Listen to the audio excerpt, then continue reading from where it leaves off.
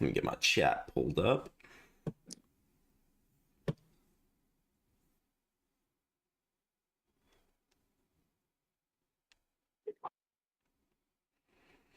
What's up, Curry Bow?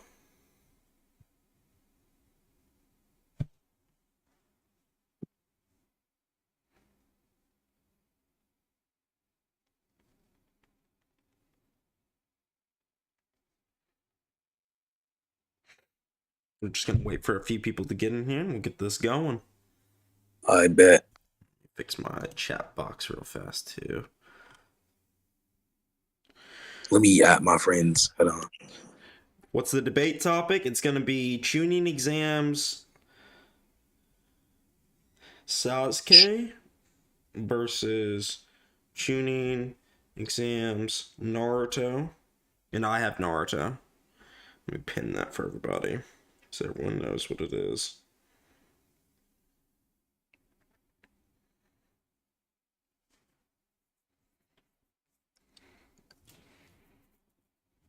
What's up, Saber? What's up, Lois Lane? What's up, Well Dressed Goose?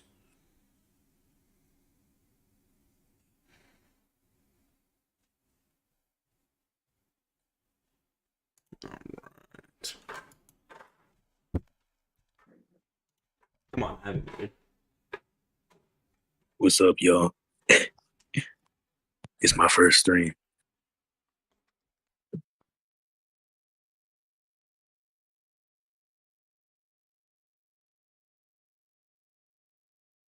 There really is no build up.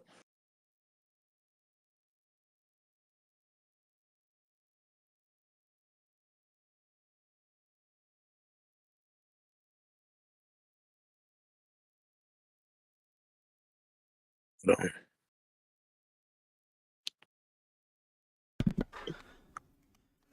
All right.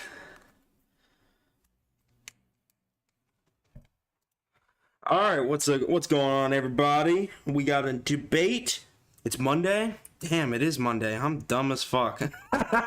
You know what? Guess what? It's Tuesday today. It's Tuesday. I'm not changing the title.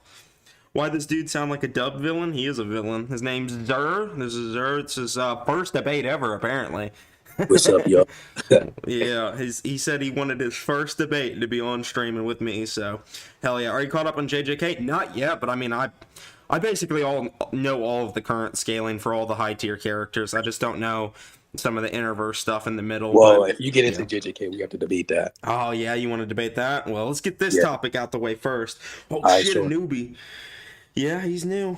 All right, it's Monday. What's the story behind the debate build-up? Yeah, nothing. All right, we got 32 people in here already. So for those that are just now joining us, we are going to be debating tuning exams Naruto versus tuning exams Lee.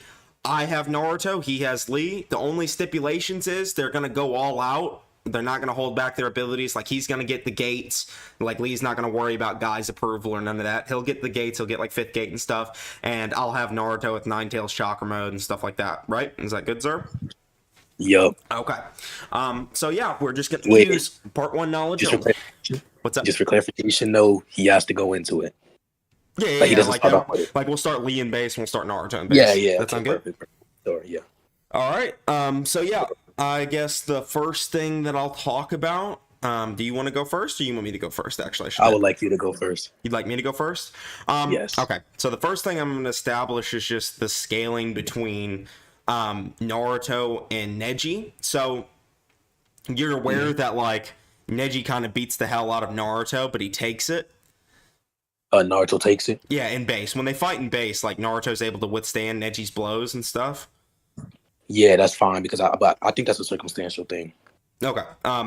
Yeah, basically what I'm going to be arguing is that Lee himself states Neji's stronger than him at quite a few different points. Like, there's a statement that he just outright says he's the strongest Genin, and there's another statement that says he has the strongest taijutsu form as well. Yeah. So yeah, can I make Yeah, can I address those two things? Yeah, I'll show the scans too for Yeah, everybody.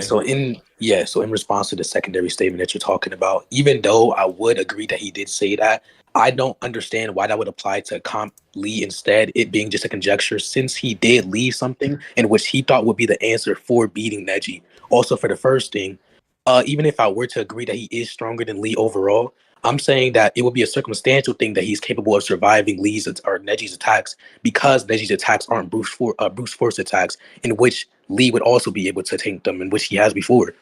Okay. So yeah, I'll say this. You're aware of the statement from Guy that Guy says the taijutsu's better because you can't strengthen your internal organs. What'd you say? I said Guy himself states that you can't strengthen your internal organs, and that's what makes the taijutsu deadlier. So, like, his style of taijutsu, since it attacks the chakra network and attacks the organs. So, the fact that Naruto's able to withstand those blows to his organs, honestly, is even more impressive than him just withstanding some external blow. Go ahead. Yeah. The problem is, I'm saying that the Gentle Fist was made for something specifically to maximize the efficiency of his eyes. It's not meant to one-shot you or anything, but instead it's supposed to target the chakra points that you have. It's not supposed to be something that you just get one-shot by. And I'm saying that since we do know that Lee has fought Neji, then it would be adductive to say that he did survive attacks like these as well. You think Lee has survived attacks like these? Yeah, I think it would be adductive to say since they've trained and battled multiple times. Well, are you aware of the technique he used on Hinata where he attacked her heart? Yeah, I think so. What about it? Well, that they thought she couldn't stand after he attacked the heart. So I think that is kind of a one-shot move, but she does end up standing because she gets like that amp from Naruto where, she's on the ground. She's like, I'm not going to fall when Naruto's watching, that whole thing. Wait, Noodles. What's up? Yeah, so with the heart thing, I don't really think that's a response because when you have things such as a heart, internal organs still have levels of durability. I hope you agree with that. If that is the case, the reason why they didn't expect her to stand because of that and everything that occurred prior, they thought that was going to be the final blow. They don't think Hinata can stand up to someone like Neji. They don't think Hinata can stand up to someone like Neji? Yeah, they hope that she will. Yeah, I mean, but the way that they're even describing Neji when they talk about him, they're talking about him like he's a genius, and they even say he's like the most gifted clan member that the Hyuga's ever seen, and all the Jonin are super impressed by him. So I think that when he's using these techniques, Lee himself acknowledges that these techniques are just stronger than any of his own capabilities. So I think the fact that Naruto can withstand those would probably suggest he'd be able to withstand Lee and Base's blows as well. Okay, so in response to the first thing you just said, yes, I agree. He's obviously a genius. Like Neji is him. Also, in response to the second thing that you just said, can you repeat the second thing? Oh yeah. You said that Lee admits that he has stronger abilities. That's not true at all. All he says is that Neji is stronger than him, and which one we don't know if it's referential to Comp Lee. And secondly, like I said. Yeah, and secondly, he doesn't say that his abilities are stronger than him. All he says is that Neji is stronger than him, in which we know that Neji I agree that Neji can be more skilled. But let me cut you off real quick. They say his taijutsu is stronger as well. Yeah, go down. You can show that. I think I did already. Hold on, let me double wait. The problem is taijutsu is both strength and skills. So you understand that skill can maximize your efficiency when it comes to things such as strength and speed, right? Yeah, but like the explanation they give for why it's deadlier is because it attacks the internal organs, which cannot be strengthened. So like when Guy is describing this, he's like, me and Lee's taijutsu is different from Neji's because we break bones, we create bruises and things like that. Neji's taijutsu is more potent because it literally attacks something that cannot be strengthened, and Naruto can still withstand it, even though he can't strengthen his internal organs. Yeah. So with the lead thing, that's just not true at all. If you're powerful enough with brute force, you are able to attack internal organs, but instead you have to go through the medium, which would be the body. So that isn't really a defeater. So you're saying like if he like kicked his liver hard enough or kicked his chest hard enough, he could like maybe rupture an internal organ. Yeah, that's basic physics. Like shockwaves do travel through the body. But the thing is, they still think it's stronger. So that means this attack still has more potency than what Lee has. Yeah, did you send that? Let me double check. So he says, you're the strongest getting from Konoha. Let me read the other one. Hold on. Yeah, I don't think you're the strongest Konoha getting, the strongest junior member of my own team. Hold on, let me look real fast. I think I grabbed it.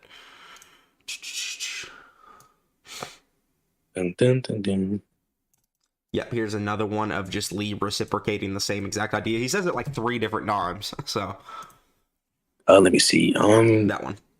The strongest school of taijutsu in Konoha. That is the strongest junior ninjas on my own team. I don't know if that's really the defeater to my point, because you understand that gentle fist, which is the taijutsu that he's referring to, is something that they apply to maximize the effect of their eyes or their dojutsu. I'm saying that it's using that in conjunction with his eyes. Right. Yeah, no, he's saying in conjunction with his eyes. Well, they're not talking about his eyes. They're talking about the school of taijutsu itself, like just the taijutsu. Like, yeah, he has to use his eyes to use the taijutsu, but I mean, that's just a part of the taijutsu. Like, the taijutsu is stated to be the strongest school by Lee. Yeah, okay. I'm not completely disagreeing with you. I'm just clarifying that the only thing I'm agreeing to is that with his eyes and with all his other properties, this is what makes him stronger than Lee. It's not simply the taijutsu itself specifically, but instead it's what he uses to perform the taijutsu efficiently, which would be his eyes. That's why they perform. I feel like you're just kind of pulling that out of nowhere, though. You're kind of just saying like they don't mention anything about the eyes in the scan. All they say is the strongest school of taijutsu in Konoha. I've mentioned it before, I'm sure. The strongest junior member is on my own team, Neji. I was referring to Neji Hyuga. So he's literally saying this guy's taijutsu is the strongest. So to me, when I interpret that, that means which taijutsu, that's you fighting with your hands. He's saying that is more potent or stronger than anything I have because it's the strongest. So yeah, but the problem is that it says the strongest taijutsu is obviously referential to the clan. If it's referential to the clan, that means at least most of the people within that clan have this eye or this dojutsu, which allows you to use the taijutsu efficiently. So it doesn't need to say the eyes. So you just think it's like implied that they're talking about the eyes. Yeah. So they don't need to say it within the scan specifically, but if it's applicative or I can draw some type of deductive inference. Do you think the eyes, like when they say strongest, what do you think in this context when they say the taijutsu? Because what is taijutsu to you, real quick? Taijutsu is just skill and strength. Well, hand-to-hand combat is what it is. Can you send that by the way? Yeah, the taijutsu. It's like a part 1 data book. Wait, but that isn't really a taijutsu. Even if it's hand to hand. Well, that is what taijutsu is, and I mean, if his hand-to-hand combat is stronger, to me, that means he's more potent. But yes, but if there are external factors as to why it's stronger, then that once again isn't a defeat to what I'm saying, because I'm saying there are external factors, which would be the eyes. So would you like to move on? Yeah, we can just move on from this. But here's the data book page for real quick. We can go over that. Oh yeah, no, I agree with that. Ninjutsu, taijutsu, and genjutsu. Let me see where taijutsu is. Yeah, my bad. I didn't read the data books before, so my bad. But yeah.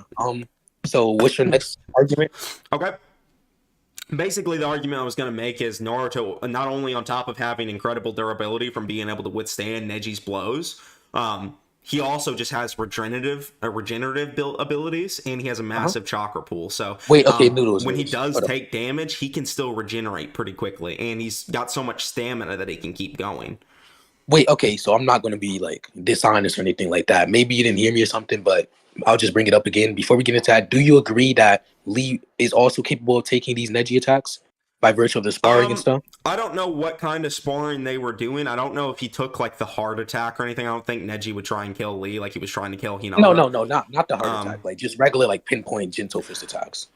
I'm sure he's seen Gentle Fist. I'm sure he's felt that at some point. Now, whether or not Neji was holding back or not, considering it was sparring, I'm not for sure. So I know Neji. I don't think Neji would hold back in the Chunin exams, but I do think he would hold back in sparring against his teammate. You know what I mean? I kind of just yeah. So what I say, okay, I would agree with that. However, I'm not saying holding back in a sense where he's holding back when he's targeting his chakra points, but instead he's holding back in a sense where he's only targeting specific chakra points. So if you're saying this is like a form of durability negation, it's just an example, by the way, then I would say that he was capable of surviving this form of durability negation. Do we know if he lost to it though? Do we know if Lee lost to it? Yeah, because I'm pretty sure it's I'm saying I agree that Lee lost. I'm just saying he was capable of surviving. Naruto didn't lose though. No, that's not my argument. I'm just saying he's capable of taking these attacks, and I believe he can join it. Think about it this way, right? If we're sparring and I shut down all your chakra points and we call off sparring, you survived it only because I let you survive. Like, I mean, it's sparring. No, that's not what this is what I'm talking about with the holding back thing. Like, if I... Wait, Noodles. Go ahead. That's not what I'm saying. I'm saying within a battle, if, for example, you hit me 7 times, I'm able to take at least 3 of those attacks. That's all I'm saying. I'm not saying he won or anything like that. I'm just saying he has some type of durability. I just think that's kind of baseless. I mean, we'd have to see the sparring to know for sure, like, how many attacks Neji could survive or something like that. I mean, even like, Hinata survived some attacks. So I do think Neji probably went through something, but I mean, it's since it happened off screen, we can't really make that many claims on it. I mean, I do think we can make a claim, unless you're gonna lie and tell me you think Hinata is more durable than Neji. I mean, Lee. Well, listen, Then it I wouldn't do. be a lie even if I did say that, because I mean, she does have feats on screen and Lee doesn't. Okay, you can't really use Yeah. a lack of feats as a justifier. That's kind of fallacious. And secondly, It's not fallacious. Lee is stronger. So how power scaling works is you make a scaling chain, right?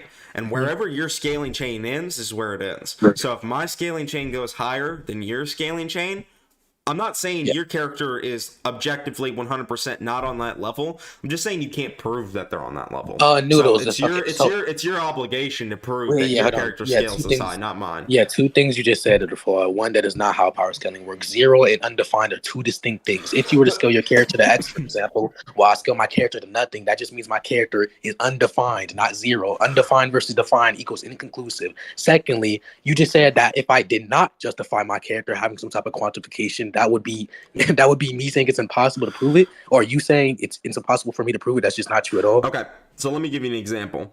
If I have a multiversal feat for Naruto, let's say I have a multiversal feat for Naruto.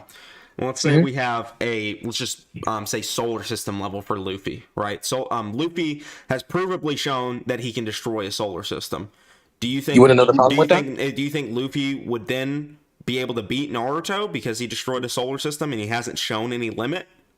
No, the problem with that, Noodles, is that I have no scaling for my character currently, meaning it's undefined. Within your own example, both X characters have scaling. You tried to scale him to Neji, though. No, I was just giving a level of durability in which you disagree with. I'm that's saying a scale, presupposing. Hold on. I'm saying presupposing I don't have durability currently. That just means undefined. It was tried to be defined by you. I mean, you did try to say that he was able to survive Neji's attack, so you are trying to define a durability or a survivability for Lee. No, and what I'm saying is you can't really do that because it's not shown. Wait, okay. So one, we don't have to go off of what's shown. Secondly, I'm saying that I attempted. Hold on. Before you do that, I'm saying that I attempted to do this thing. However, we haven't fully argued upon this point, so it hasn't went through. And I'm saying presupposing it hasn't went through, my character is currently undefined. So why do you think we have to go off of what's shown when we can use things such as inductive reasoning?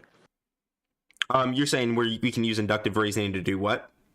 Yeah, we can use inductive reasoning, that being using known variables to infer unknown variables, the unknown variables being things that weren't shown. For example, I can say that on a panel, we can see that Goku is sitting down and he looks fatigued. He makes a statement about him using all of his energy. However, and then another panel, the universe is destroyed.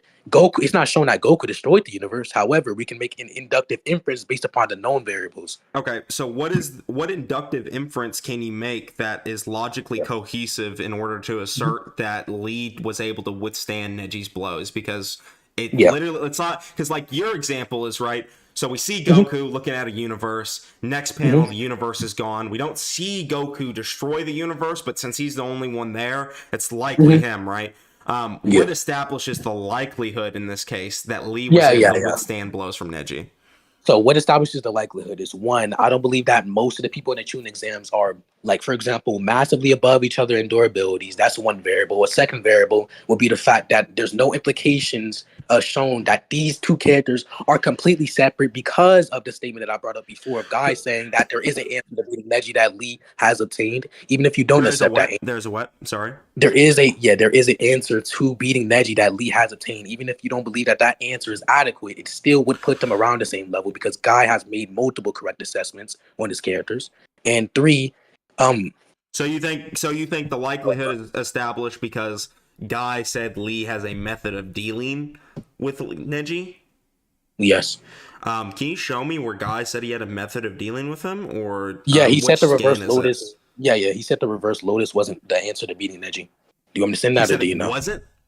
No, he said it was. Oh, I got a $10 super chat. Let me answer this real fast. Okay. From Ray Luke 7337, $10. Appreciate the $10, bro. To contribute towards your reaction toward Jay's Tobirama scaling, if you want to do it after the debate. Much love. Yeah, I'll react to it after the debate. Appreciate you for the $10. Okay, continue. Tell me what point we're on. What was the first point you argued, by the way, for likelihood? I remember the second one. So the first variable was the fact that it's not showing at all that the characters for the tuning exams are massively above each other, as in 2-tier gaps. Well, I mean, I think that gap was shown between Neji and Hinata. I mean, he smashed her. Before we get into that, hold on. Let me just get this panel.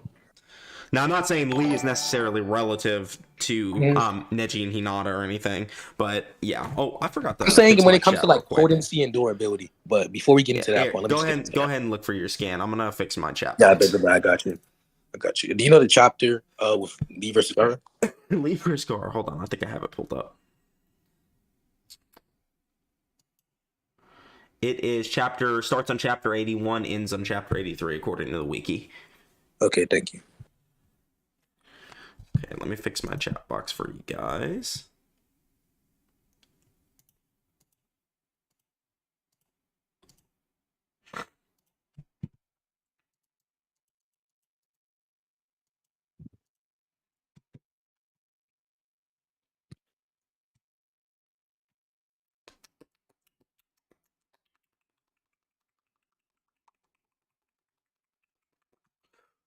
All right, hold on.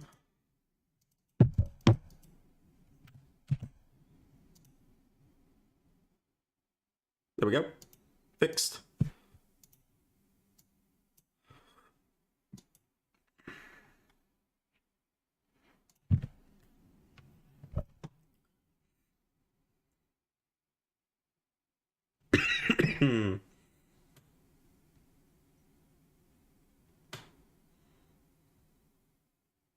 Appreciate the $10 from Ray Luke 7337 again. Appreciate it, bro.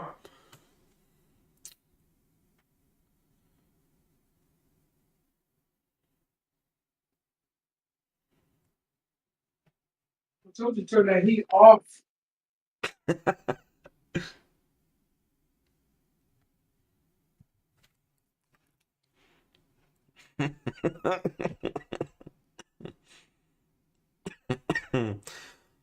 Who's repping who again? I'm repping Chunin Exams Naruto, and he's repping, or Zura's repping Chunin Exams Sasuke. Not Sasuke, Neji, my bad.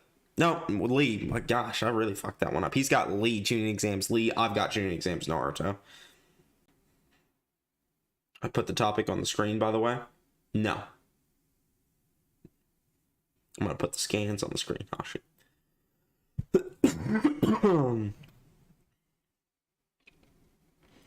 Yo, Noodles, do you debate Boruto? Yeah, I do. Sasuke is inferior to Baryon Mode Naruto, and so is Gaara. Yeah, I think Baryon Mode, since he scales above Ishiki, or stated stronger than Ishiki, he would scale above Sasuke, but Sasuke might still win just because Baryon Mode does not last for very long. Depends on if Sasuke can survive his like full force attacks, though. Maybe if he like teleports around and escapes around, he'd be alright. But he'd just have to outlast Baryon Mode and he'd win. Thoughts on JJK so far? Oh, it's really, really good. I like it. The only complaints I have with it is I wish some of the side characters, which is kind of like my same complaints about Naruto, I wish some of the side characters got more time in, more shine. That's what I mean. You trying to debate later? Not tonight, but maybe another time. I had almost to the chapter. You're cutting out so bad. Am I cutting out for anybody else? You're not cutting out for me. Multiple people are saying in chat my mic is cutting out. What about like this? You guys hear me okay? Yeah, I do.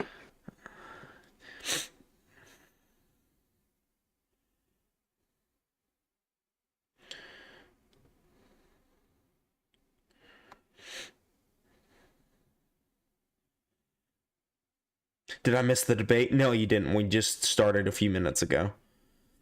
Right now, we are currently talking about whether or not Lee should be able to withstand Neji's attacks.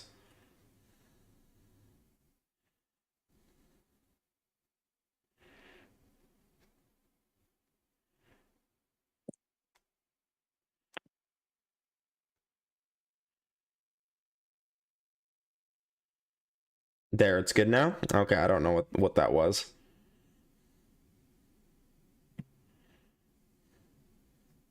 You sound good? Good. Crazy how Urashiki slammed Shippuden. Stop talking about Urashiki, bro. I hate that character so much.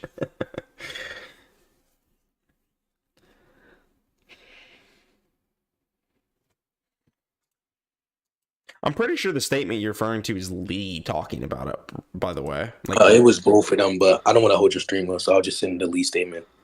okay. Yeah, so he was saving it for Neji. He doesn't save. I don't think it's in character for Lee to save pointless attacks that he doesn't believe will be effective. So even if you don't believe this would be adequate to beat Neji, I believe it would have to be similar or on the same level as Neji. He says, my defenses are failing as even human. Hey, Neji, this is a move I was keeping in reserve to use against you. I'll give you a sneak preview. This is just Lee going all out, so I think that even though, like, you're aware Lee knows how to use this ability, and he still says Neji's stronger right before this. No, I'm saying that even if you don't accept this is still something that should be at least effective against Neji because he has no shown defensive capabilities against this or anything. Well, we don't know if that would work against Neji's rotation or not. In my opinion, I think I think that if they were to collide, the only person that has confirmed scaling above the other is Neji, and this is just kind of vague. Like in order to say that this would have to prove that he's on some kind of level, like you're saying, well, Lee's going to use it against him. Of course, Lee's going to use it against him. He wants to go all out, and this is a strong technique, and he may think it might work, but wait, Noodles. It's just not confirmed. Yeah, so with the rotations thing, first you're presupposing Neji is massively faster, or at least on the same level of speed as Gates Lee. And secondly, I asked you, why wasn't the statement of him admitting that Neji's above him? Why isn't that just a conjecture? Do we know if he knows how powerful he is when he's in his fifth gate? Do we know who are you talking about? Do we know if Neji knows how powerful he is in the fifth gate? Because I would say no. Lee. Well, presumably he knows about it. Yeah, like it's no, his I know own he ability. knows about the gate itself, but does he know how powerful he is with the gate? Just because it's his own ability, if he hasn't perfected you it, think he hasn't used it before? I don't think so. I could be wrong though. I mean, if he hasn't used it before, it's like I feel like he wouldn't be saying this is what I'm gonna use. I was saving this ability for you or something like that. You know what I mean? It feels like he would know his own. I feel like he would probably have to practice the fifth gate. I don't know. I don't know about that. Okay, so one, I don't believe the diction implies that at all. When he says that he's saving it for Neji, he understands that this is a powerful technique because Guy literally said this is something hidden or forbidden. Well, he cannot use it in any circumstance. Statement, wait, hold on. Wait, no, that's okay. That's something else. Something Okay. else. Yeah, it's when Guy is teaching him the method or teaching him the technique. He says this is something forbidden and very powerful, so you cannot use it under any circumstance. So he has to understand that it is powerful, so he can make that assessment. But, I mean, also, look how Might Die trained. He was still using the gates in the woods to practice it. Okay, wait. So let's go point by point. I'm just going to dismiss the other point that you made. So what was that point you just made right there? I was saying that this character Might Die was practicing the gates in the woods to master them. So surely, Guy's telling him not to use it for any reason because it's dangerous, but I mean, he would still have to practice it to use the gates because we saw Might Die training with them. So I think there's just a preponderance of evidence to suggest that in order to use the gates, you do have to train with them.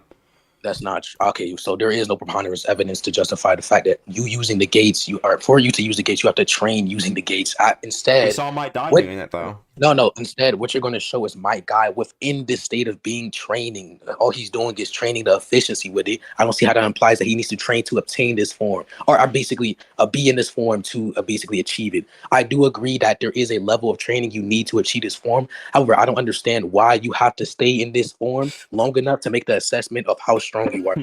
Okay, so it sounds like to me, like if you just think that he just learned or knows this ability or doesn't know this ability because he's never actually used it. Fact is, we don't actually know if he's used it or not before this. We just know that he's potentially trained with it. So it's like, wait, that's the claim though. We don't know that. Also, what the second thing? You can't sit there and tell me he hasn't used it, or there's suggestions he hasn't used it if we just really don't know. It's off screen again. I'm saying since you made the claim or at least presuppose it, you have to justify. Even give an example within Naruto, Sasuke has learned Chidori, but I don't think he can make the proper assessment of how strong it is or what level of durability it will work on, since he didn't use it on anyone prior to him. For example, fighting Gaara. I understand, but the fact is, it doesn't actually. Your statement doesn't actually prove it's even relative to Neji.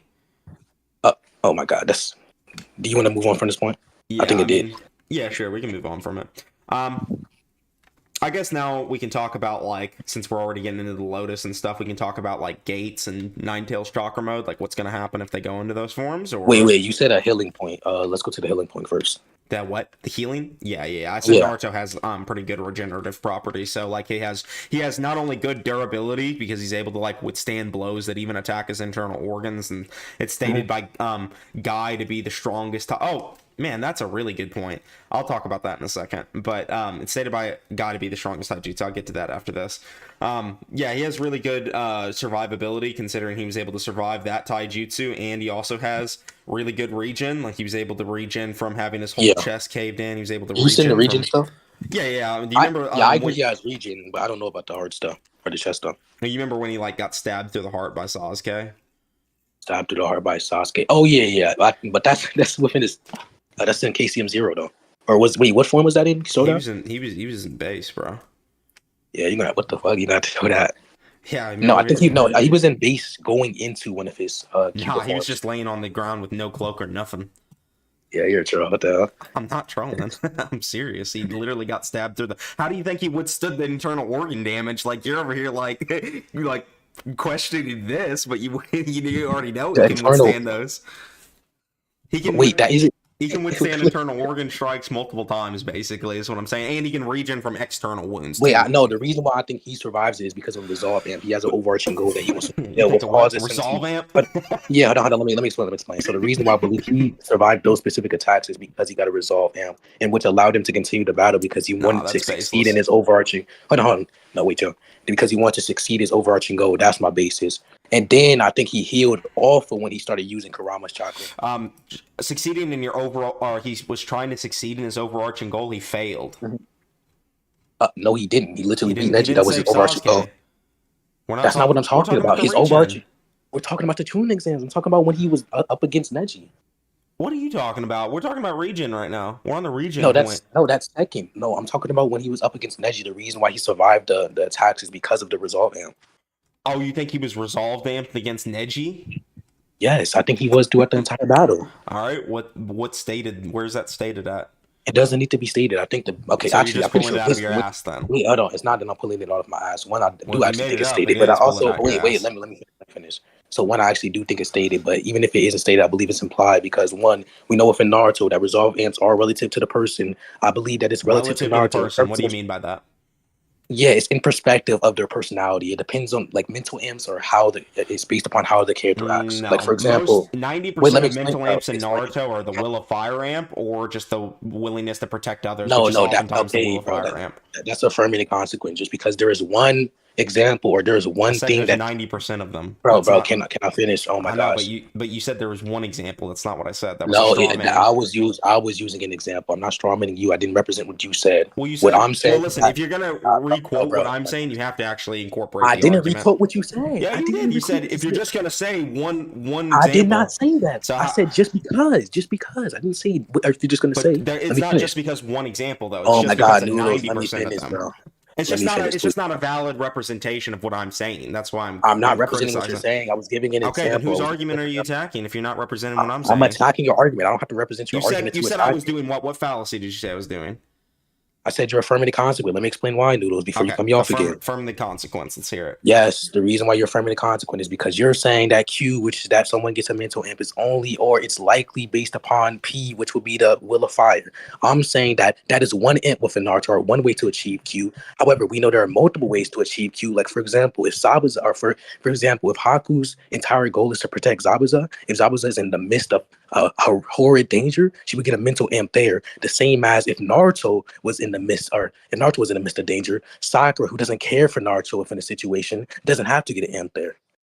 Okay, so affirming the consequence occurs when a person draws a conclusion that if the consequence is true, then the antecedent must also be true. So an example of this would be if I have the flu, then I have a fever. Therefore, if I have a fever, I have the flu. Right? That's affirming. Like, you're just saying basically, if I say one thing, then the opposite also Wait, has to be Noodles, true. I can explain. Or No, not the it's opposite, it's but just the it's antecedent if has P to be then true. yeah, it's if P then Q therefore P. I'm saying that you're saying it's likely That, P in I every don't scenario. I Oh, don't talk in bro. syllogisms. What I talk in is the actual Yeah, just that's not a definition. syllogism. That's not You're syllogism. talking in like a proper logical format. I don't talk like that. So let's use Okay, yeah, sure. So yeah, Oh. antecedent. Okay, antecedent Antecedent implies and hold on. Antecedent consequent. implies consequent, therefore antecedent. I'm saying that you were trying to say that the antecedent is the likely cause in every scenario. I'm saying that is not the case because it is relative to the personality of the character, which is showcased in Naruto. No, I don't think it's showcased. I think most of the time when they show a mental amp, they state it for one. They don't just. It's not just random. It always happens when a special moment is occurring, right? So like when Naruto gets mental amped against Gaara, it's stated because he had to protect the people he loves, right? Okay, wait, hold on. That So is you an can throw that example of a mental amp where he becomes Wait, I can give an resolved example to too. fight, So right? an example of a mental amp where it isn't stated at all is against where when Naruto's fighting Haku and Zabuza is in the midst of danger. So you can send your statement, and I can explain why my statement would be a mental amp if you want.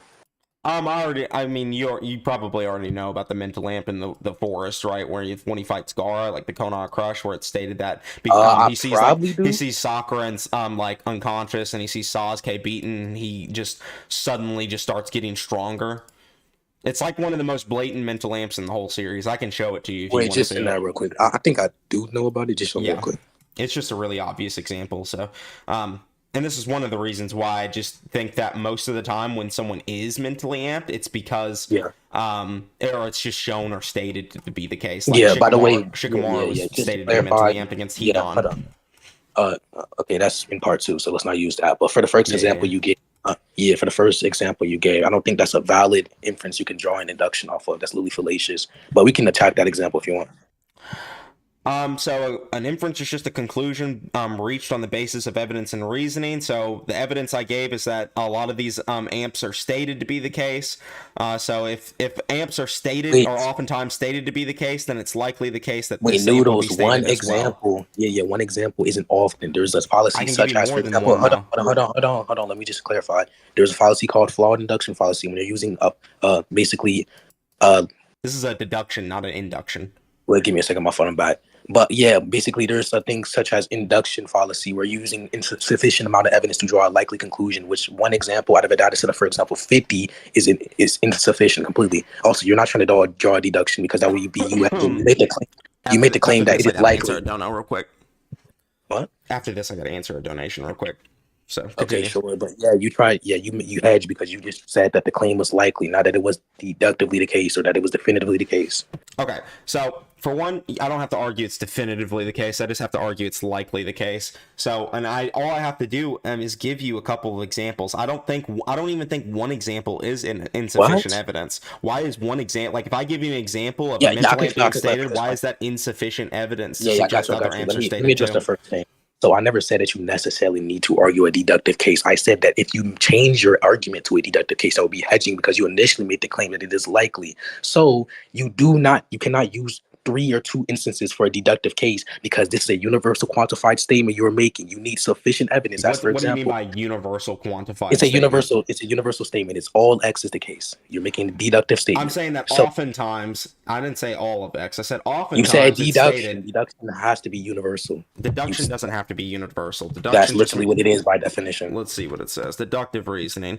It's a logical approach where you progress from the general ideas to specific conclusions. We can actually hold on. Often contrast where you start with a specific observation and form general conclusions. So yes. This is an Noodles, example. Hold on, I'm not done. You interrupt. You get on me for interrupting you, and you do it to me a lot. So what? I only did after you did it to me. You did it to me multiple times. So calm me down. It's okay.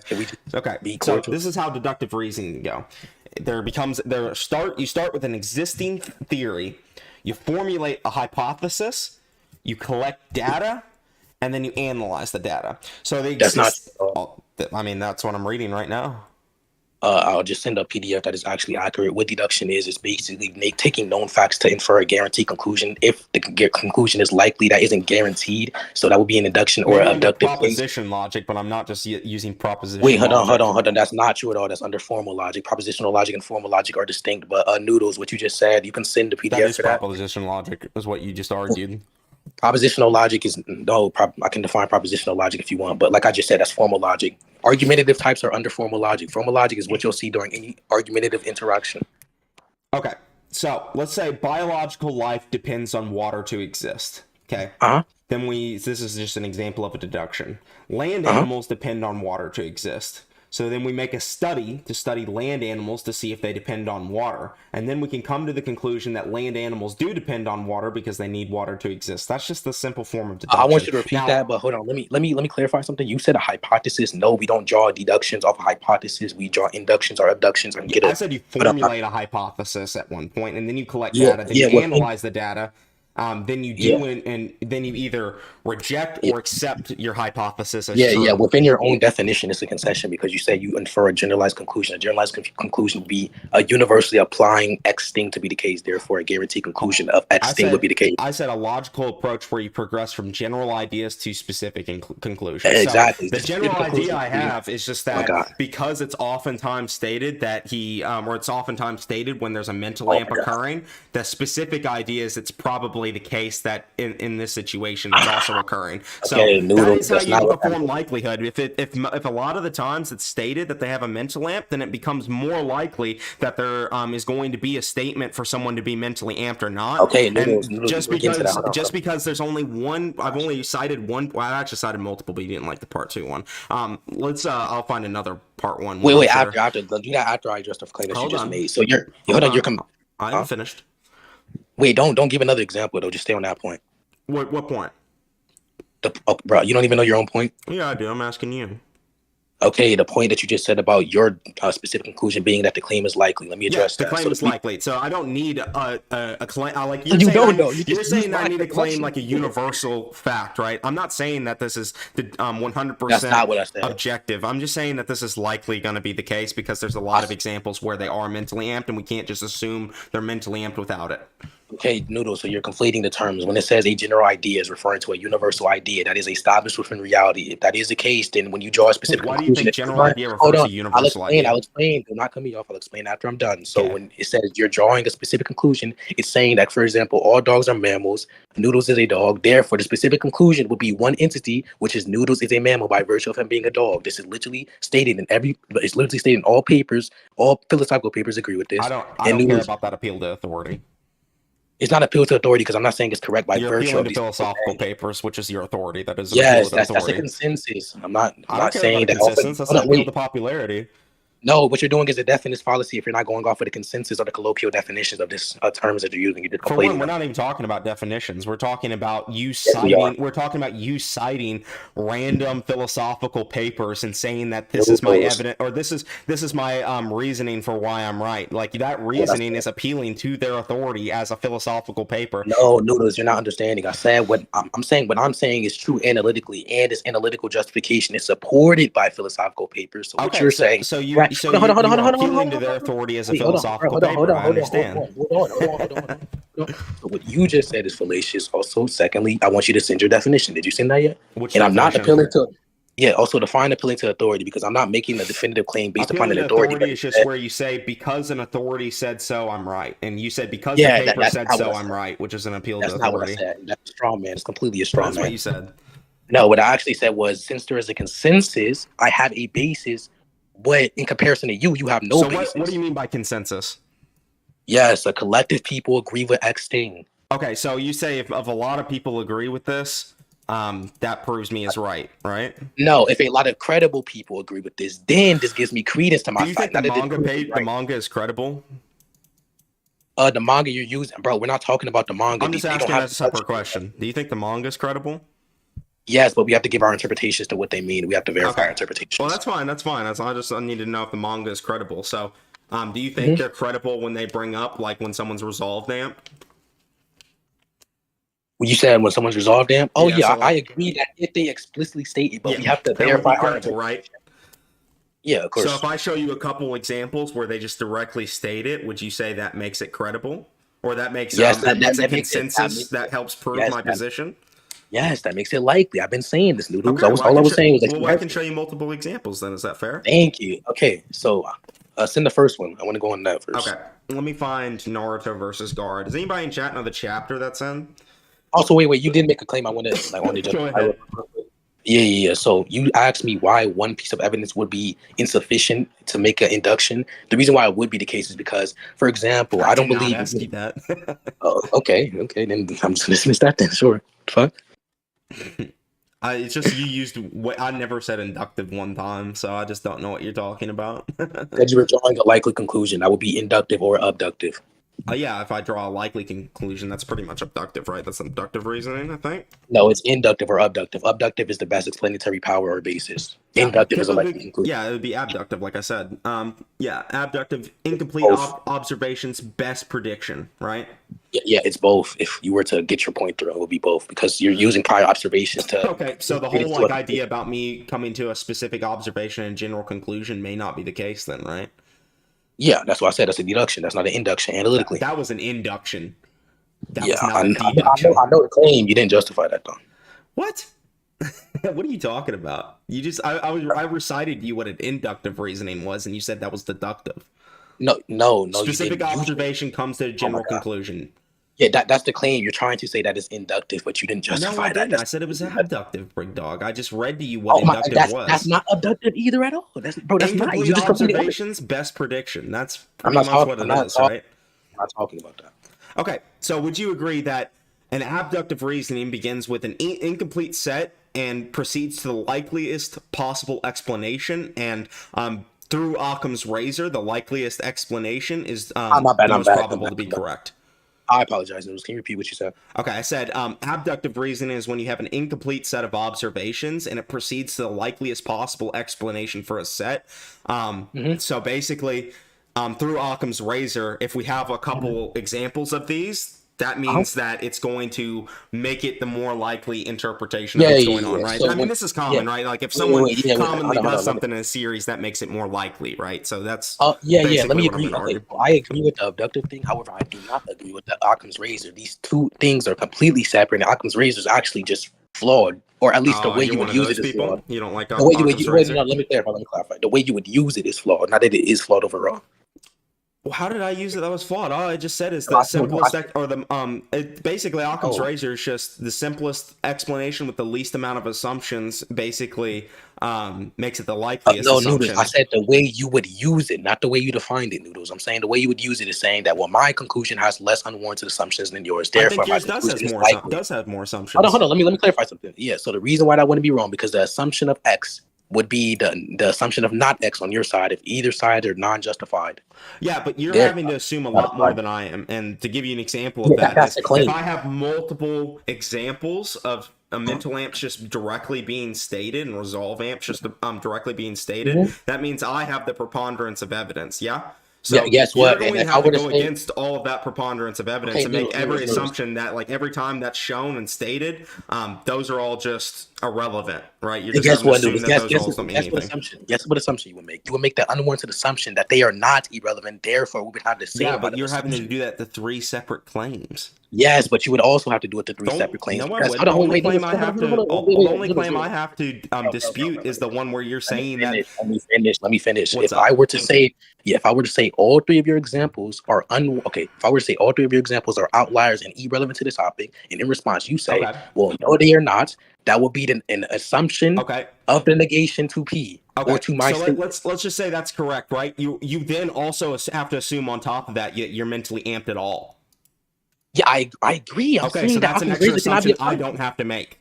No, that is an extra assumption that you have to make because you were saying. That's your claim, That's your claim. Your claim is this. Your claim is this. Even though it's not mentally, or it's not stated that he's mentally amped, I'm going to assume he's mentally amped. No, okay. So the reason why I'm not making that assumption is because I have actual adequate justification for it. Secondly, once again, Noodles, if you were to make if I were to make justification to make it non. Yeah, adequate justification. Oh my God, Noodles. Before we get into that, let me just clarify something else. You keep cutting me off. So if you were to bring up 3 instances, talking fast. I have to I'll speak. The reason I'm cutting you off, literally, I'm going to explain the reason real quick. The reason I have to cut you off is because when you keep talking, you can get lost in the sauce. It's okay. It's not a problem. Yeah, I just when I go point by point. So like when you say something like you start talking really fast and you're like, okay, Okay, yeah, I'll slow down. You know what I Look, mean? look. Like Yeah, you'll yeah. keep going on, and I'm like, well, I don't want to forget that point, so I'm gonna mark it Yeah, now. So that's basically what's in happening. this So just scenario, hold on. Yeah, so in this scenario where you bring up 3 examples, if I were to say, well, all those 3 examples are irrelevant, that is an assumption I'm making, unwarranted. If you were to say all these 3 examples aren't irrelevant, that would be an assumption you're making to the contrary by saying this is the assumption of not P. Therefore, Occam's razor cannot apply in the scenario, and it would just be broken down. what do you mean by hold on? So Yeah. all you're saying is I'm assuming, or I'm having to assume that these things are likely the case. You're having to assume that they're not the case, right? That's basically what you're saying. Yes. Okay. I'm saying on top of that, you're also having to assume you're mentally amped. So you are using more assumptions. Wait, what do you mean I have to assume I'm mentally amped? Because there's no statement for it, so it's an assumption. No, that's something separate from the example I just gave. Within the example I just gave, that is me addressing the examples you gave within Naruto. Okay. With the example you just gave, with the example you just gave, that is my justification for them. You just said you just gave like 3 times. You got to be more concise. I was more concise. I said you got to be more concise so I understand you better. Yeah, I know. I mean, bro, I'm pretty sure I gave that concisely and audibly. No, you said you gave 3 times. Like look, listen.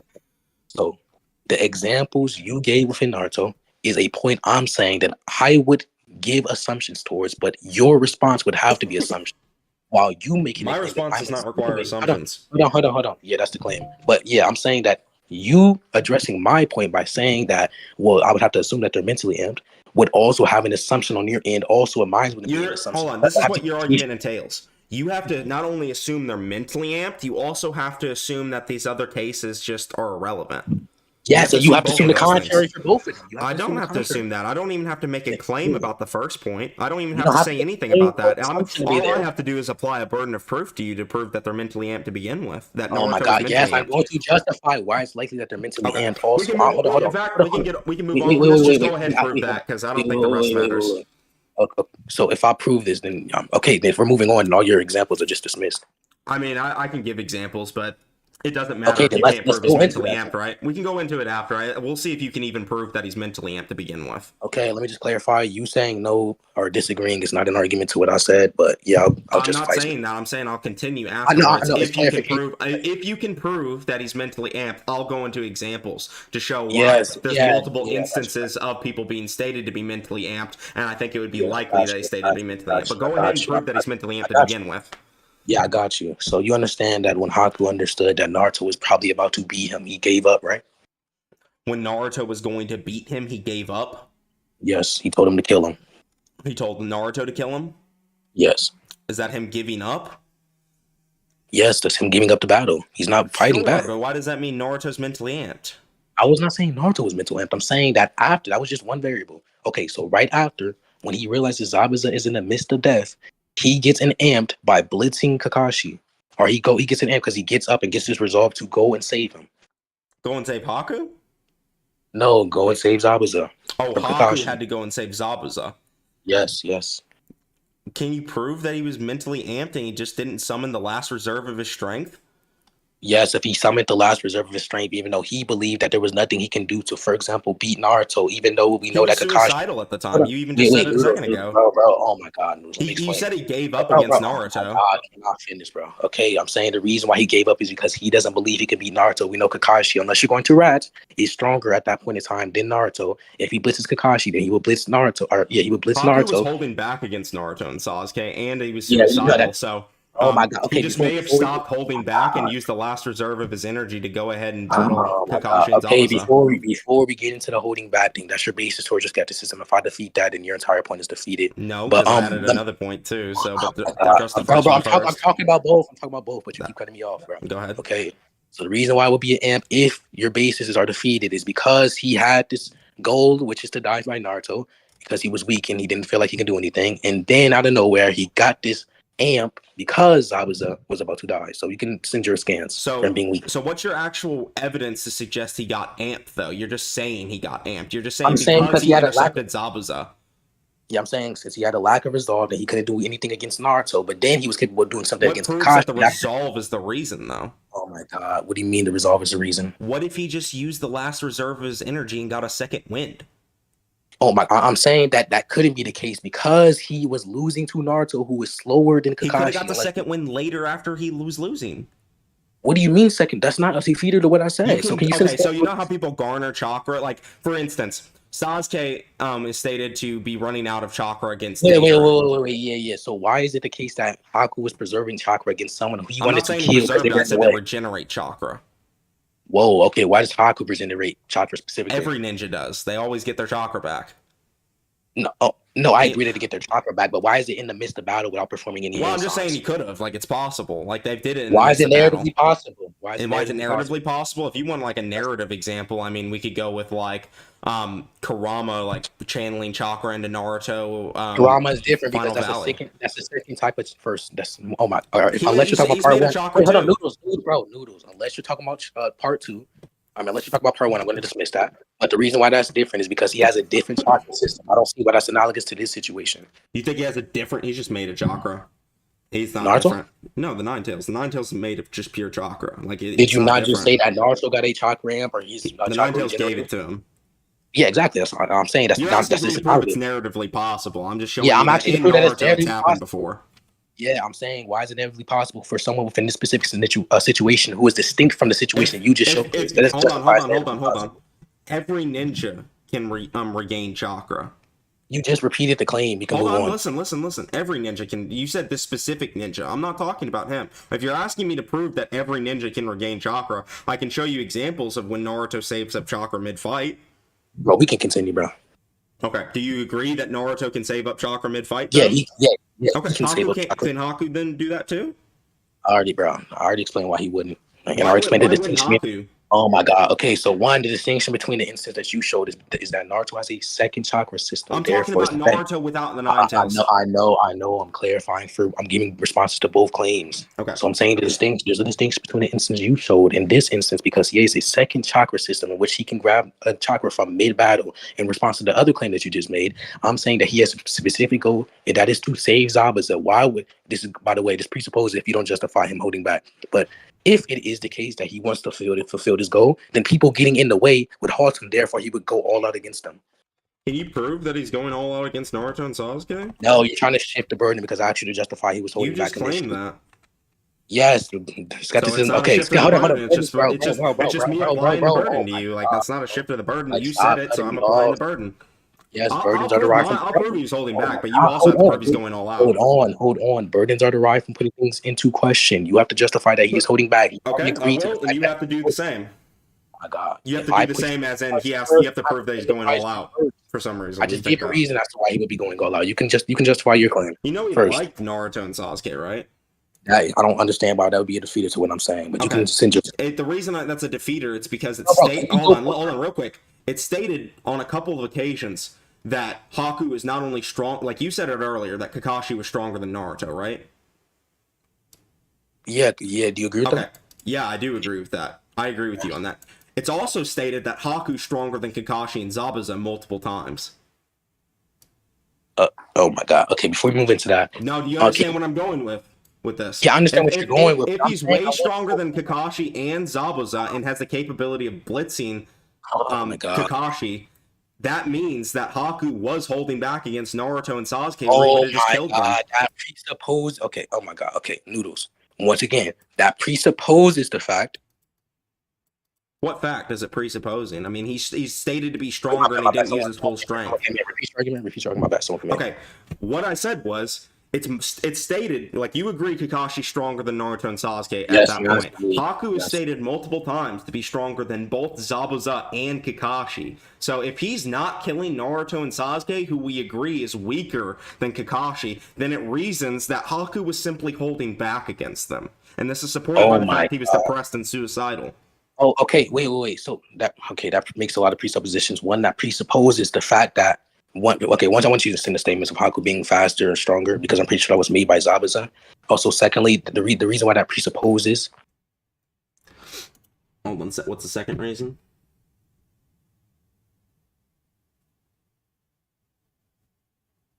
My bad, my bad. What's Yeah, up? so that presupposes that this claim isn't a contradiction because if he has this one goal, which is rationale towards my side, and you're trying to presuppose that the statement is true of him being stronger, or it's true of your definition, then that would just make a presupposition What? that's unwarranted. Hold on. What's the presupposition? Just be specific.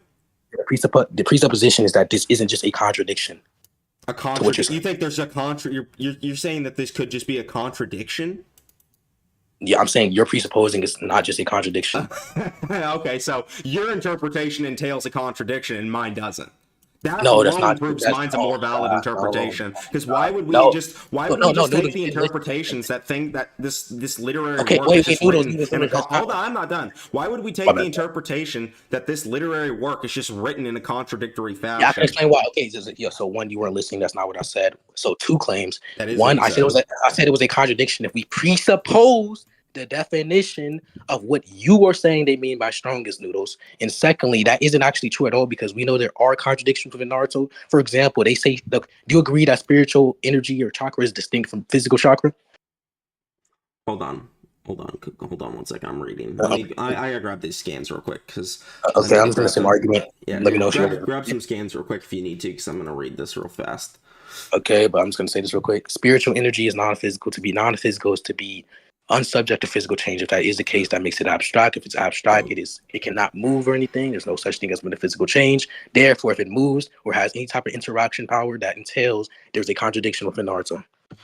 Okay, so yeah, you just think that there's a contradiction. So your interpretation entails a contradiction. Like I said, mine doesn't. Yeah. Wait. Why does bro? Wait. What did you say? Repeat yourself. I said mine doesn't.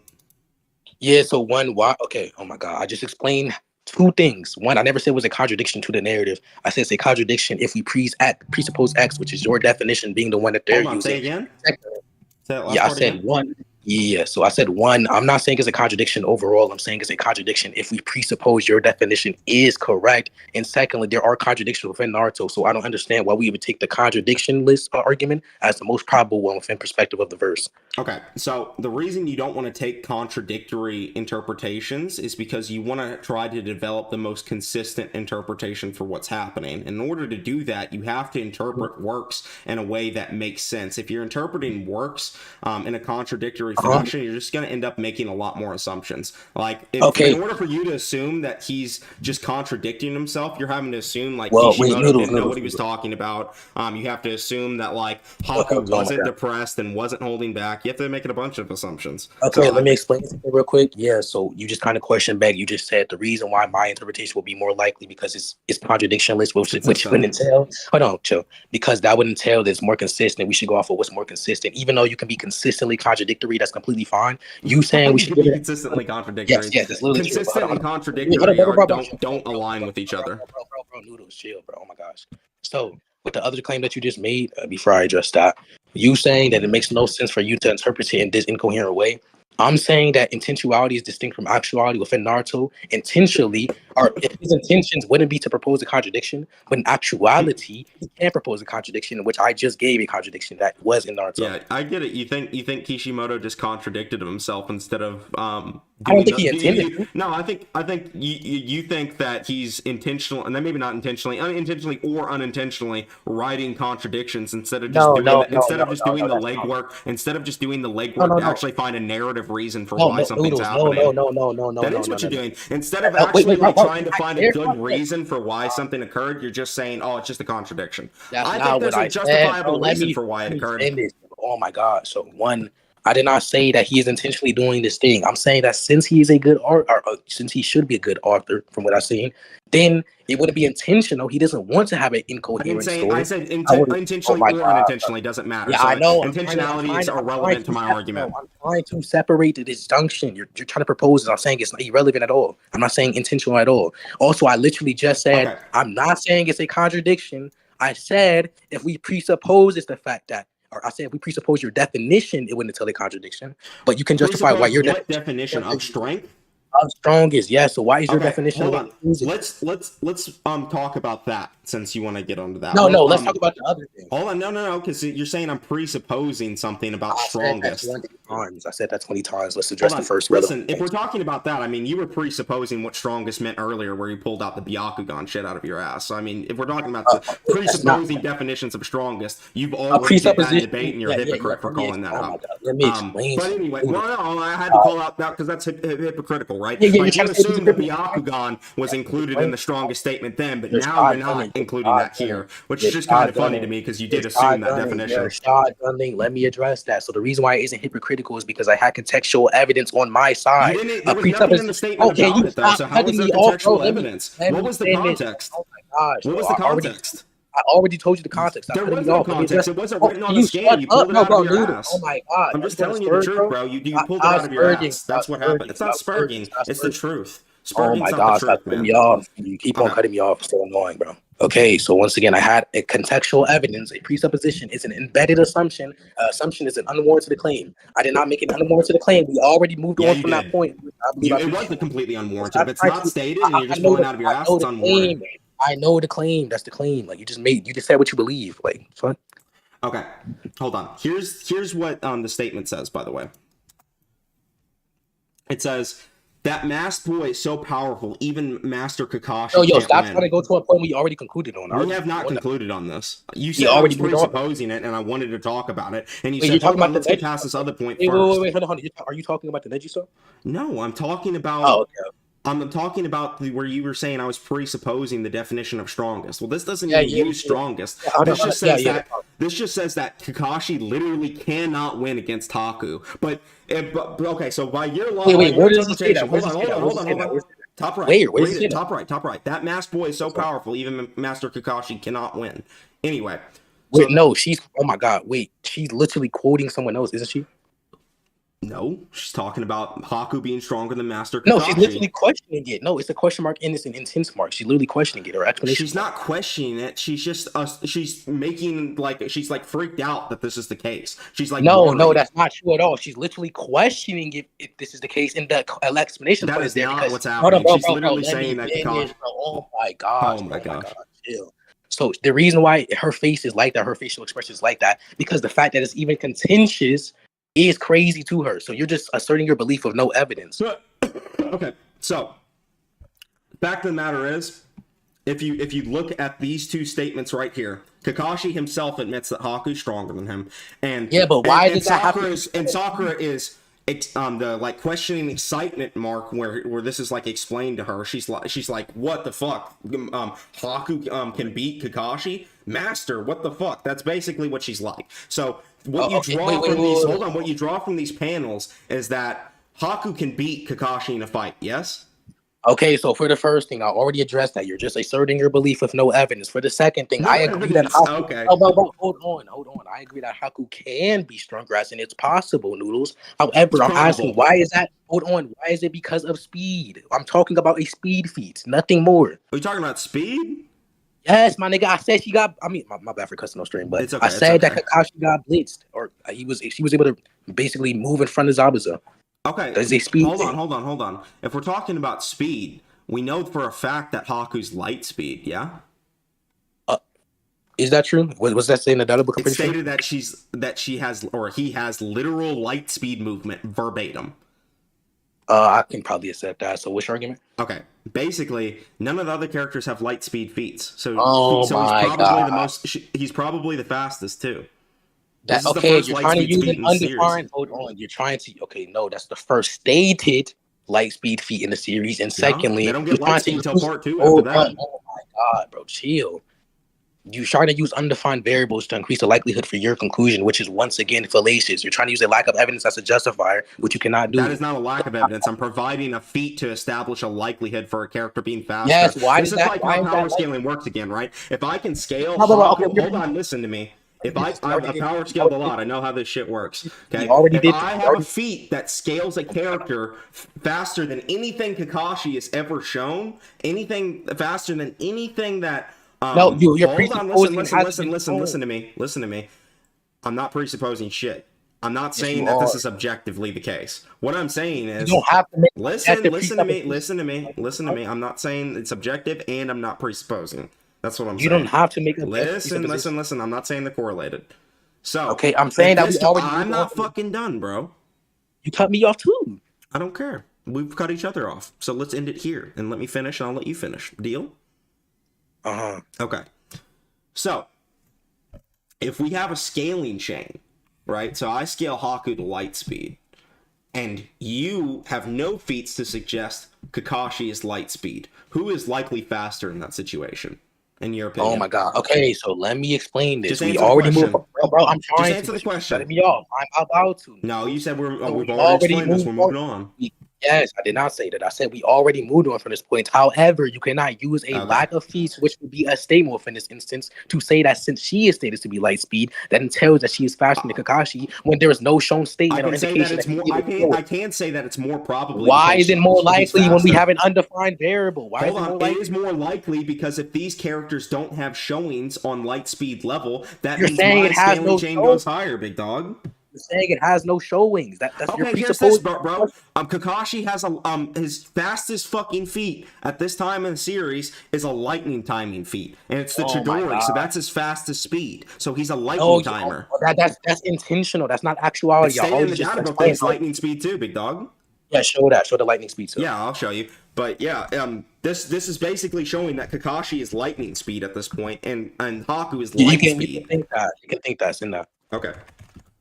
By the way, this is one. There's a distinction between intentionality and actuality, like I said. What do you mean by intentionality and actuality? Yes, the author can intend for something to occur doesn't mean that an actuality occurred. For example, I just explained previously that they're not intend for a contradiction, but in actuality, we can point out contradictions within Naruto. Okay, so you think there's just a contradiction again, like this for example, basically you're admitting my interpretations are more consistent than yours because yours have contradictions and mine don't. And I never said that at all, Noodles. I said that they can be intentionally okay. It can be consistent. Intentionally or unintentionally. Hold on, bro. I'm saying it now. You're chill. You're saying it now, but just a second ago you said I said earlier. I did say this earlier. I just didn't use the proper wording. I didn't use the exact wording. Go ahead and explain it then. Thank you. So the author can intend for this thing, or he can consistently intend for X to occur. That doesn't mean actuality X is the case. So I'm saying that, for example, you can agree with me because you do power scaling. Mm-hmm. You know when someone is stated to be, for example, light speed, but we do pixel calcs or not. Let's say they're stated to be like sound, but we do pixel calcs and they're way faster.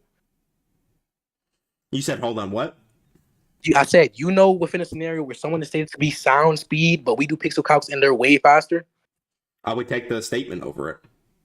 Pixel calcs are weaker evidence because a lot of times art isn't drawn to scale. So, like, if we have a narrative statement, that's coming directly from the author. They're this fast. Because of the okay. I'm just gonna. You said a lot of times. I'm just gonna propose a hypothetical. It's basically think of it like this, right? Hold on. You asked me a question, man. You asked me a question. I did not ask you a question. Yeah, you did. You asked me about whether or not I should consider pixel calcing or statements better. No, I said that after, and then you stopped speaking. Just hold on. Let me clarify something. So you said that most of the time X is the case. I'm just gonna propose a hypothetical where X is not the case, and I'm going to say there's a perfect lining. We can pixel count literally everything perfectly, and it turns out to be a faster feat than what was stated. That's almost never that you just can't. That's not a situation that occurs because it's logically possible. You can't. It may be logically possible, but you could never prove that something is drawn to scale properly. That's literally an example. Also, yes, you can prove that. We can just ask the author. The author, like even if you ask the author, definitely the author would overwrite you. So even I don't agree with that. In order to prove something like that, you would have to be in the author's mind, reading his mind while he's drawing it, because the author can be wrong about his work later or misremember something. Because the author dies when the work is produced. That's basically the idea of death of the author. Let me finish. I know what death of the author is. Okay. Let me address that. Then you know for a fact you cannot prove that, right? No, you stop cutting me off. So one, that's not true at all. We can actually okay, before I get into the death of the author stuff, can actually verify the height of the character, the distance of the character's movement, etc., based upon data books. That's what data books are for. They're supposed to relay information about a specific character. With the death of the author stuff, I don't agree with death of the author. Why should we take that in consideration? You don't agree with death of the author? It's not even an argument. No, that's it's not a rat. It's like a legit philosophical concept that makes sense. Okay, so let me give you an example of death of the author. I'm not saying. Hold on, I haven't got to reply yet, so I'm going to reply. Okay. Anyway. Death the author is not an argument. It's just 100% true. Because let's say I draw a painting of a horse, and I'm gonna show you literally what I draw a painting. Let's say I paint a painting of a horse. So let me show you the painting, exactly what it looks like. Hold on. Let me show you exactly what this shit looks like. So No, I said repeat yourself. okay, I'm about to explain. Let me grab this painting real fast. Okay, so look in scans. Say I paint this painting, right? You agree that writing is just a form of art, right? Writing itself is just a form of art. Painting's a form of art. These are all form of arts and expression. Yes. I don't want to accept painting within this hypothetical because it's much harder to paint than, for example, draw. Like, because you know how painting is, like, has thick brushes and stuff. Well, let's say this Oh, is you're a talking drawing. about Look at that. Oh, Does that look like a horse to you? Yeah. Okay, it is It a horse, can. right? Uh-huh. Let's say I painted it, and tell me what you think it looks like, real quick. I hand you this painting. I'm like, hey, Zer, what is this? Well, wait, bro. Oh my God. What would you say? What would you say? What would Yeah, you say? I got you. What would you say, real quick? Let me finish my Under hypothetical. I got you. My prior experiences, I would make the claim that I believe it is a horse. Okay, it's not a horse. It's a boat, bro. Okay, that's fine. That's just the It's author's not fine. describing. The author Hold on, is let me clearly explain. wrong because it's a painting of a horse. I let you finish. That's a cat. That's a stone castle, bro. Oh my God, let me finish. Okay. You see what I'm saying? Hold on, I'll explain. So the author provides titles for what he is describing or drawing within his series. That is completely fine. If he refers to this as a monkey bitch, that's completely fine. No, it's not. I am just What if Kishimoto said Naruto was a my God. girl? Is he right? Let me finish. I am labeling this character off of my prior experiences. That does not mean that my label or title has correspondence to reality, Noodles. Okay, hold on, dude. If Kishimoto came out right now and was like, Naruto is a fucking girl, is he right? Yeah, guess what? What? What? Let me answer that. Do not cut me off. So, when you have biological systems, there are essential properties. However, those essential properties are off of your prior experiences, Noodles. So off of your prior experiences, you can give it the title of a boy, but does not mean that your prior experiences are going to be accurate in the author's work. Man, we've seen Naruto piss and shit, bro. Like, we know for a fact that man's got a dinghy.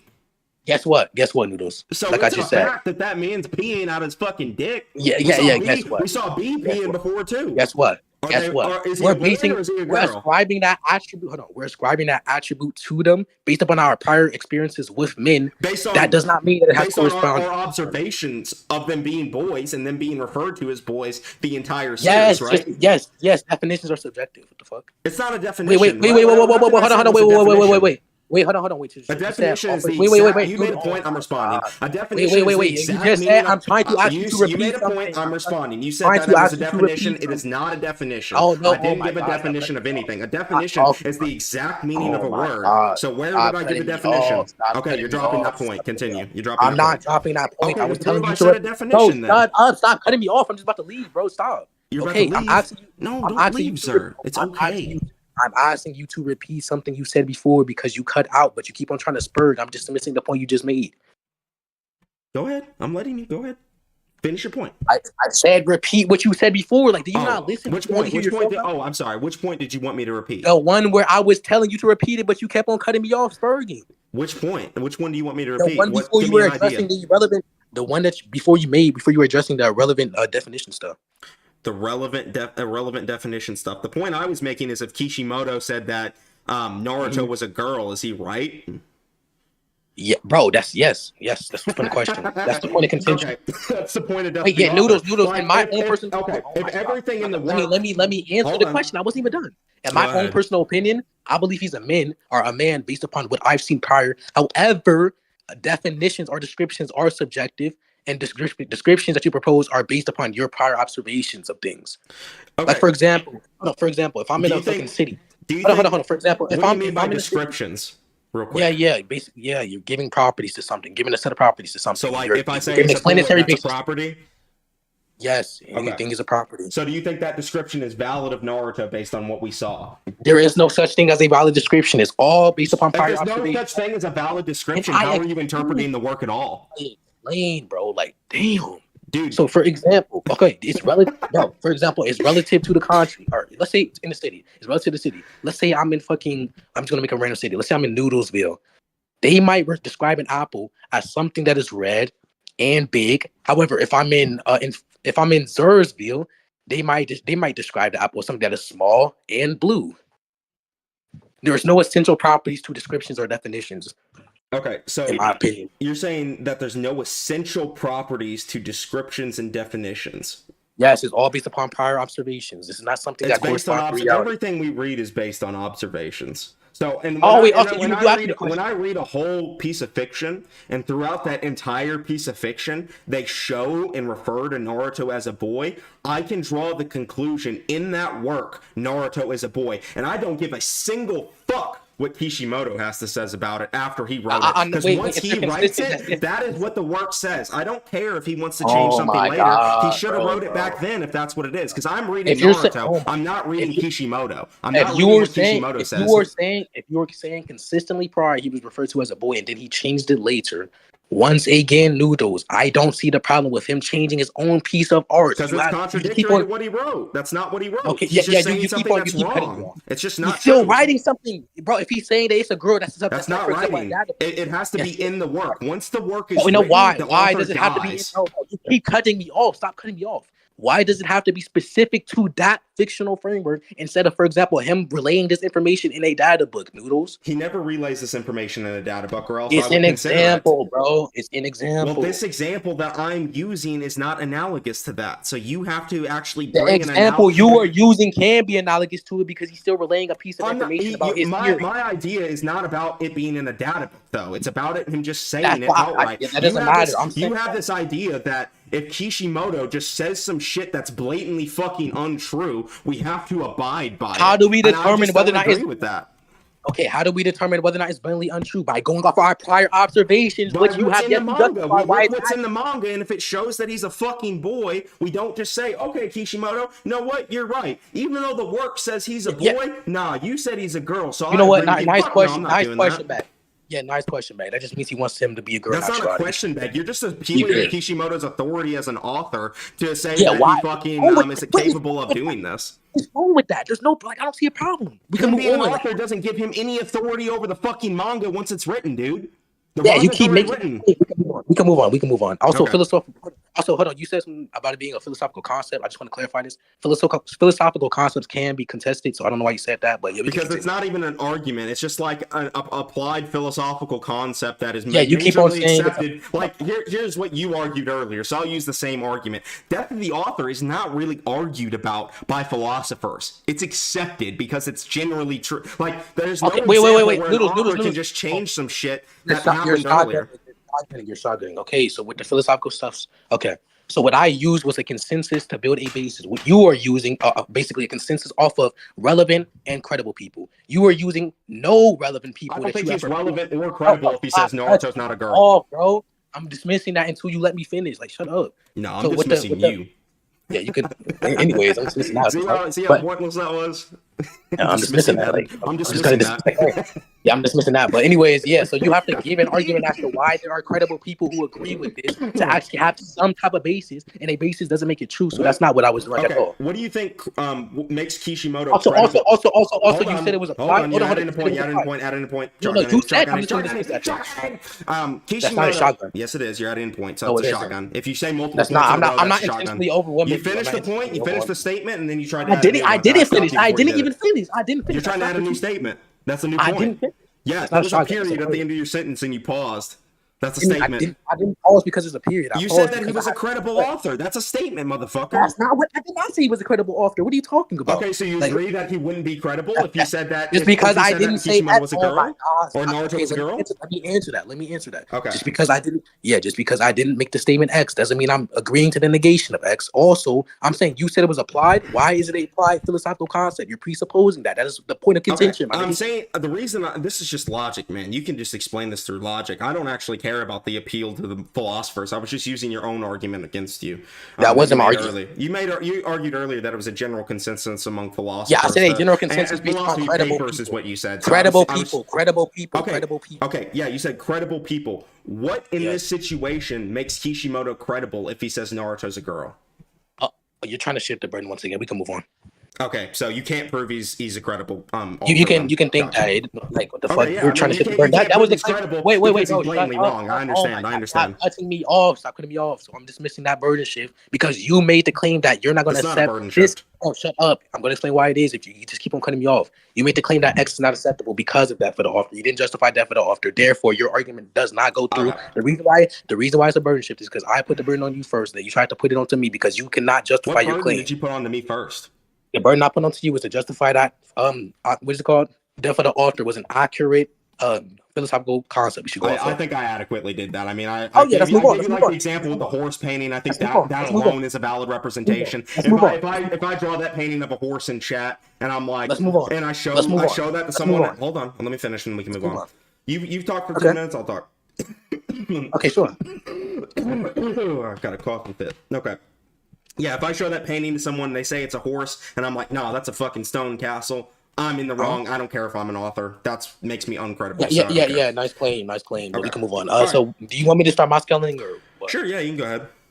Okay. Wait, I mean, sure. Okay. If you want me to go forward, I will. I mean, I can show you. I The next mean, piece of yeah, I stone think have. we should go forward. Like, Do you want me to like present like my chakra? Let's get into the meat and potatoes, and you present Gates, and I'll present like Nine Tails chakra. Before we get into that, I think we should establish that regeneration stuff. Can you send the panel for that? Yeah. I think Which one did you want to see? You want to see where he gets Yeah, stabbed to the chest? Yeah, because I want to see if Okay. Naruto gets stabbed through chest. And I'll show the regen. Don't worry. I'll show you both panels if that's okay. I know. Hold on. Does anyone know what chapter like the final fight between Naruto and Sasuke happens on off the top of their head?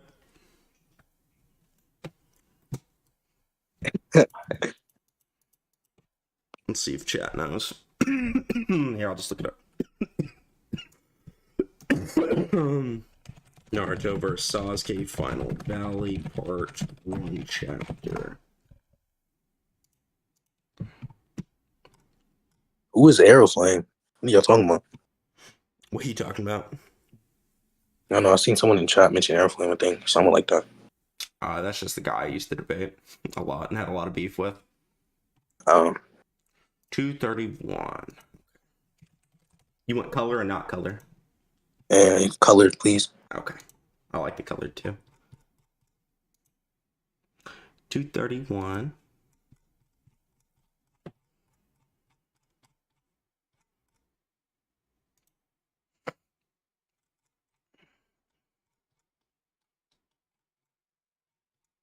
Shout out to Sakazuki.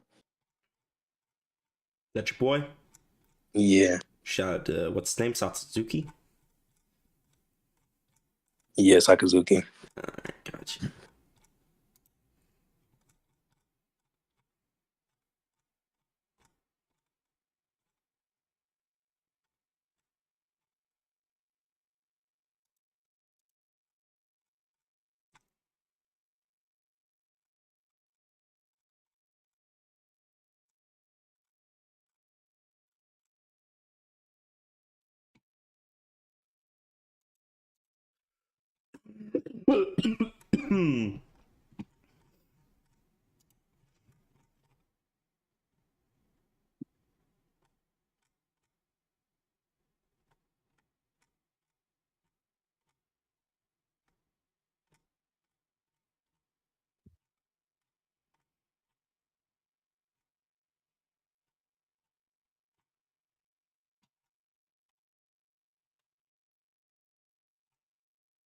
By the way, will this stream stay up or will it get deleted after this?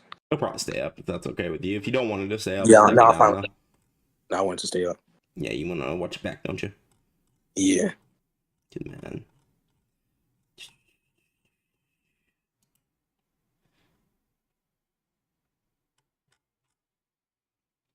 One second, I'm looking for it.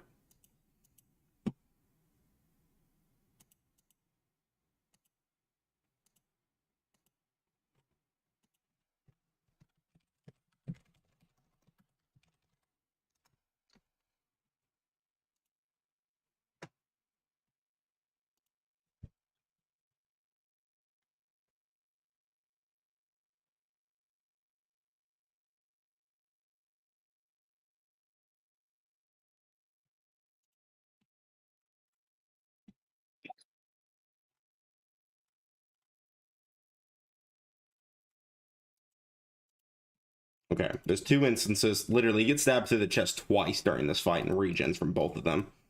So here's the first one. No, I agree that he regens, of course. We're asking how he regens, though. That's the point of contention. I mean, he just regens on the spot like fucking Wolverine, big dog. Here, I'll show you. Wait, where's the chapter? Because it's not what I mean. Yeah, exactly. You can make it, bro. You're right. You can see the fangs. That means the nine This is tails the is out. first instance, big dog. So before Yeah, you just no, call I me know a that's the rat, first. you might want to wait for the second instance before you call me a rat. No, Guess no, what? no. Guess what? I'm We going for my agreed to point. Naruto having the nine tails too. No, that's not what I'm saying, Noodles. I'm Okay. telling you that this was by virtue of his Kurama chakra, whatever his name is. Do you agree he with has that? Kurama chakra. Yes, I agree. This is using Kurama chakra, but he has it. Yeah, So no, I know, I agree. He'll He be able to has do it, that but in I'm the fight saying with Lee too. I know he's gonna have to tap into that, Noodles. You have to explain why he's going to tap into that before he gets blitzed. We said that he would be able to before the debate. No, I agree that he's able to, but I'm going to argue that he gets blitzed or something. You're gonna argue that he gets blitzed? Oh, okay. We'll see about that one.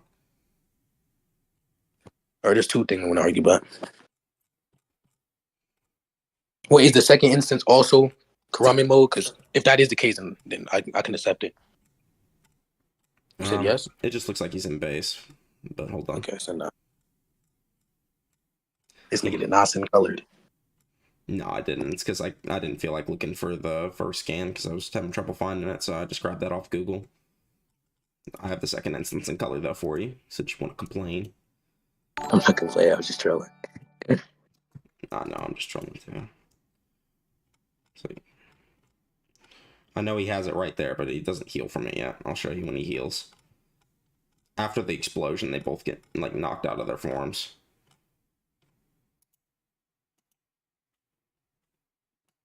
Right here. He's already done healed from it. Bro.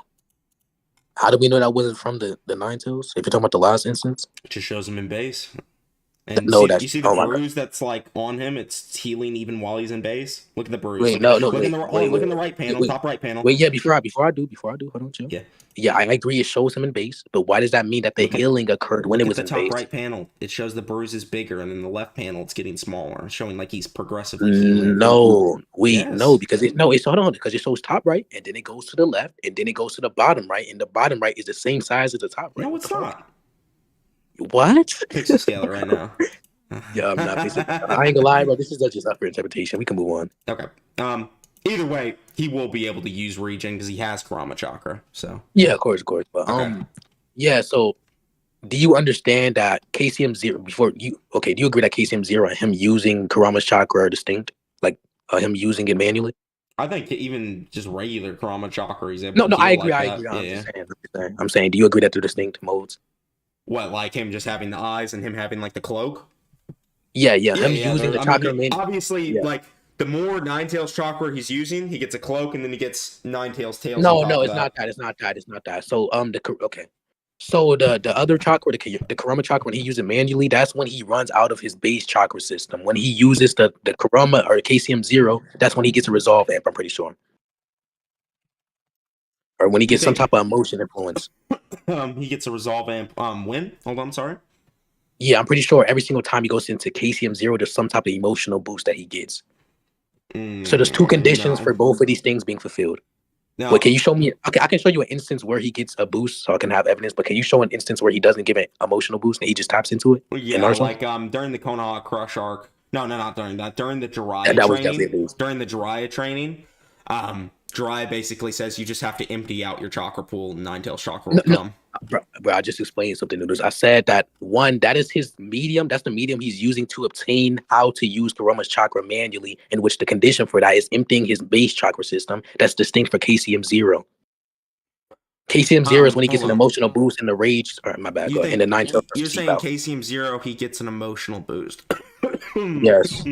I'm saying that the reason Jiraiya explains the reason isn't because of emotional boost. He says it's because he's out of chakra, so he's forced to use Nine Tails chakra. No, that's not what he states at all. He says that he's using that specific training as a medium to obtain a manual controlling of the chakra. Those are two distinct things. I can show that if you want. You said what? Okay. He is using that training as a medium to learn how to control that specific chakra system. KCM 0 is a distinct type of thing from that instance because KCM 0 and not using Nine Tails chakra, basically what KCM 0 is just using Nine Tails chakra. So if he can use Nine Tails chakra, like you understand that, like even like in the war in KCM when he's using that, he's just learned to control the Nine Tails chakra. I don't know if you just said the war, but let's not get into that. But I'm just bringing up to you that like him being able to use Nine Tails chakra isn't always reliant on his ability to KCM 0.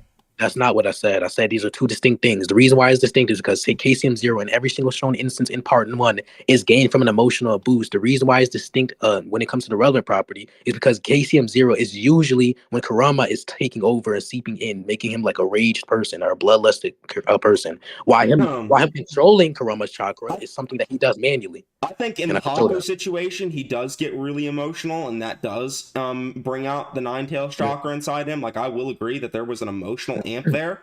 But I think if Naruto is just simply willing to kill someone, that's enough for an emotional amp. Oh my god! I don't know why that's adequate reason to suffice the condition. Because he normally isn't willing to kill people. Like, he wasn't like he used Nine-Tails chakra against Gaara. Wait, Noodles. Hold on. He used Nine-Tails chakra against Gaara and wasn't willing to kill him.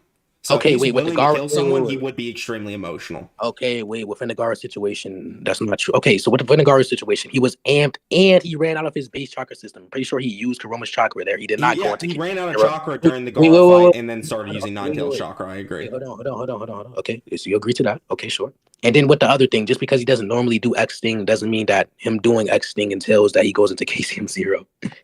Him doesn't doing X thing. What does him doesn't doing X thing mean? Like what I'm saying within a situation. Okay, I'm saying within every single shown instance, which you agree to the evidence or the instance I was going to show, which is the Haku stuff, he relies on the emotional boost to tap into KCM 0, which is basically the bloodlusted state. That is one way he enters it. Yes. Yeah, so what's another way they enters it? With the chakra being drained. I mean, that happened twice. It happened during the Gaara fight where he ran out of chakra and wasn't even able. Like, he states that he's completely out of chakra during the Gaara fight. Yeah, let's continue. And then he summons Nine-Tails chakra, and then he states it with Jiraiya, where Jiraiya says, "I'm going to empty out your chakra, so that way you'll be forced to use Nine-Tails chakra." So those are two instances where once he just runs out of chakra, he will be forced to use Nine-Tails chakra. And I think the fact that he's willing to kill Lee in this situation would make him emotional enough to. I know. Lee, that's the belief, bro. Can we continue? I think we already touched it. That's just true. Naruto. The only time Naruto's ever been wanting to kill someone was Pain, and he had Nine-Tails chakra activated. Okay, I don't care about personal knowledge. I haven't finished. I understand. I want you to show an instance in part one where wanting to kill someone is enough to go into KCM 0 in comparison to my evidence, which is that it's an emotional. It's just logical. Like, if you're normally not willing to kill someone, like Naruto never wanted to kill Gaara. Because he was a fellow Jinchuriki and he still saw himself inside of Gaara. So if he's willing to kill Gaara, he's gonna get emotional. It's just how Naruto is as a character. Wait, that's not, bro. That's the claim. First, we're not going off of their set personality. Okay, actually, I know. Let me ask you this: do you honestly believe that if Naruto was willing, like, you know how like Naruto and Goku? Let me address your argument. Hold on, real quick. Let me ask you a question. This might just solve it all. Okay, just give me a genuine answer here. Yes, okay. I'm going to. People like Naruto and Goku, they almost never want to kill somebody, right? Naruto? Yeah. Do you think if they're bloodlusted and willing to kill, that they're gonna fucking? It's not. No. Bloodlusting is distinct from willing to kill, Noodles. I'm saying within this situation, he would attempt to kill, or he is willing to kill Lee. However, he's gonna use his base chakra system, and then when that do it in whatever way, right? Oh my god. Okay, we can move on, bro. Hold on. You're saying he's willing to do it in whatever way, right? No, he's going to do it in the way in which his perspective of his personality. You said, bro, that's not what. Hold on, let me do it in every way.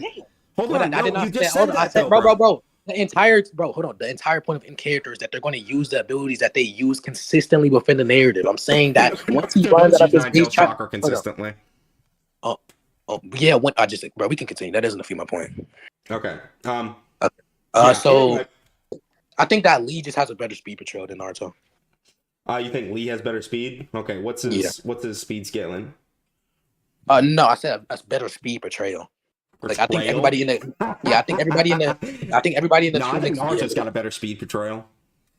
Before we get into that, bro, I'm devil's advocating, so I have to argue this shit. But in the tuning exams, they all emphasizes Lee's speed. I don't think they do the same thing for someone like Lee or for someone like Naruto. So no, they do. No, not as much. Yeah, they do. You're gonna, bro. You actually believe that, or are you ratting, bro? No, they do. Show that, bro. Go ahead. All right, here you go. I'm talking about like every single panel after panel is them. They don't say that often about Lee's speed. The only reason they're talking about Lee's speed is because Sasuke copied it. They're not saying it's like. I'm not talking about. That's not true at all. That's not true at all because they comment on his speed before Sasuke has a battle. There you go. Mimics. There's an instance. Hold on. They comment on Lee's speed before there's a battle in which Sasuke mimicked his speed, so that wouldn't be referential to Sasuke. Hold on, say again. Yeah, I'm saying that they don't only talk about his speed because of Sasuke, because they talked about his speed battle prior to when Sasuke mimicked his speed level. Okay, what Or- they say is during the Lee versus Gaara fight is Lee is fast, basically. They say that a few times, right? No, they say that multiple times. It's not just because it's not just that either. It's literally It doesn't stated matter how in the many battle. times they say it. They're just saying Hold he's on. Yes, it fast. does. Yes, it does. Hold on. Neji So it's also also says he's stated. fast. Oh my god, bro. Let me finish. It's also stated within the I don't know what it's called, but the before panel chapter that he has unrivaled speed. I'm just saying that his Okay, speed is so hold emphasized to on. the Think point where it about this should in be a the power fastest. scaling perspective. If I say multiple times someone's fast, and I say another character is fast one time, the person that is stated multiple times to be fast isn't inherently stronger. You're assuming. Yeah, that. let me explain something, Noodles. That's not what I'm saying. I'm That is saying what that you're saying. if people are emphasizing the speed so much to the point where they deem it to be impressive in perspective of their training exams and they don't do it in comparison to Naruto, I believe it can go off of some type of What's so entailment. much? That's completely arbitrary. You're setting an arbitrary Yeah, limit so for much. I'm saying, how like, for many example, times they have to state. I If someone is stated got you. one time to be fast, that is equal to multiple times, in my opinion. Why are you setting an arbitrary That's limit not for how many? Oh my god. Okay, I got you. Okay, so for example, 7 in comparison to 1 is just completely exceeding that number. Okay, so even if they state it 7 times, they're not stating he's 7 times faster than him. They're not. They don't even, have to hold say on, he's listen. 7 No, times they faster. do actually have to quantify it because they're comparing their speed. So they're not saying They he's don't- 7 times they're not faster. comparing They're the just speed. What saying the that fuck? he's fast multiple times. That No, doesn't they're mean not he's faster than hold on. anyone. That doesn't actually demonstrate Oh he's my god, faster hold than on, anyone. hold on. Just No, because they oh my god. harp on the fact that he's fast a lot doesn't mean that Naruto Okay. isn't just as fast. You just made It the could be the claim. case that they harp on his speed a lot. Like you can bring up all these instances. Okay, Hold on, chill. listen to me. Listen to me. Listen to me. Listen to me. I'm not done. Bro, I'm you not done. just I'm not made done. I'm 30 not done. claims. I'm What not are you talking done, about? You just baby. made 30 I'm claims. not fucking done. You just made I'm 30 not claims, Noodles. fucking done. Oh I'm my not gosh, done. I'm not I'm saying not that they're making a done. comparison between Naruto and Lee. I'm the one making the comparison. I know, I'm but saying I'm. that they're doing that. Hold on. Go ahead. Go And ahead. I'm saying that they're doing that because this specific property in which both characters have is so impressive to the point where they feel the need to mention this. This is supplemented by even, for example, someone like Kakashi with Sharingan is commenting on the fact that he's fast. He never comments on Naruto being fast like that. So I do believe in the context of this specific Naruto's this not specific fighting right example. then. Hold on. I do believe in the context of this specific battle. If they're emphasizing this property in which both characters have, then that should give some type of entailment or inference as to why it would be more impressive than the other character. Hold on, listen to me on this. Okay, so Yeah. even though they state Lee has multiple speed feats, right? They say that multiple times. Like he's fast. He's fast. Naruto He's stated, unrivaled. Hold on, Naruto stated to be fast too.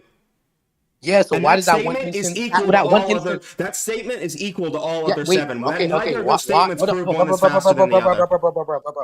on. So one, you are trying to. Okay, that statement is so lackluster in comparison to No, a it's not. preponderance of evidence I have. That's Second, baseless. why is it equal? Hold on. Why is it equal to every single other statement I just said, especially the one about him being Why is unrivaled? yours superior considering you're the one making the claim?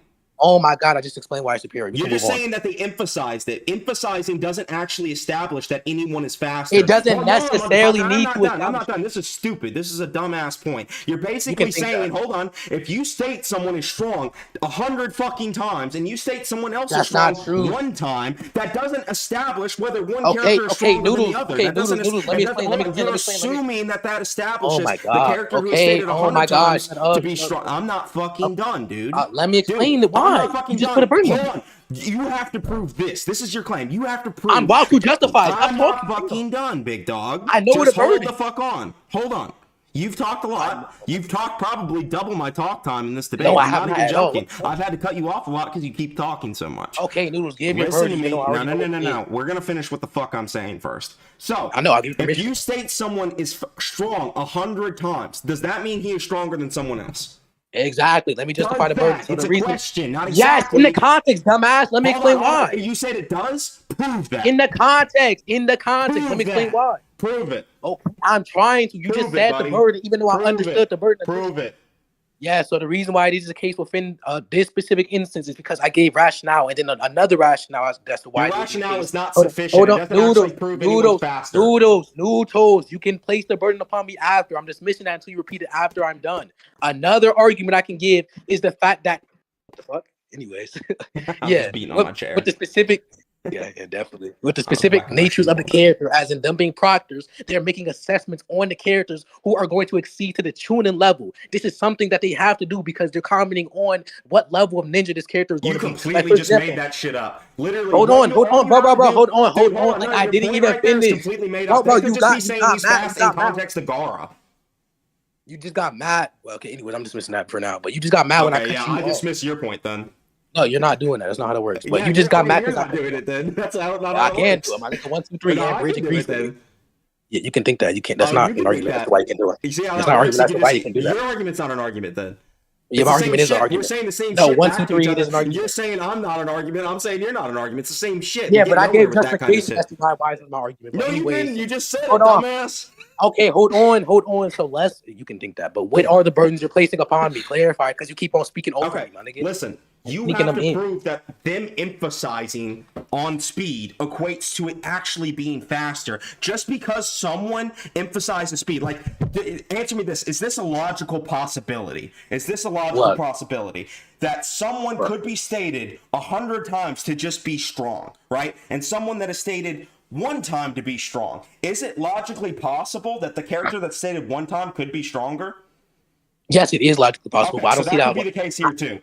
Yeah, that can be the case, but it's not contextually possible as to why I just gave rationale. It is contextually possible. Hold on, wait, chill. Noodles, stop cutting me off, dang. That's why you don't understand anything. Fuck you.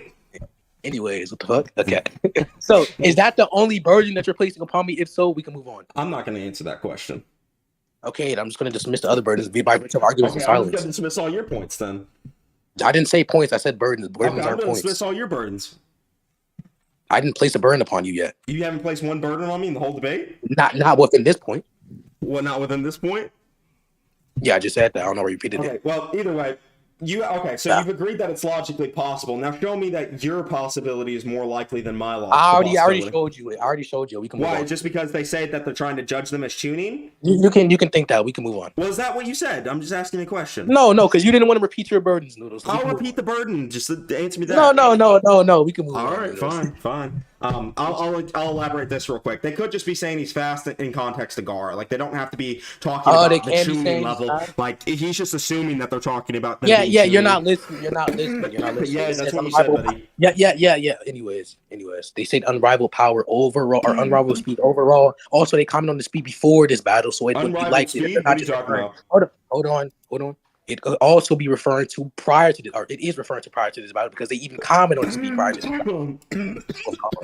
This is something that is consistent with bro. Are you okay, nigga? Anyways, I actually just got really lightheaded. Give me a second. All right, bro. I'll just say this. Let me know if you need me to repeat it. It's something consistent within every single Lee battle that they say the character is really, really fast. It's just simple as that. And also with the unrivaled stuff. Please. I said it's something consistent in every single Lee showcase, in every single Lee battle that they comment on this character's speed. So they emphasize it. Also, the unrivaled stuff is the before panel within the chapter. Okay. So you're just saying because they emphasize on it. That's one reason, yes. That's one reason. Okay.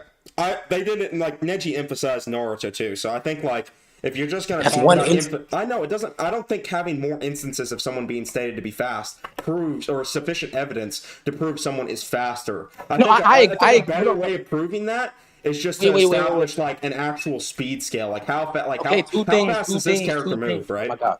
Hold on. Two things. So one, my conclusion doesn't necessarily need to be the case. Secondly, you saying that you believe that, I agree. Hold on. Yeah, that's just, you can justify that. But you saying that you believe that is not an argument as to why that belief is true, bro. So also, why is this an emphasis? Why is this an emphasis? Hold on, real quick. Why is this an emphasis? I'm not smoking, motherfucker. I got a really bad fuck. I've been sick for like 2 weeks. Continue. Yeah, hold on. Why is Neji saying it wants an emphasis on it? What do you mean by? What do you think emphasis means? I think just pointing this thing out and highlighting it multiple times over, trying to get this point across. Why does it have to be multiple though? Like, can't you just emphasize on one singular thing? My definition.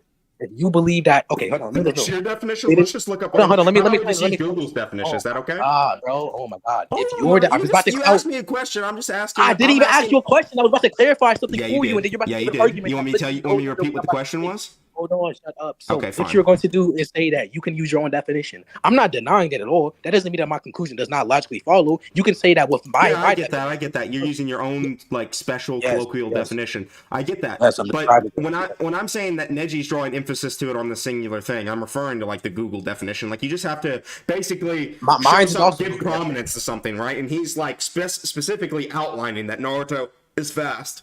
Right, you know what I mean? Yeah, I think both definitions can apply to my situation. We can move on. Okay, well, if they apply to both, like I don't think having more of those equates to one being faster than the other. I think I know. I think it just is contextual to like they're saying Lee is fast in comparison to Gaara, which I don't think. Is really we can move impressive. on. We can move on. Okay, move on.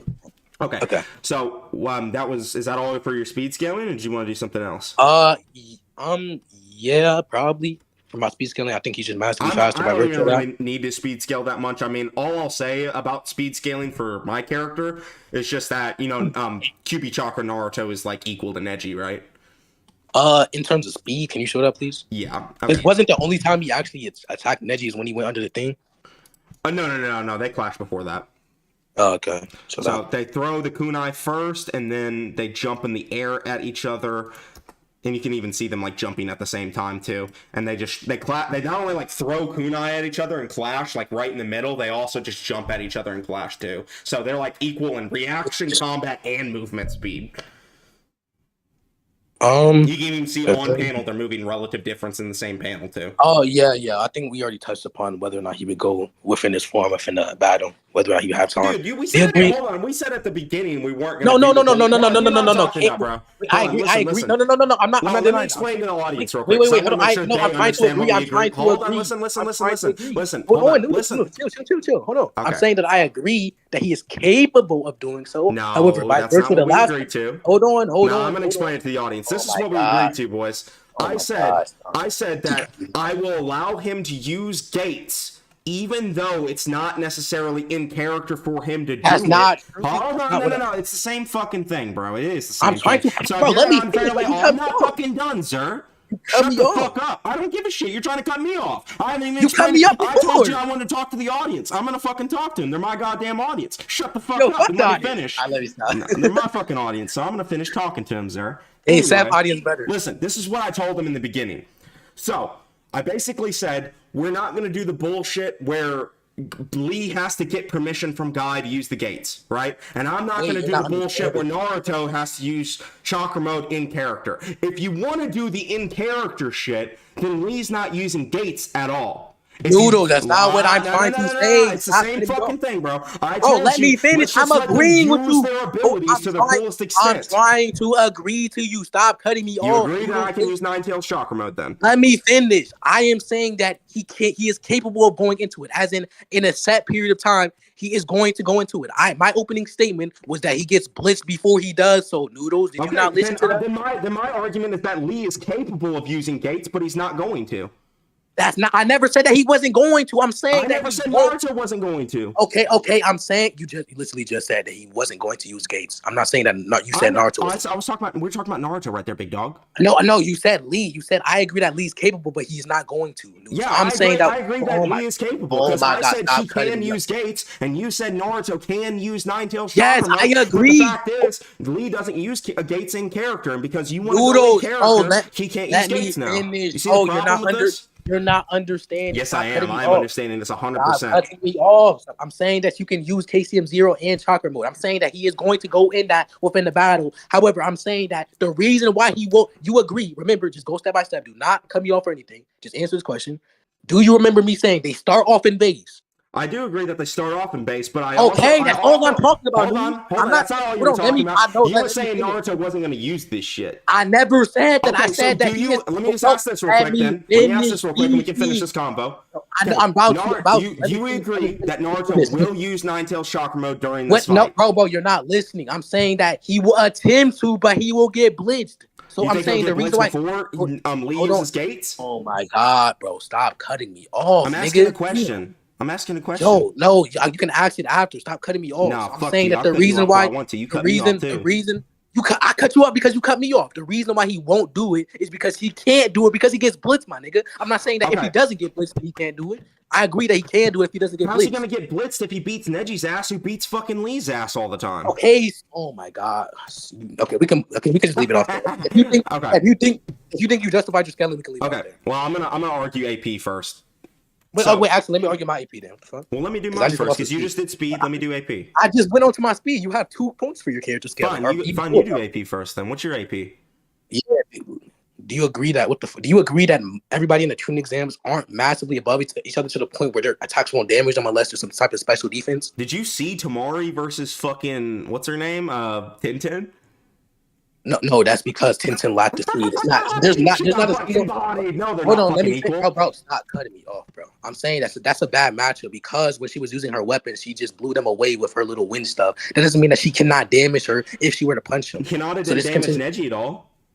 And also didn't damage. And they Oh have my the same gosh, show style. that. Show that. You can't even say it's like a stylistic problem because they have the same. Wait, no, exact just show style. that. Did Hinata hit Neji? Show that she did damage him.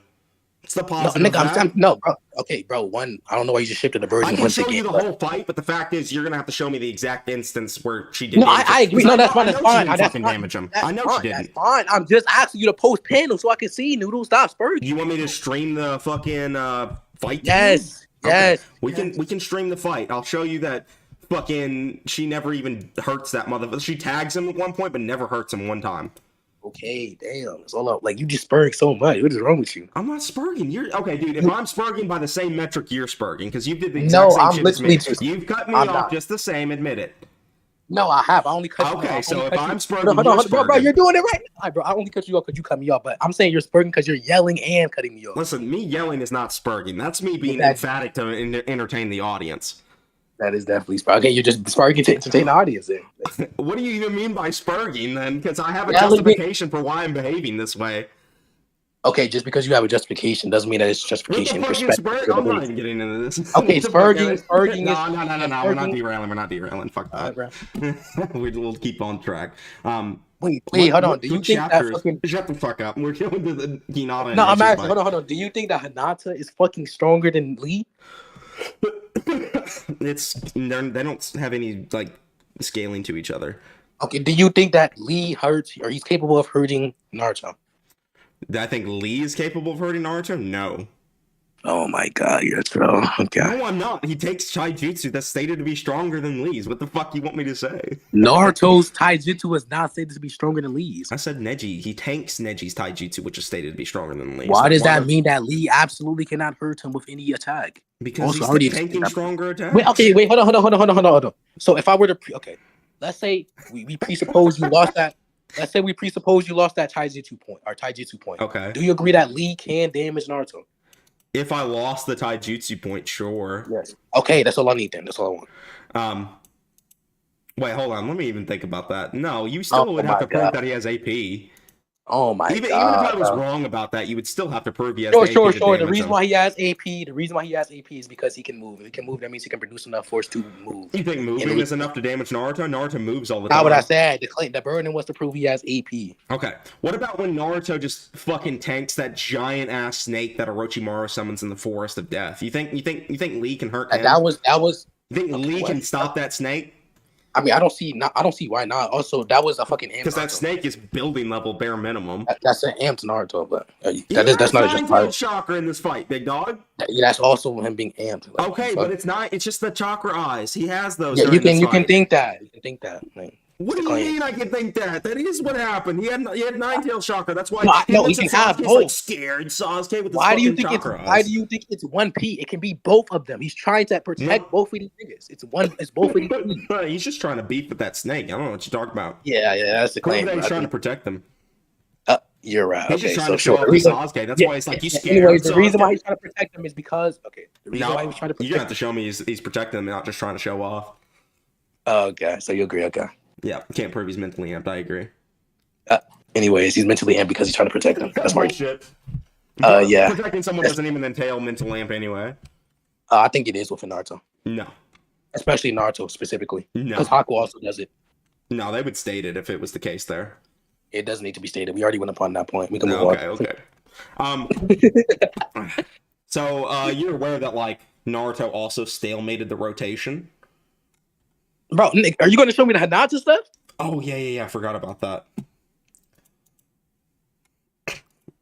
Wait, so do This you is agree such a that? dumbass point. I can't believe you're asking me to prove that Neji like tanked No, I'm Hinata not asking strike. you to. I'm not asking you to Do you prove know it. I what just want you chapter it to is? Can you look it up? Yeah, I got you. It's Neji versus Hinata chapter. I'll just be faster than you. 78. Blitzed. Yeah, You got yeah, fucking blitzed. 78. You got You got fucking blitzed. blitzed, boy. You 78. got Yeah, blitzed. I said that before you. What the fuck? No, you didn't. Yeah, you could think that. Anyways. All right. Yeah.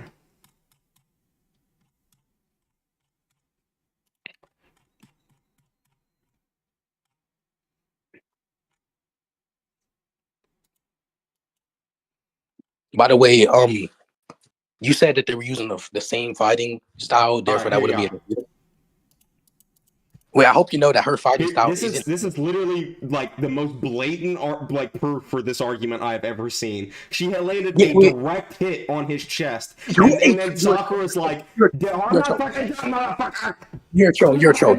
I'm not fucking done. I'm not fucking done. I ain't finished talking. I didn't even make the point yet. You can't. You cut me off again. You're spurging. You're spurging, sir. You're spurging. All right.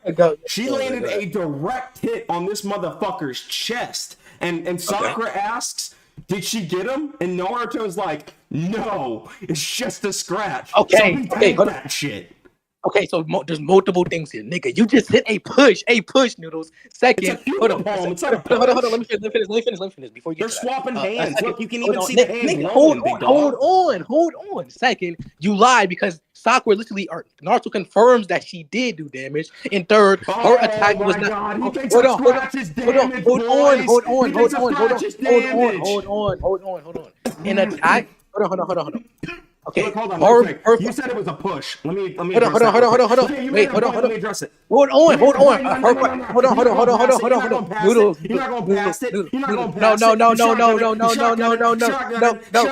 You're shotgunning. You're trying to gish gallop. I'm not intentionally overwhelming you. There's no justification for me intentionally overwhelming. He likes to gish gallop. Quit gish galloping. Nope. Quit gish galloping. Then let me address the push point. You said it. Bro. I didn't even. You said it. Let me address it. Her fighting style was not. You said it was a push. What the fuck is that glowing hand if it's a push? What's the glowing hand for? Is that a push or is it a Hyuga palm? It's a fucking Hyuga palm. The palm is pushing. Are you dumb? The palm is a Hyuga palm. It's a Hyuga attack. Bro. Hold on. And it didn't even do damage. She was like, did she get him? And he says, no, she didn't get him. Oh my god. Okay. Did she get him? Bro, Noodles, you're shotgunning by your definition. So did she get him? It's referential. Hold on. Did she get him as referential to if she hit him, not if she did damage. Naruto confirms that she did do damage. No, also with the other thing, her fighting style, she does not apply it in the same way as Neji. I want you to justify why she is essentially trying to show visible damage. That a scratch is insignificant damage? And so, yeah, I agree with that. I'm just saying. Okay, so would you say that if someone like threw a Biju bomb at you and all you had was a small scratch on your cheek, did you tank it? Tanky, yeah. Okay. Actually, no. That's the same thing. And also, it by the way, it depends on what you mean by Naruto can't even say that it scratched Neji because she hit him in the chest, which is covered up. Oh my god. Okay, so maybe it scratched his uniform or something, but it didn't scratch that's him. fine. That's fine. That doesn't feel what I said. You said she did no damage. She did damage to his uniform. But once again, Noodles, I'm talking about him himself, not his uniform.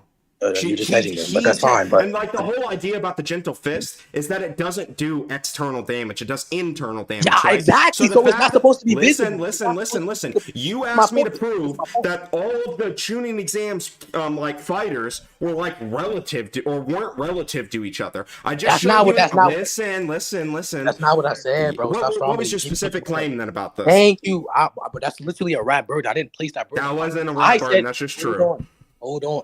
I'm not saying that you are ratting. I'm saying if I were to place that burden upon you, I would be ratting, but I'm not placing that burden upon you. I'm saying that I don't recall this battle. Can you show me it? Within that instance, if you agree it's supposed to be internal damage, it will not be visible. So how do we know if she did no damage if her entire goal is to attack the chakra points, in which will not be a visual effect? Neji shows no slowdown. Hold on. Let me finish. In comparison to Neji goes for both internal damage that would appear visibly, because when he attacks the heart, blood will come pumping out of the chest, my nigga, or blood will come pumping out of the mouth. Okay. So you can tell that Neji's not damaged because, like you said, blood would be coming out the mouth, or she would be, or he'd be That's taking. not what I said. Hold on, if you take internal damage, you have internal bleeding. Yes, that's the point of the gentle fist, anyways, to like make your internal. No, that's organs not true. fail. That's not true. So Okay, the then point what's of the the gentle statement right here then? Yeah. Wait, hold on. Chill. The What's point the of the statement gentle right fist. The point of the gentle fist is to attack the chakra points. That doesn't have to entail all of your internal, like for example, Yes, organs. it does. Look at that statement right there. It does. Oh my god. It says it's delicately intertwined with the organs. Attacks the Kekakura and the organs will suffer as well. The Kekakura is the chakra system. So it's saying if you attack the listen. It's saying if you attack the chakra network, the organs will suffer as well. Did Neji's organs suffer there? Fuck I'm no, not. fine. Oh, He let me bleeding. finish. He showed no signs of being hurt. Oh, that man God. take that shit, ate Let it for me breakfast like a finish. fucking biscuit, Let me and then beat her finish. ass. That's what fucking happened. Hey, so multiple things here. Noodles, stop cutting me off. Okay. One, how do we know she didn't do eternal damage just because Neji hit her heart and, for example, bleed came out of her mouth doesn't mean that when she hits the chest, and we don't even know if she hit the heart specifically, that bleed will be coming out. And secondly, did Neji move there? Because I'm pretty sure I've seen the little sparks. Is that him getting pushed back or him? I don't know. He got hit there. I mean, like you can tell that he got hit. Like look at the top left. Like you see that collision. Like she hit him straight on the ribs, bro. So that's like look top left. I ain't gonna lie. That looks like, I don't know if that looks like a collision. It literally looks like she was about to hit him, but I think that can be true. Shut the fuck up, you rat. What? It literally does. Okay. No, I can agree with that though. I can agree with that. Dude, you have to agree that that's a hit. I don't care if you're trying to. Yeah, I ain't gonna lie. That's definitely not a hit. But That's yeah, I can definitely not a hit. You boys, No, it's not. It's fine. I can agree. Is it then? What's the zing for? What's the sound effect Yeah, see, for? that's the chakra. Hold on, that's the chakra almost touching the fucking shirt. That's why you can see the little sparks on the ground because Neji spins out of the way. But I'm saying I'll agree with There you. wouldn't be a collision mark. That's a collision mark. That's like when you get the. Oh my god! Like when you ever see a comic book. Let me show you a comic book. No, I agree. Comic book. I'm saying that the you don't collision. agree apparently. Hold on. I'm saying that the collision is the chakra hitting, or a piece of the chakra hitting the chest. But I'm saying I agree with you. So why are you trying to argue this? You agree with me that she's hitting him still? Yes, even though you're riding, sure. I'm riding. You're fucking riding, bitch. What the I'm fuck not are riding. you If I was talking about? riding, I wouldn't You've have been a philosophical sidestepping this whole fucking debate, and now you're also fucking talking about this not being a collision when it clearly fucking was. Wait. I'm just asserting my belief. Even though I believe you're riding, I can agree to it because. Yes, I'm going to agree to it because why not? Dumb, but I'm not even gonna get into it. Nigga, that is not the If same. you believe I'm ratting, you should never agree to me. But I'm definitely not fucking ratting. I mean, she's hitting him, bro. Yeah, like you can just think a that. minute ago, you were arguing that she took damage, and now you're arguing, okay, yeah, you're right. He didn't take damage. So I did not say that. Whoa. Well, you actually agreed that I never said he took damage. I said that there was damage done, and what you agreed to, the damage were done to his fucking shirt, my nigga. You already agreed to that. I mean, that's what I'm saying. It's just like you don't. I'm saying you don't know if it was done to his shirt or not. I said that to contradict your argument. We do know if it was Hold on, listen. I said that to contradict your argument that he took damage. The fact Yeah, is, we do. Hinata Oh my God. did tag Neji a couple of times. This wasn't the only instance where he got Okay, tagged, show by the way. other instances. But hold on, Sure, I can never show you. said It's the that. same. It's the same fucking thing. You've Oh already my agreed God, that she was hit. That he was Hold hit, and he on, didn't take hold on. damage. I never. Hold on. I never. Noodle show. I never said that he took damage. I said there was damage done. There is a scratch on the shirt because that is what it stated. You said he took damage. Yes, you did. I said damage was done. You said that there was never a case The in the shirt is a beginning. part of it. Hold on, The shirt listen. is a part You of it. said there was never a case in the beginning of this argument. You said there was never a case where any of the tuning were able to tank each other's attacks. That's not what I said. I said that. That's Do what you were agree? asking me to prove, and I gave the example. The reason I even gave the example of Hinata was because of that point. I let you finish. What I asked, do you agree that all the tuning exam participants should be relative in AP? You said no because of the Hinata stuff. I asked you to show that because I don't AP, remember. it was durability. You said take Yes, attacks. AP. You'll That's be able fine. to look at this debate, and you'll be able to go back and look at what you when you said Bro, take you're attacks. lying. You're just lying. You're Okay, just lying. what is Neji saying right there, bro? What's he saying? Oh, right? That's what he's saying. Yeah, he's like, you think he's just making that fucking sexual ass sound because he didn't get tagged? That's not what. No. Okay, Why so are you still agree wondering? you got tagged, right? You've already agreed to that, but you've agreed Yeah, that you got tagged. Okay, so you can agree that I agree with Hinata's that. attacks don't really have an effect on Neji. Yeah, I agree. So with that. you I never agree that denied Neji is far superior to Hinata, yeah? Bro, I think Hinata's one of the weakest, so yeah. Okay, so you agree that not all of the Chunin exams characters are relative in AP. I never made the claim that they were. I asked you. You just said that a second ago, big dog. No, I said, do you agree to X? I never said well, X I don't agree. Now you see why. There you go. Okay, that's fine. So, do you agree that Gaara's one of the high tiers in the Chunin exams? No, I'm not agreeing to shit. Oh, you're such a rat. Okay, so Gaara is one of the highest. You got to prove it, bro. Anyways, Gaara is one of the highest within the Chunin exams because Sasuke only looks for the people he got folded by Lee. Lee sucks, so no, he's trash. Okay, hold on, bro. Chill. So before we get into that claim, the reason why he is one of the high tiers in the Chunin exam is because Sasuke only commented on people who were strong. He commented on Gaara, therefore Gaara must be strong. Therefore, he must be one of the high tiers. Who commented on Gaara? Sasuke and Lee. Sasuke and Lee? They're both fodder compared to Naruto and Neji. What? Okay, Neji also commented on Gaara, but why are they? What did Neji say about Gaara? I'm pretty sure he literally said he was strong. I'm pretty sure. Or he said he was interesting. You know what Lee and Tintin said about Neji, though?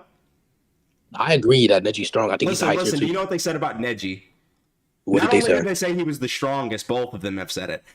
They also said that his rotation. Oh, that doesn't mean Tintin said that his rotation was the ultimate defense and nothing could penetrate they said, it. And this is post her seeing Lee's fifth gate. Oh my god, bro. Damn, shut up. Like, I agree that his rotation is a better defense than Gaara's other defense, not his last one, because I don't know if that's true. You think it's but I'm saying that sand armor?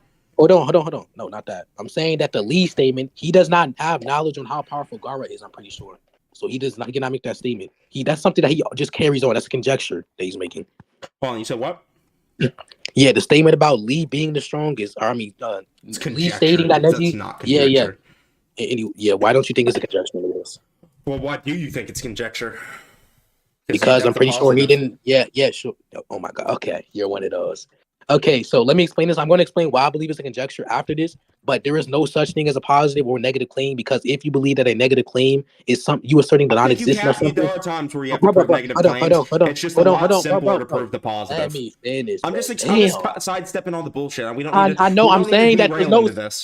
I'm saying there's no such thing as a negative claim in the first place. Let me explain why. A negative claim is basically just where you're like, there is no proof of aliens. Yes, I know. You're saying it's the non-existence of something. Okay. You're asserting non-existence of something. Yeah, I'm saying that. Bro, let me finish. Shut up. Dang. Why do you want me to shut up, bro? Bro, don't you like hearing my voice? A positive claim, by your definition, would be asserting the existence of something. You are saying that it is true that it's false. Therefore, by definition, it's a positive claim. There's no such thing as a negative claim. Listen. You can semantically sidestep it, whatever you want. It doesn't matter. What I'm saying is literally what that is. Listen. There are times when it's easier to prove the positive than it is the negative. So in those situations, you should just go ahead and show the positive. Okay, Listen, the aliens thing. I'm saying there's no aliens don't exist, and someone's like, prove that. I would have to show you the entirety of the universe to prove that, right? And don't make impossible claims. Listen, I don't have that capability. So what's the easier way to do that? Prove there are aliens, right? Okay, Noodles. You see what I'm saying? That's what I'm asking you to do. I'm asking you to prove that it is conjecture. Fucking finish. Damn. Okay, so one, you making a claim that X is easier, therefore we should preferably do X is not an argument as to why we should preferably do X. Secondly, I just explained why there's. Hold on, let me finish. Like, what is wrong with you? If we're carrying a couch up the steps, shut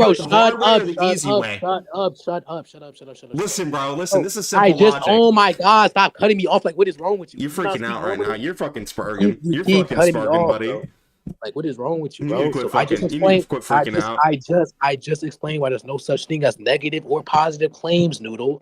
Also, in response to the other thing that you just made, why is it the case that we should go with the easier side instead of you just not making impossible fucking claims, my nigga? If you can't justify it, don't make it. Listen, I'm not saying I shouldn't make impossible claims. I never said I shouldn't do that. I'm just saying to you that we should go with the positive because it's easier to talk about than proving the negative. Yeah, your question back. Listen. Your question back. Nice no, I'm not. I'm literally coming to a verbal agreement. You disagreeing. Listen to me. Pretend me and you were carrying a couch up a set of stairs, right? No, okay. I don't want to carry stairs. You don't want to carry stairs? I said a couch, motherfucking dumbass. Like a fucking couch. I'm good. Listen to me. Let's say we're just doing it. Say we're being forced to do it, right? Why? Why would I be forced to do it? Let's say I just voice crack like a bitch because I'm sick. Let's say we're doing it, right? I don't want to say that. If I look to you and I'm like, yo, what do you mean we're doing it? I'm a minor. What the hell? What do you mean? You know what I mean? Carrying the couch, buddy. Don't take this to places it doesn't need to go. Okay. What I'm saying is is if we are carrying this couch up the steps and I'm strong, let's just say hypothetically I'm stronger than you. Should I go up the steps first or should you? Who's going backwards? The one that's stronger would make it easier, right? Because I can hold it better going backwards. Wait, why is that okay? Even though listen, I'll explain why it's analogous. All I'm saying is that if it's easier to do something, we should just do it that way. I'm not making an argument. I'm coming to like a verbal agreement with you, bro. So you don't have an argument for your position. We can move on. What are you talking about? That's not what I said. We can move on. I never said verbal agreement to prove that it's conjecture. Oh my God. You did say it was conjecture anyway, so you still have a burden regardless. Oh my God! I literally said I'm going to justify. I just want to establish. No, okay, hold on. I'm trying to say that within this debate, there's no such thing as negative or positive claims. I don't give a fuck about that derail. Just prove that it's conjecture. So you question back. Okay, so the reason why it's conjecture. Yeah, you can think that disagreeing isn't an argument. For a verbal agreement. That's not a question, bag. Yeah, you can think that disagreeing isn't an argument. But the reason why it would be that shit. Yeah, I'm epistemological skeptic. Yeah, you always have the last word, don't you? You just can't get past that. You always got to have the last word. You just have that fucking. I do have that. All right, you know that's a bad thing to have. That's a bad fucking character trait. You need to fix that shit. Continue. No, I don't. Yeah, you do. Anyway. People will find you annoying if you keep that up. Because if one day you're gonna do that to the wrong person, they'll come up and slap you at the side of your fucking head for doing that shit. Yeah, you can think that, but I'm about you. But anyways, it might be me. It might be me, buddy. Yeah, you can think that. Anyways, yeah. So the reason why it would be conjecture because I'm pretty sure there's. Wait, isn't that? When did he make the statement? What are you asking me? I said, when did he make the statement? Was that at the start of the tuning exams? It was during the preliminaries. So was that before Gara? So that was before Gara. He was about to walk out to Gara to fight him, like right then. Okay, so that means he has no knowledge in Gara from what we see. What the fuck does that matter? He still just thinks Neji's the strongest based on his current knowledge, which includes himself. That doesn't necessarily have to include Gara. You're not following. Yo, hold on, nigga, damn. So we already talked about the point on whether or not he concludes himself. So we can just move on from that. And with the Gara stuff, I'm saying if he doesn't have knowledge on Gara, he's making that assessment. His knowledge on Neji, he spars him. Hold on, bro. Hold on. That means it is a conjecture. So you using the fact that he says Neji is the strongest, therefore he's above Gara, would be incomplete. I never said he was above Gara. I said he was above Lee, who's above Gara in AP. Oh my God. Lee's AP was damaging Why Gara. Is Gara above Gara in AP? I said Lee above Gara, buddy. Oh my, okay, you're a troll. You can think that, but yeah, so we can move on. I'm not moving on. Fuck you. We're staying on this point. So, Lee says. Wait, you're trying to stay on this point without my consent? I can stay on it even if you don't want to stay on it. Whoa. I control this motherfucker. I run this bitch. You can think that, but anyways, you think that. You're in the debate dome, buddy. This is my domain. Yeah, I think he just has enough speed to damage Naruto. The build-up momentum can cause you to damage. Firstly, we're going to talk about this other point real quick. Lee's point is not conjecture. You didn't prove that it was conjecture. I did. Conjecture is off of limited evidence or limited knowledge. He's basing it off his. So you have limited knowledge of whether it's conjecture or not. Finish, bro. Damn.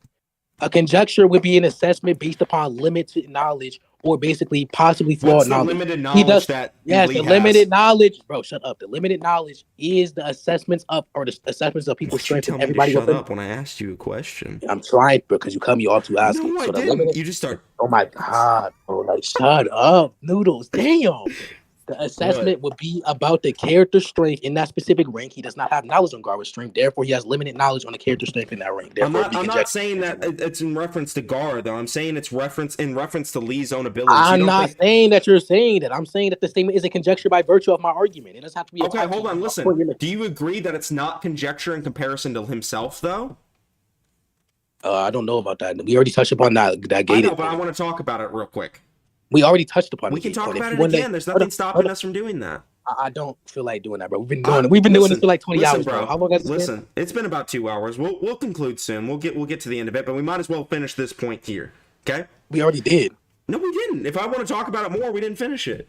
Why don't you want to listen? I've let you talk about whatever point you wanted. I've let you discuss whatever point you wanted. You said earlier that you wanted to talk about AP before me. I said that was fine. You should give me the same courtesy. Wait, hold on. I'm giving you the courtesy to discuss new points that you want to. However, that isn't a new point. Listen, bro. We both have went back on certain points and re-talked about them. You agree? I've never went back on anything. We talked about the same point multiple times. No, if you actually you're saying you haven't repeated yourself one time during the debate. Oh, damn. Hold on. If you listen every single time we were about to go back, I said we already touched upon that. But then you talked about it anyway.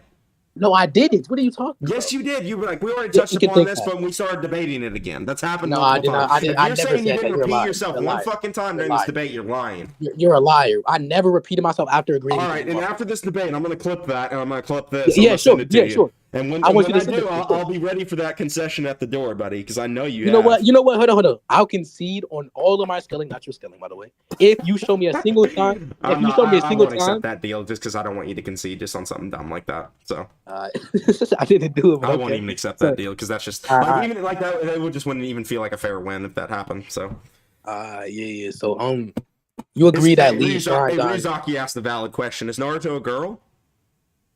but by my knowledge, no. But Hey, yeah. So didn't you we talk agree? about that point earlier? Hey, chat, did we talk about that point earlier? Did he just That's go me back? making a Please claim. go back to the point, chat. That's not me. Please go back to the fucking point. What? He just fucking did it. He conceded the whole debate. What?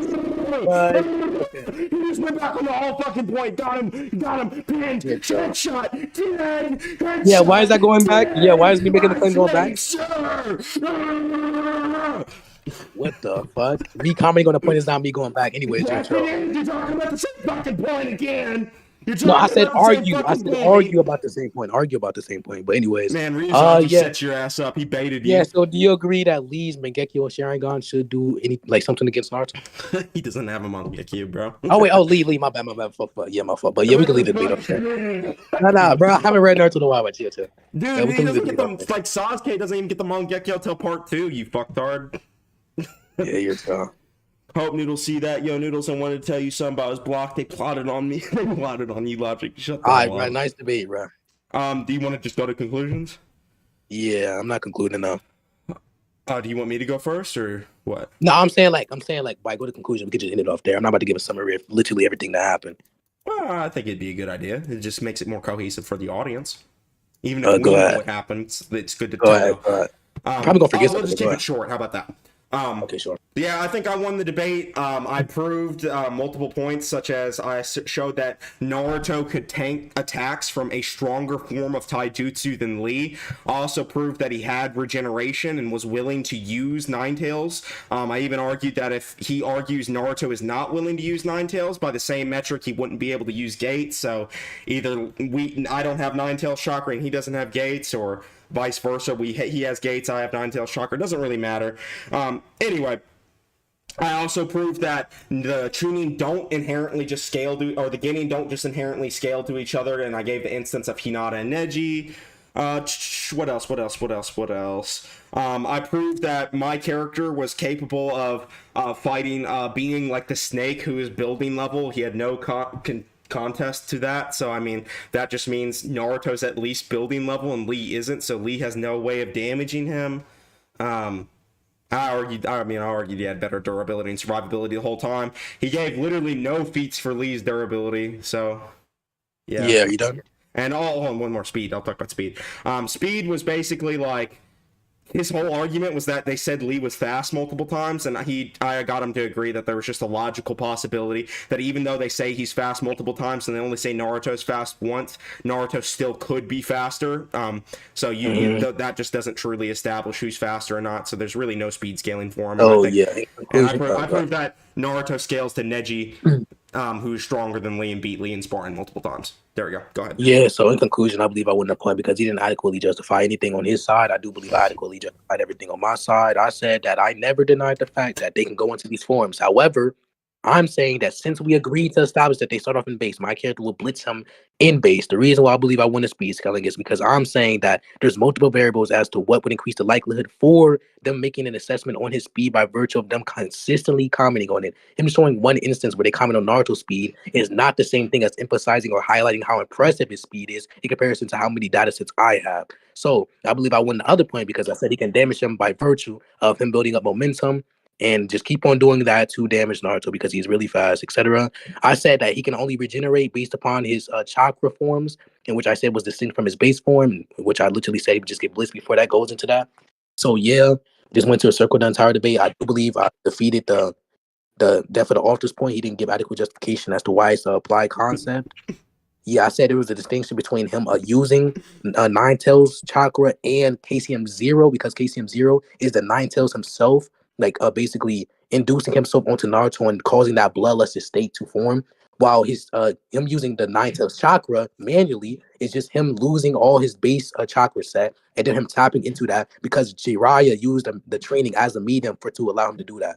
I said there was a visible distinction and I said there's a narrative distinction. He didn't really address that properly. And yeah, I agree that's just because it was possible. I gave likelihood towards my argument, so GG's. All right, GG's, big dog. Appreciate you for showing out. I wasn't trying to get on your ass too hard or anything. I mean, most of it's just for entertainment anyway. Yeah. Nice that to wasn't be your first debate. Don't lie. Yes, it was. Nah, Chat, you think he's lying? Yes, it was. He's talking about all these philosophical like concepts, I told like you inductive, deductive. Well, that's not discussing. That's a debate, big dog. Okay, if you think discussion is a debate, sure. You've debated before. You've learned a few rap tactics, admit it. I haven't read it a single time in this stream, but you can think you said that the author wasn't true. That's right. That isn't right. What the fuck? Why would I agree to that? That's so dumb. Actually, dude, you said a horse was a stone castle. That's not what I said. I said the author says that. By your logic, I could say that.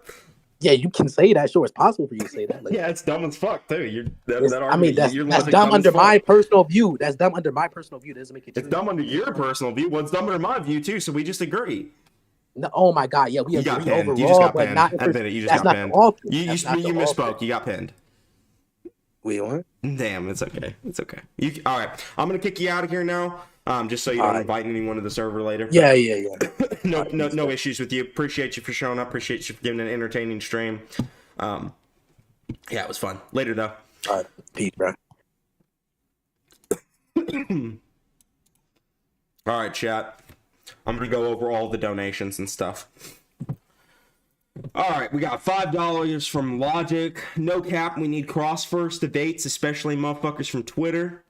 Hell no, Logic. I'm not debating people from Twitter. Are you kidding me, bro? Those people, for one, the Twitter debaters never want a VC. Ever. They never want a VC. So, no. Secondly, they're dumb. They're so dumb. I wouldn't even want to talk to them. I mean, to be fair, the people I talk to anyway aren't exactly smart. Noodles kicked him nicely. Well, I'm not trying to, like, kick him out of maliciousness. I'm kicking him so he doesn't invite people to the server. It's just a private server. Okay, and then we got 10, is that pounds or euros? I don't know. Hi, how many, this is from Serial Designation. Hi, how many Paths of Pain could Datara beat in your opinion? Could he beat 5 so Tendo isn't there? It's kind of contentious because I could actually see some arguments for Datara just outright beating Pain. Like, I mean, I think that a lot of the arguments you can make, like, I think he would be able to, like, obliterate the Animal Path, for instance. Like, even if the Animal Path got on his bird, like, Datara could just blow up the whole fucking bird and kill the Animal Path. The only ones he's going to struggle with is, like, Tendo and the Absorption Pain, because they can absorb the chakra from the bombs, and they also can, what's it called? Blow away the bombs before they blow up. Like, Tendo and him can both do that. He could also, like, pull Datara off his bird with Almighty Pull and do him in like that. So, yeah, I think Datara would probably get them down to those last two pains. The Absorption Path. Won't Ashura blitz him? It's kind of contentious because, like, if he's already on his bird, no. If he's not on his bird, Datara was still capable of reacting to Gaara's Sand. And Gaara's Sand's pretty fucking fast, and I don't know if Pain is honestly faster than Gaara's Sand. It's possible, but yeah, I mean, I would say probably 3 Paths of Pain is what I would say. We got $10 from Ray Luke 7337. Jay has better scaling in the first few minutes of his Toby Rama scaling. Rant, if you want to check that out, would be cool to see you guys debate in the future as well. The only issue with that video is me covering 30 minutes of content turns into 2 hours of content, so that, and he has like an hour and a half long stream, so I really don't feel like streaming for like 5 hours, you know what I mean? Just to react to one video that might not even be good. So I'd rather just react to the 9-minute thing, even if it is worse, but I'm probably just not going to react to it at all, just so I don't, because what it sounds like is that 9-minute video wasn't Jay's full representation of what he thought about the matchup. So even though he may have said some stupid things in that, it doesn't really matter. You know, it's like he made an hour and a half video that I'm just not going to watch. So I'm probably just not going to comment on his stream at all. I know you donated earlier to want me to react to the 9-minute video, and I might still do that. But yeah. Maybe. I might react to the stream and just give my thoughts on it or something, but it's doubtful. Appreciate the $10 though. Appreciate the 10 pounds from Serial Designation 2. And then we got Serial Designation, another 5 pounds. I think you missed the latest dono. Could you please answer me if you have the time? I already did that, bro. Appreciate all the super chats, boys. Cursed Scales. What's up, Cursed? Won't Ashura blitz him? Noodles, you know the multiplier for KCM2? There isn't one. Base Naruto lower than base Lee, lower than Gate Lee, lower than Red Chakra Naruto. My opinion for the tuning exam mark. Maybe. Ryuzaki. Help him out? I don't know. So am I the Jamie for the stream? Yes, you are, Hashi. You're the Jamie.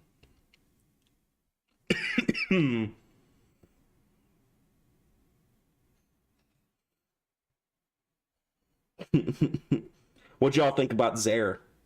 Do you think he did good or no? Type 1 in chat if you think Zaire did good. Type 2 in chat if you think he did bad.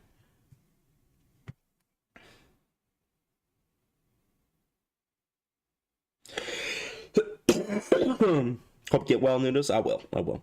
He's a rat. Yeah. 2.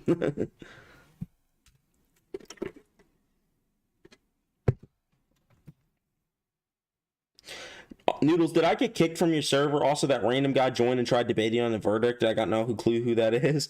Yeah, I smacked the shit out of him. I didn't kick you. I don't know if you got kicked or not. I really don't know. Oh, we got some 2s in chat. Damn. Damn, Noodles, you need to get checked. What the fuck? What's wrong with you? Zare's a rat. Why do I need to get checked for how I acted in a debate? I mean, he's a rat, bro. Do you really care how I act towards a rat? Unless you're saying I need to get checked out medically or something. I don't know. What are you talking about?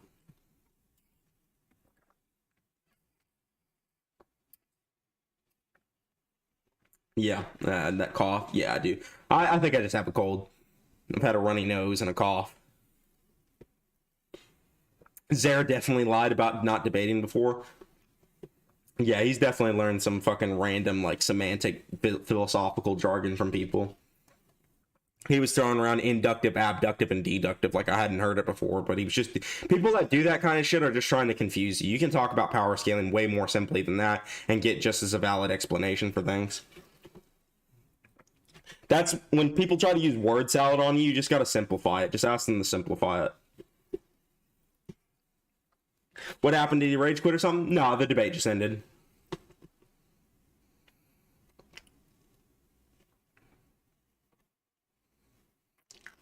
Listen, Logic, they don't like you. There's nothing I can do about this. I've already explained the situation to you in the past. I can't unban you because they don't want you back. Like, my mods don't like you, big dog. I'm not going to go against their wishes. I respect their opinions, so.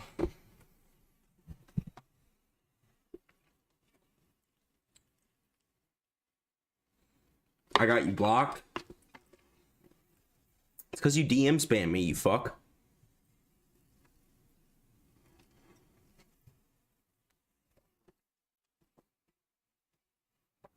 I block a lot of people. It's not nothing personal. It's just so I don't get DMs all the time. I'll unblock you, but I'm not friending you. So you won't be able to DM me anyway.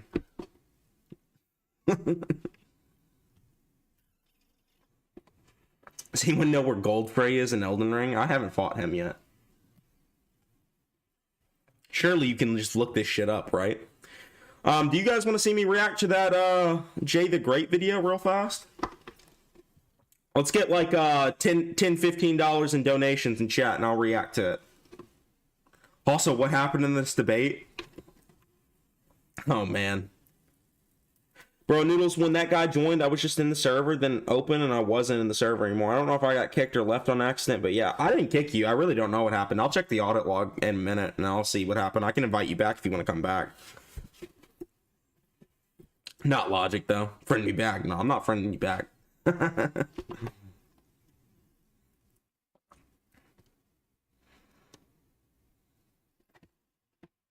If somebody donates $10, $15, I'll react to the J stream tonight. Otherwise, I'm going to do it another day.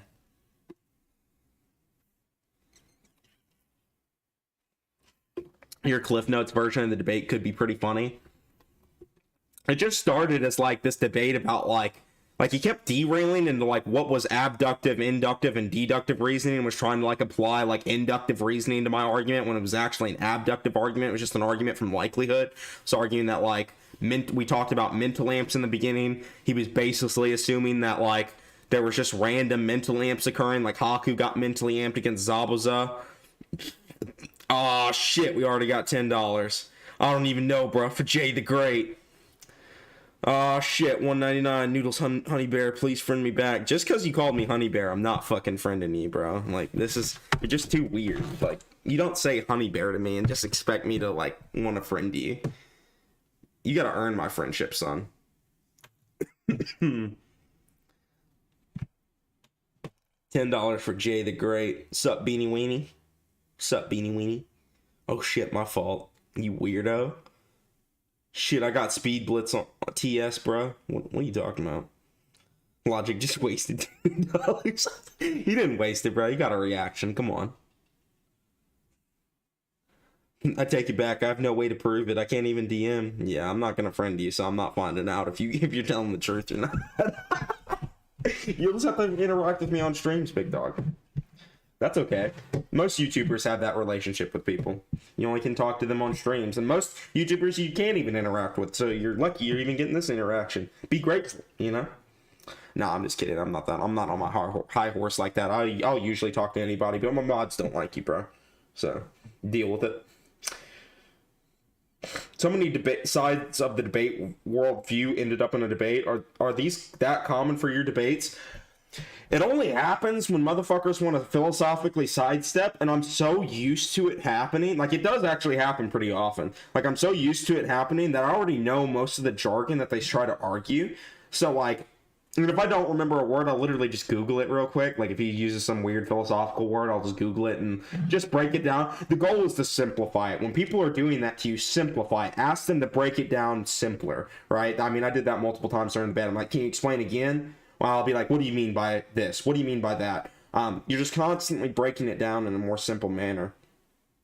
Noodles, when we get in some more content besides the podcast stuff, I actually hit an hour edited on my Jake Paul video. I'm over an hour, boys. Only got a little bit fucking left. And that'll get uploaded. And then guess what? Itachi is coming out. We got the Itachi video. Noodles, it's because they want the W and not to know something about Naruto. Yeah, it's just kind of that debate goon mentality, right? Where they want to just try and get, like, sneak a W over me, like, in some philosophical way rather than, like, some actual way. Like, if he really wants to break it down like that, I mean, he did just admit that, like, there was, like, multiple subjective claims. Another 10 for the J reaction from Ray Lukes. Appreciate it, bro. Yeah, we'll go ahead and do it tonight. We'll go ahead and get this shit going. Let me go ahead and get the video up for you guys. We're going to do the short one, all right?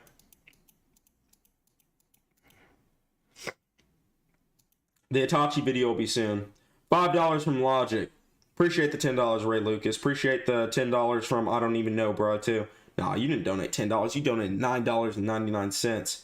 $5 from Logic. I mean, yeah, because I was just like able to DM. I have ideas, you feel me, because I want to see you grow, and TikTok is a good move. Start posting there. Yeah, I should. For any aspiring YouTubers out there, I'll give you some good advice. Diversify the social media platforms you're on. Don't just post to one platform. Like, I got a Twitter, I got a Discord, and I got a YouTube, and that's still really not enough. You need to have more platforms. Like, I want to get a TikTok, maybe an Instagram, and definitely a Facebook at some point, because all of those platforms are used as well. And the goal of growing your channel is that spread your reach. So if you want to spread your reach to as many people as possible, you got to post to as many platforms as possible, because not everybody's on Twitter, not everybody's on Facebook. You know what I mean? So you have to spread your reach out, and that's the way to do it. Post to multiple platforms. Noodles, funny story. I debated someone who tried to argue a shitty argument from a syllogism, but he didn't even understand what a syllogism was. It was funny as hell. That dude that came in and argued for you, Cursed, he was trying to use a syllogism mid-debate. He got obliterated, bro. He literally conceded. He did no shit. It was pretty funny, but yeah. Spread it. Yep, spread it out. Spread it out. Do you want me to grab the clip of the one big monkey from the jungle, or are we not at that level of Joe Rogan yet? Are you talking about what the hell is it? The Mongo chimp, I think is what it's called. The Mondo chimp, I think is what it is. Yeah, I don't even know, bro. I don't even know. All right, let's go to the Great Toby Rama.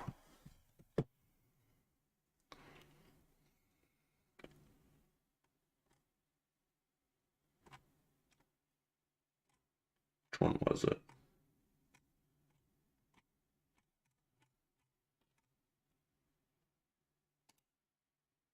Yo, what is up, everybody?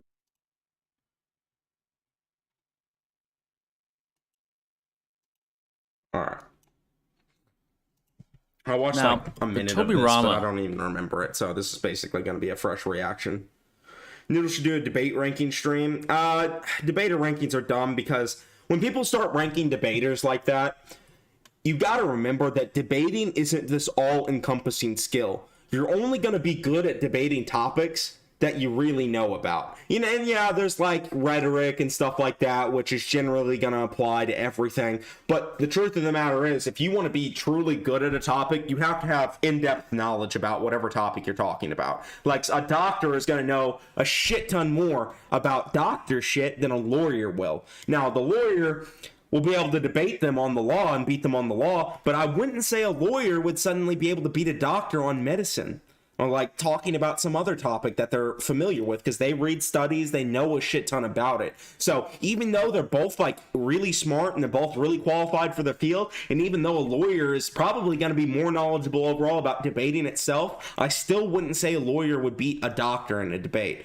And it's not because one is a better debater than the other. It's just because they're different fields that they know more about. Debating is topic related. You got to be good at certain topics. That's why I'm so good at Kakuzu versus Pain. I'm not just a good Naruto debater. I'm a good Kakuzu versus Pain debater.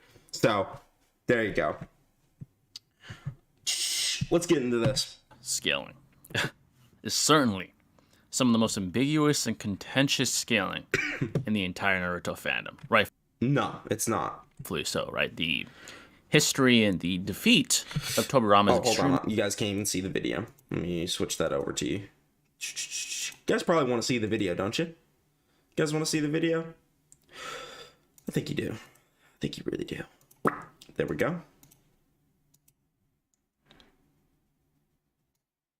Now, the Tobirama scaling is certainly some of the most ambiguous and contentious scaling in the entire Naruto fandom. Rightfully so, right? The history and the defeat of Tobirama is extremely ambiguous, right? Keningen, the anti-feat by anti-Tobirama individuals, and then It's not an anti-feat. I mean, like, the fact is, you can't even prove that Keningen even scaled the Tobirama, so how's it an anti-feat? Like, if the fact is, when you look at that fight, it's off-screen, so you can't, when he fought not only Keningen, he fought 20 other ninja that could have been extremely powerful. Like, what if Kakuzu was there or something? You know what I'm saying? Like, we really don't even know who was even included in that unit. We don't really know how low on chakra Tobirama was, how long, like, we can't even tell what happened in the fight. Imagine, like, what's an example where someone ran out of chakra and they only lost because they ran out of chakra? Okay, let's say we knew nothing about the Raikage when he fought the Eight Tails. It's just, let's use a better example. Let me think. What's a good example of where someone, like, held back or someone did something off screen that would allow them not to scale? Noodles, lower the video's volume a bit. He's a little loud. Okay, I'll lower it. How's this? individuals that are pro-Tobirama say, oh, You know, Noodles, Heavy Sasuke could have been there during that mission. Hell no. X, Y, and Z, Yeah, you just can't prove Keningen scale. Keningen are actually very strong or whatever. Itachi held back against Sasuke. Let's say Itachi versus Sasuke was off screen, and all we knew about it was that Sasuke won. On a flat surface, you would just think Sasuke is stronger than Itachi, but knowing the context that Itachi held back against Sasuke would prove that Itachi's actually better. He just held back, right? But if that was completely off screen, we wouldn't even know that. So it can work the same with Keningen. Keningen are also stated to be at the level of the 5 Kage. It's stated that their weapons surpass the 5 Kage. Like, just one of their swords surpasses the 5 Kage. So they're stronger than the 5 Kage. And they have 20 other ninja with them. And Tobirama could have been low on chakra. You know what I mean? Like, you can't even prove they even scaled him, man. Isn't the fourth Raikage, Noodles, isn't fourth Raikage greater than third Raikage in AP? They're relative. They both, like, their best feats are being, like, scaling to the 8 tails. Their rationalization is for his defeat, right? So extremely ambiguous and contentious as far as It is ambiguous, but it's not contentious. You cannot prove that Ken and Gin scaled the Tobirama, and even if they did, it's not an anti-feat because Ken and Gin, we don't even know how strong they were when they were alive. The only thing we know about them when they were alive is that they got eaten by the Nine Tails and then became Nine Tails Shinchuriki. That's all we know. And they're descendants of the Sage of Six Paths. And the Raikage, the fourth Raikage, fears them heavily. Like, none of these things make them seem weak.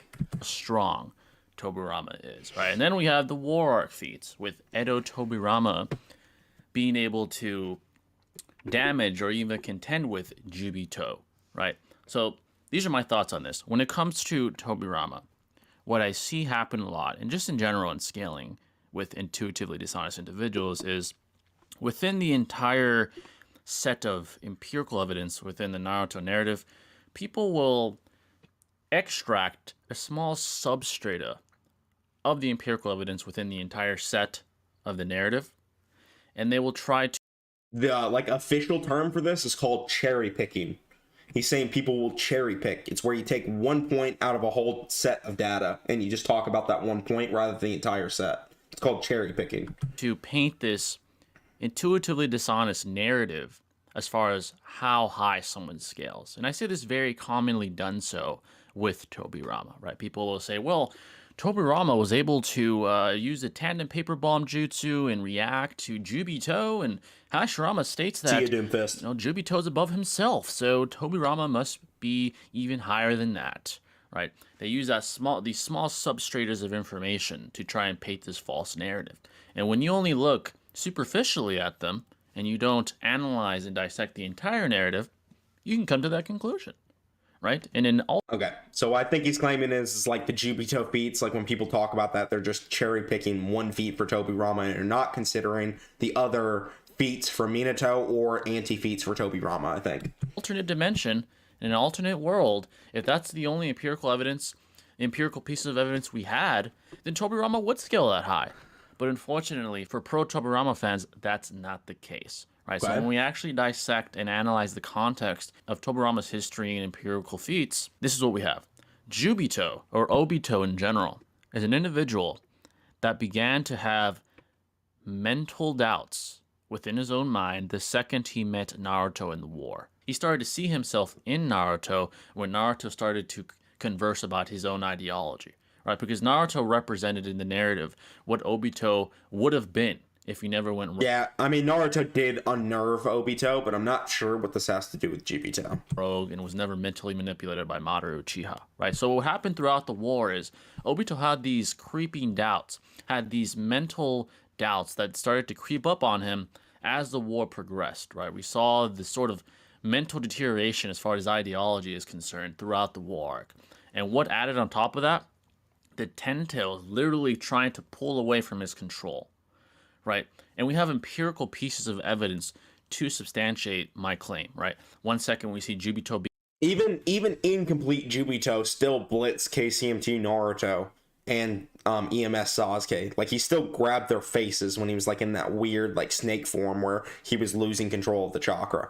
But when he was fighting Tobirama in the beginning, he had control over the chakra. He wasn't perfect Jubito, he was still incomplete, but it wasn't like the chakra was malfunctioning yet. It wasn't like his body was malfunctioning and he went super fat. That Jubito himself, the one that Tobirama like reacted to, was stated by Hashirama to be stronger than him, and it was stated by Minato that he had dream-like power, as in this is like a being that they only would see such power in their dreams of. This is something Minato had never seen before. So when you have a character that is hyped like that, and he's by far like the scariest motherfucker we've ever seen on the screen to that point, I don't think you can just sit there and say that because he was unstable that means anything, because even if he's unstable, that unstable version is still stated to be stronger than Hashirama and stated by Minato to have dreamlike power, and he's over here blitzing KCM2 Naruto, EMS Sasuke, and KCM2 Minato. And I know Minato's dazed, whatever, say he's dazed, I don't care, I don't think he was, but say he's dazed.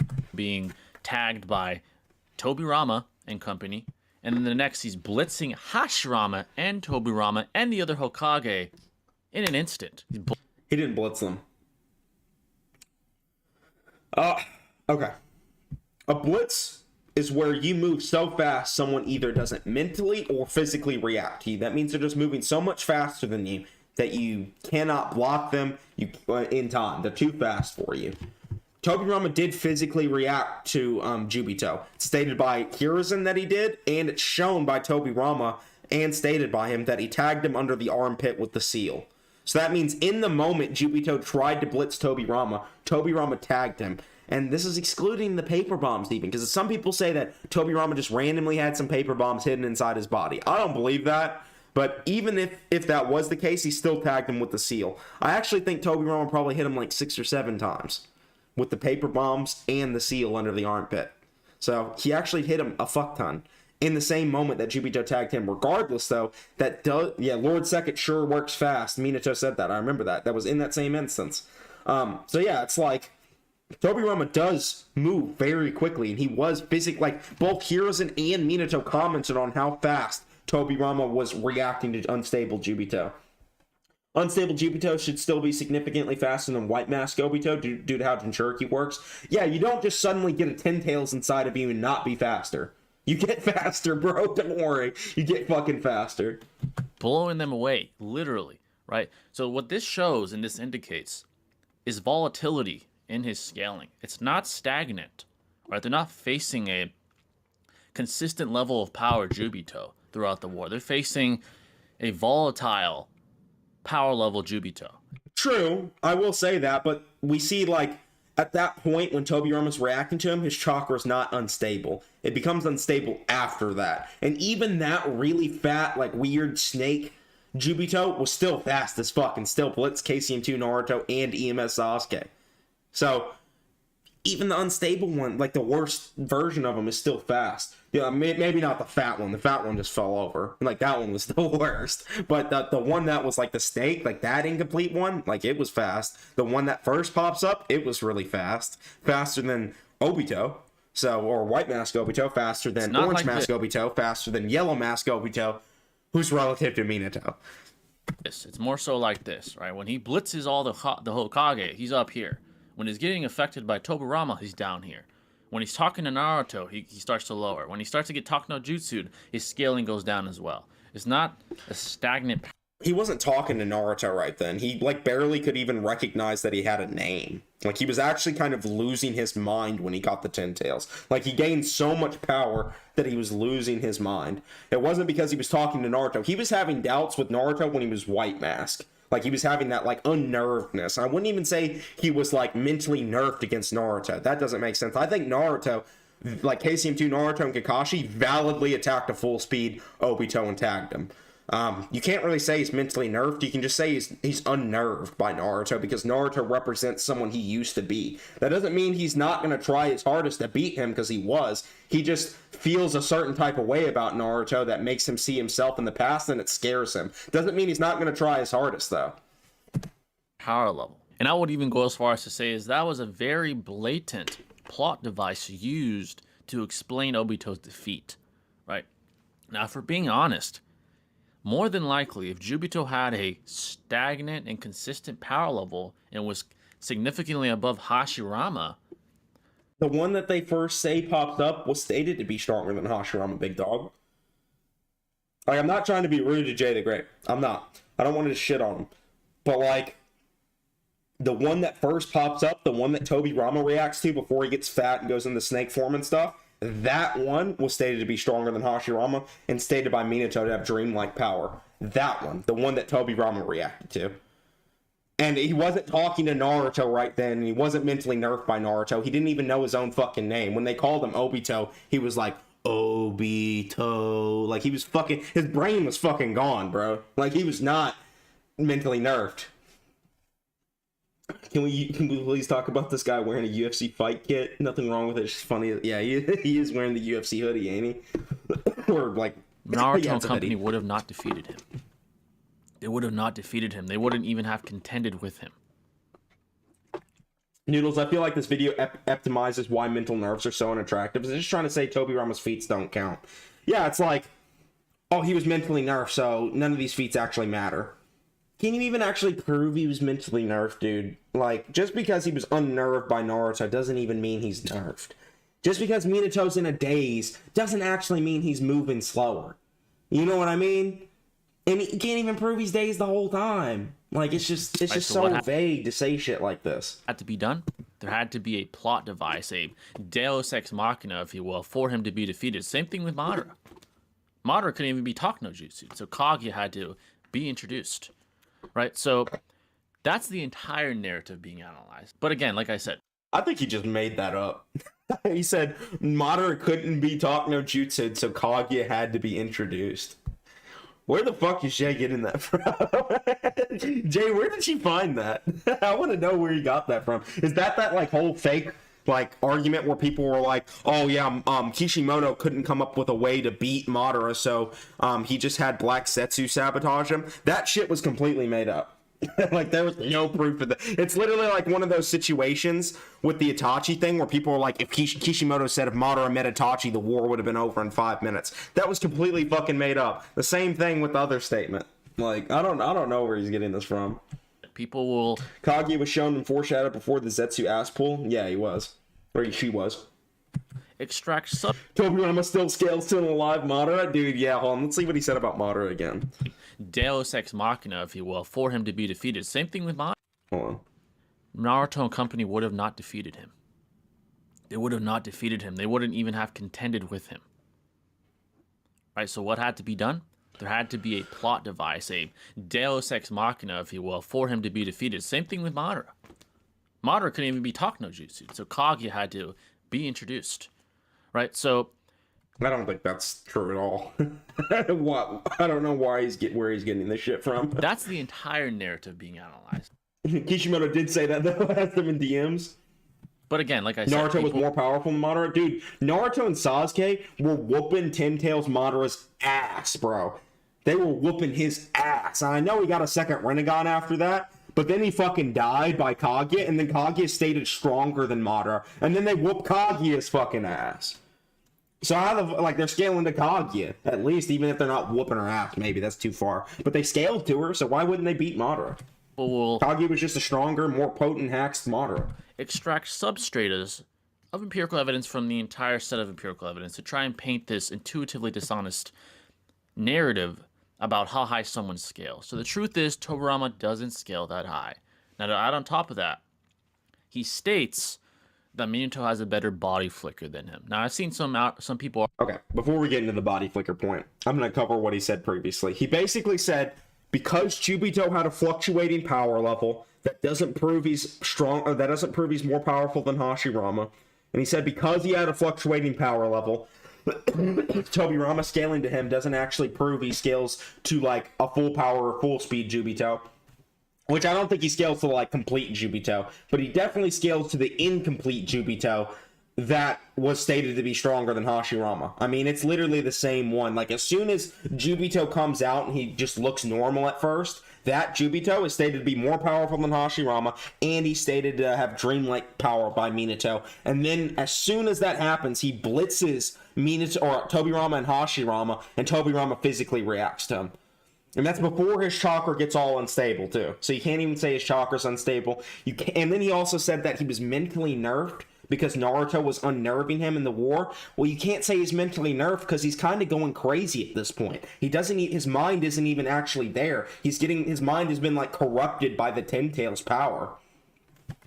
Argue that. So you can't say he's mentally nerfed because his fucking mind ain't even what's reacting. They're like Obito, and he doesn't even know his own name, bro. So how is he like worried about like the image Naruto produced in his mind of the past? You know, Noodles, did you see what happened with Lil Baby? No, what happened? Did he get arrested or died or some shit?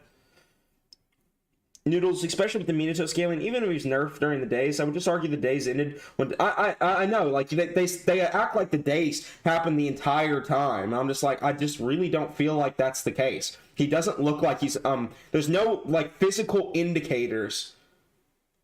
He got posted. Oh my god, bro. Ain't no fucking way. Well, not it's fine, but god damn, they're gonna clown the fuck out of him for that. I gotta look this shit up immediately, bro.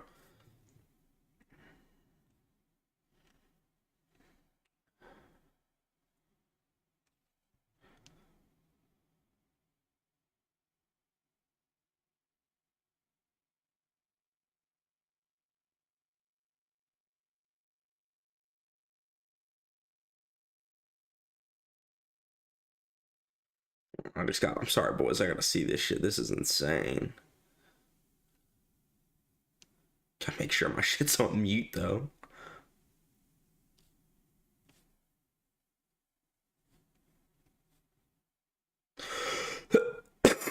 Oh, there. Hold on.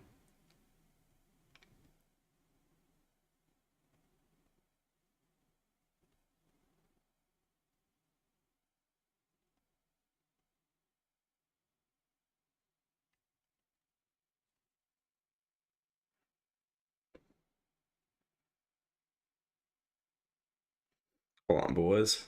A little bit.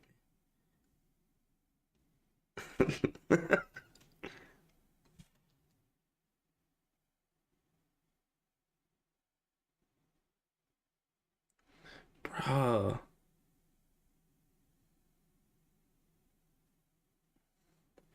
I wonder if that's actually him. I can't see because of the fucking giant bar that's in the way, but that's insane, bruh.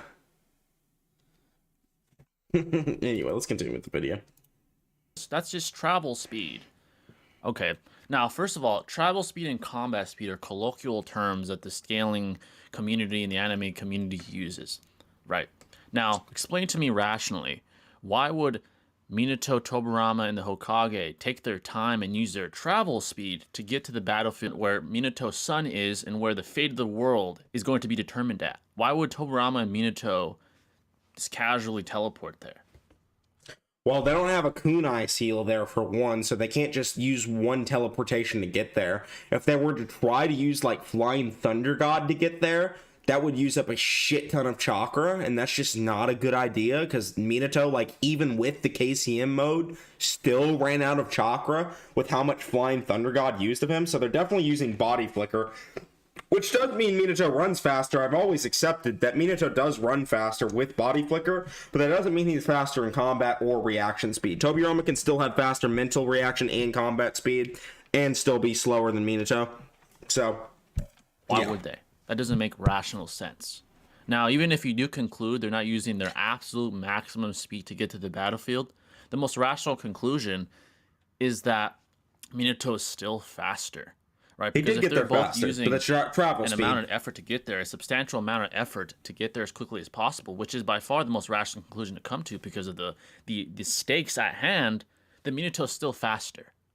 Yeah, he runs That's why faster, Tobirama but that's says it. travel speed. Right? Why would Tobirama say, "Oh, you have a better body flicker than me," casually just showing up nonchalantly? Why would he go out of his way to say that? Well, I don't think anyone denies that he runs faster. I mean, he clearly ran faster than them using Body Flicker, but that just means he uses... I mean, at B states, Minato uses Body Flicker in combat, but his Body Flicker speed isn't that good, bro. Like, yes, his Body Flicker speed is better than Tobirama's Body Flicker speed, but it doesn't... In, like, Hashirama and Hiruzen's Body Flicker speed, it's faster than all three. But his Body Flicker speed is not fast enough to blitz someone like Tobirama in combat speed. He would still be able to physically react to his movement speed because Jubito has faster movement speed than all of them, and Tobirama could still react to him. Jubito had more chakra than them, he was stronger than them, he could run faster than them. Minato was saying this motherfucker had dreamlike power, bro, and Tobirama still react to him. Mental reaction is all you need in this battle to activate Flying Thunder God faster than the other to hit them first. Exactly, bro. Like, these characters don't need to run that fast. They just need to think to teleport. Because that's all it is. Think to teleport. why would Hiruzen go out of his way to say, "Oh, you're as fast as ever, Minato"? Why would either one say that if they're just casually showing up, just nonchalantly showing up to a battlefield where the fate of the world rests? Never thought about it that way, Noodles. Minato only having greater body flicker but having slower combat and reaction speed compared to Tobirama. That's the argument I've always made, Big Dog. It's like this. Travels like Superman can fly faster than he can run. Flash can run faster than Superman can run. But Superman still has fast enough reaction and combat speed to fight the Flash, even though the Flash can run faster than him. And I know there's certain variations of Superman that are faster, yada, yada, yada. I'm just talking about a general idea. Like, you can get the idea. There are going to be cases where someone can punch a lot faster than they can run. Like, for instance, a sprinter can sprint a lot faster than a boxer, but a boxer can punch and react to punches a lot faster than a sprinter. It's because they train different shit, and they're better at different shit. Doesn't mean that they're, one is... Like, it doesn't mean that just because he can run faster, that means he's... And it's also a jutsu. Like, this is a specific jutsu. Minato is faster at this specific jutsu. Doesn't mean he's faster in taijutsu. Doesn't mean he's even faster with his Flying Thunder God teleportation. It just means he can run faster while using body flicker. That's all it means. And how this battle goes. That doesn't make any sense. Right, so this travel speed colloquial term, I believe, is thrown around intuitively dishonesty to try and paint this narrative that, oh, they were just casually showing up to the battlefield, so that doesn't substantiate the fact that Minato... You can say they were running full speed. I don't care if you argue he's faster in travel speed. It doesn't matter to me whether they were going full speed or not. I don't care. Like, that's travel speed. It's not combat speed. Combat speed's more important here. Has a faster reaction time than Tobirama, or a faster activation time in his synapses than Tobirama. That's intuitively dishonest, to be quite frank, amongst most people. Some people genuinely believe that Tobirama's faster, which... Hey guys, check. Who punches faster, Usain Bolt or Floyd Mayweather? Any of you boxing fans out there, who punches faster, Floyd Mayweather or Usain Bolt? We'll see what chat thinks. Have you seen his Coxie video? No, we'll probably react to that another time. Unless y'all want to donate more, I'll react to it tonight if y'all donate like another, let's say $20, and I'll fucking do it. Floyd, Tobirama punches faster. I punch faster than both. Floyd, yeah. And what's funny is that's the difference between travel and combat. Floyd, yeah. Tobirama punches faster. I'm talking about Floyd and Usain Bolt. Usain Bolt runs faster than Floyd, though. It's crazy. It's almost like there's different kinds of speed. That's why we differentiate between them. You can't really substantiate, honestly, with a vast amount of empirical evidence. It's got to be Bolt with this guy's argument. Yeah. So, truth be told, Let me say again, I'm not trying to shit on JTheGreat. I'm really not. I'm just giving an honest critique to his arguments. Very, very likely is inferior to even base Hokage Minato in terms of combat speed, reaction speed, whatever colloquial term you want to use. Right? He's slower than Minato. Right? So essentially, his margin for error would be even smaller than Minato's. Minato's was a split-second margin of error already. Right? He said this is going to come down to... What do you guys think the margin of error Tobirama had for when Jubito tried to blitz him? You guys think that Minato would have been able to react in that same margin of time? What do you guys think that Tobirama had a tiny ass time frame to react to that motherfucker? Who do you think has the better feet there? Like, to me, I feel like the smallest margin of error like that is being offered is in that moment when Tobirama reacts. That is the smallest margin of error that happened during the Jubito fight. He had to react right fucking then, and he did it. To the fastest character they've ever seen to this point. To a character that's confirmed faster than White Mask Obito, who's faster than Orange Mask Obito because he doesn't have a Rinnegan, who's faster than Yellow Mask Obito because he's developed his Sharingan for 10 plus more years and had a lot more training, and as an adult, he's not a child anymore. So, unless you just think Obito didn't improve that entire fucking time, which just wouldn't make sense. So, Casey Minato already couldn't react? Yeah, he literally got blitzed by the same Jubito. So it's like, and I know people are like, oh, he's dazed. No, he's not dazed. Who hits who first when they had that altercation where they I'll drop dashed $2 if others want to jump Minato in. uses the kunai and ends up outspeeding Obito and using a Rasengan to All dash right, we got $2. Tobirama doesn't We need have 18 more, boys. that split-second margin of error. So if anything, the converse would be the case. Obito would have the advantage, right? Because the speed between the discrepancy in speed between Obito and Minato was already very, very narrow. Very narrow. Is he talking about like when Yellow Mask fought him? Because I agree, they are relative. Narrow. So Tobirama more than likely is slower than 14-year-old Obito. As much as some people hate to say that, Tobirama is slower than 14-year-old Obito. Guys, it's hard to hear this and just look at the Jubito feat, man. Dreamlike power. Stronger than Hashirama. A 10 tails being gifted to Rinnegan Obito is somehow slower than 14-year-old Obito. And he's trying to say his power was fluctuating and shit like that. His power was fluctuating, but we saw when that happened. And it happened after the fact when Tobirama reacted. It happened after that. That's when his chakra started fluctuating and becoming unbalanced. 14-year-old Obito greater than Jubito. Facts. Curse. Tagged by 14-year-old Obito, caps at KCM1 Naruto speed. Edo nerfed Tobirama, reacted to revived Madara with Rinnegan and the strongest Sage, Hashirama Sage mode. And he was the best made Edo Tensei on the entire battlefield. And Tobirama's not even full power. And Madara says he's not full power. Tobirama himself says he wasn't full power. So a weakened Tobirama is reacting to a live or Hashirama Sage mode, best Edo Tensei Rinnegan Madara with Hashirama cells. Hashirama cells, Hashirama Sage mode, Rinnegan, and best made Edo on the whole battlefield for Kabuto. And Tobirama's weakened, and he's still able to react to him mentally. And he's stated to be faster than Madara was in his prime. Do you guys think that? You guys think that Yellow Mask Obito is faster than Prime Alive Madara? I don't think so. I don't fucking think so. 14-year-old Obito, the fastest pre-Sage 6 Pads character. Yeah, facts, right? I think Tobirama is, to be honest. Tobirama's Jubito feats are way better than the Madara ones. They are better, but I think the Madara ones are really good too. I think they both put him above Minato. Let's be honest, Noodles. 14-year-old Obito would commonly Madara. Don't be silly. Hell no, bro. He'd get blitzed.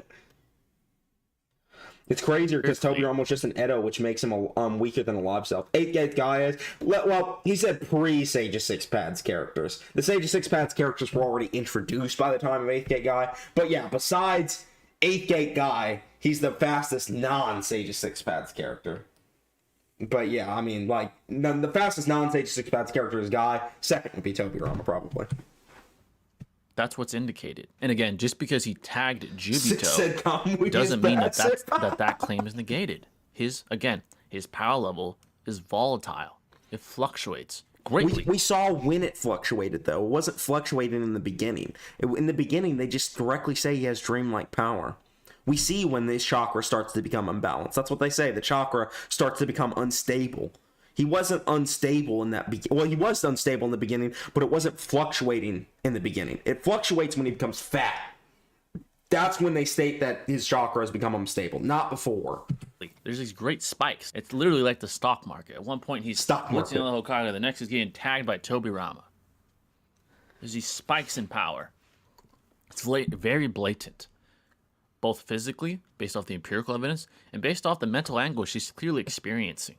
Right? From the beginning of the war arc up until the point that the 10 tails was extracted from him. Very obvious. It's not a shocking claim to make. So more than likely, Tobirama's slower and probably would lose the altercation. As far as the 9 tails, I'm going to be fair to Tobirama. I think he'd do better than Swag and Thunder God gave him credit for.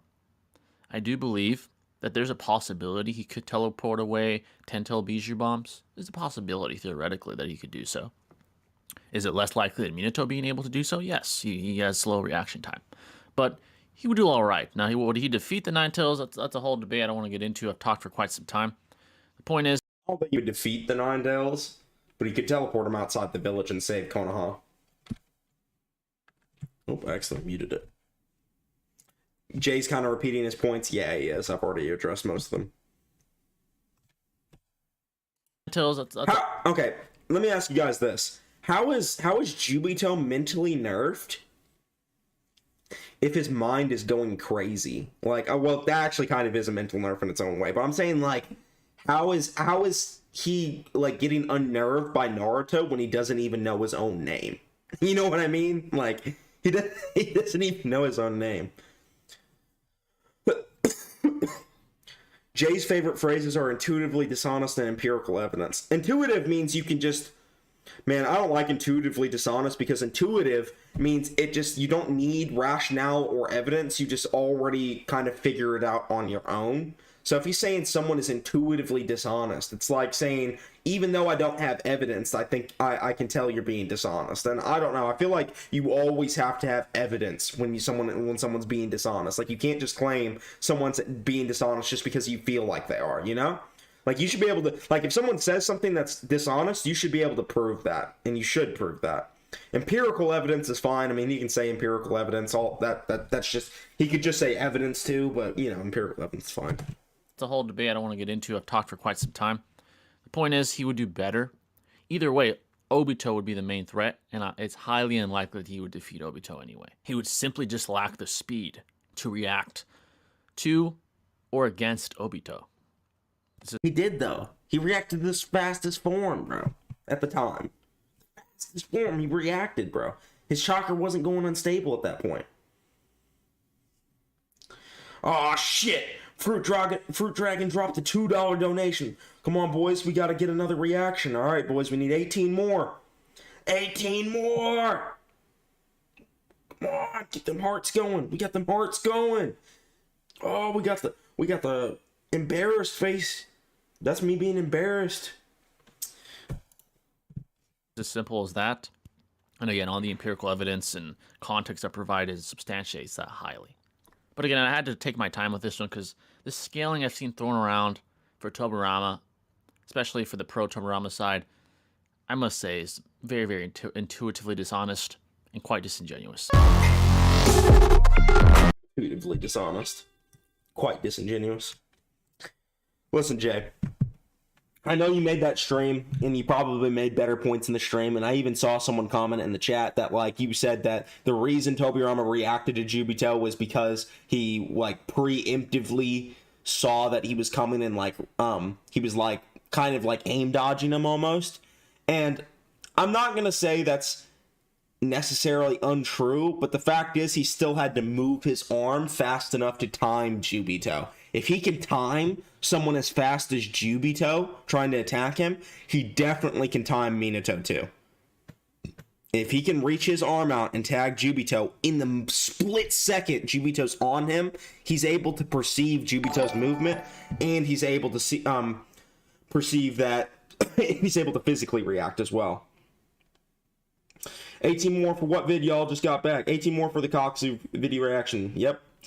Yeah, let's go. Already went way later than I normally do, so we're already on a 3-hour stream. So if y'all want one more, I'll do another 18. In fact, just because Fruit Dragon, you donated the $2, I'm not gonna let that go in vain. I'll make sure to react to it next time I'm on stream, regardless. But yeah, I appreciate the $2. I'll react to it next time on stream. But yeah, 18 more, boys, if you want the Koksu video. Otherwise, I'm gonna go ahead and end the stream here. So.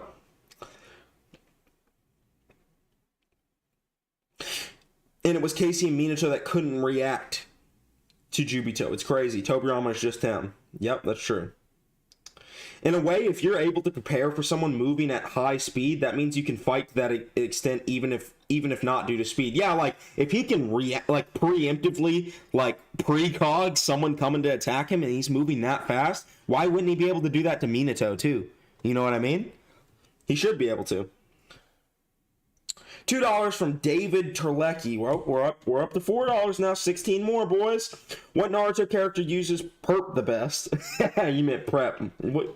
I don't know what Naruto character be smoking the best. Who's the best smoker? Who be smoking that perp the best, boys? Who smokes the perp the best? I got some perp right next to me, bro. Right here.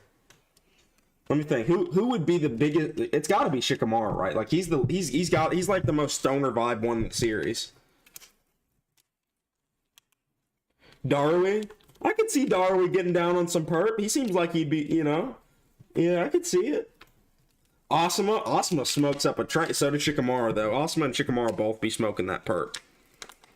Damn, I just joined. I missed it. Hey, listen, if we get 16 more dollars in here, I'll react to I'll react to JTheGreat's Coxie video right now.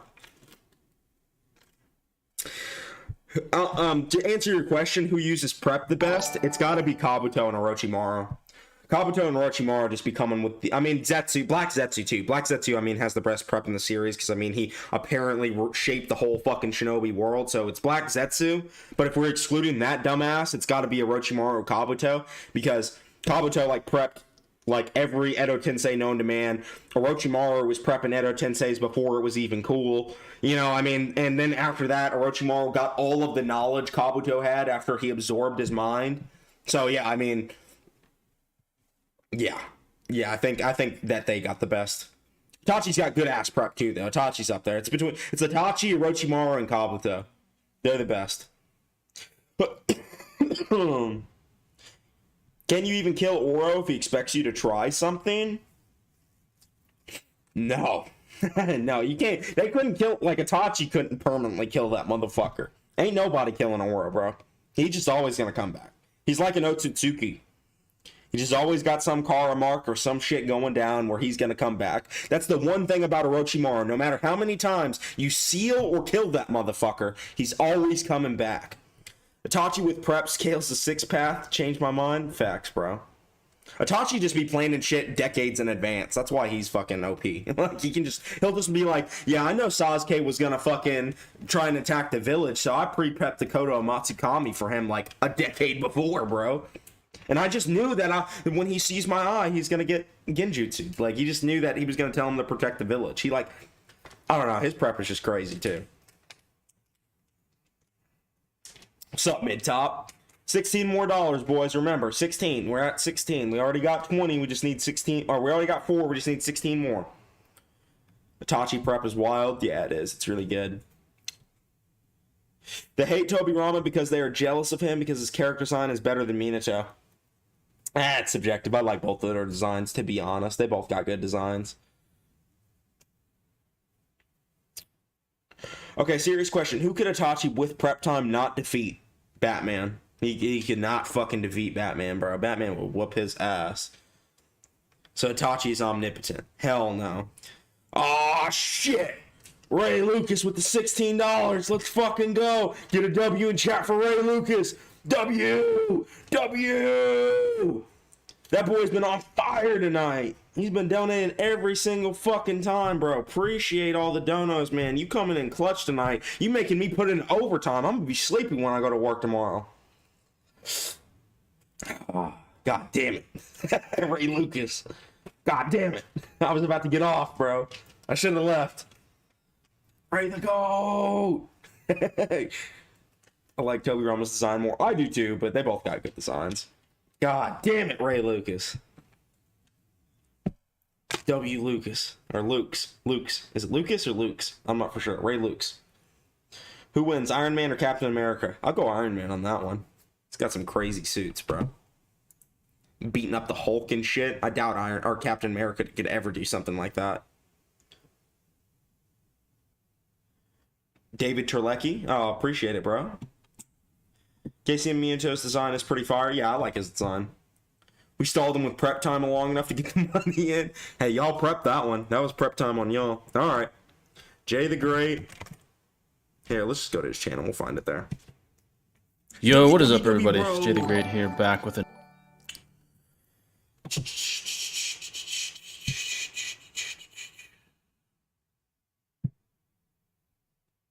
One second, boys.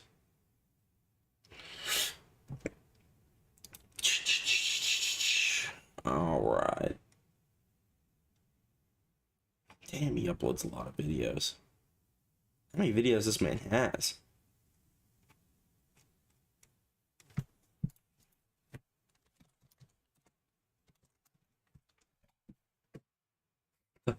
Why? Is that it? That's not it, is it? No, I'm pretty sure that's not it. It might be, though.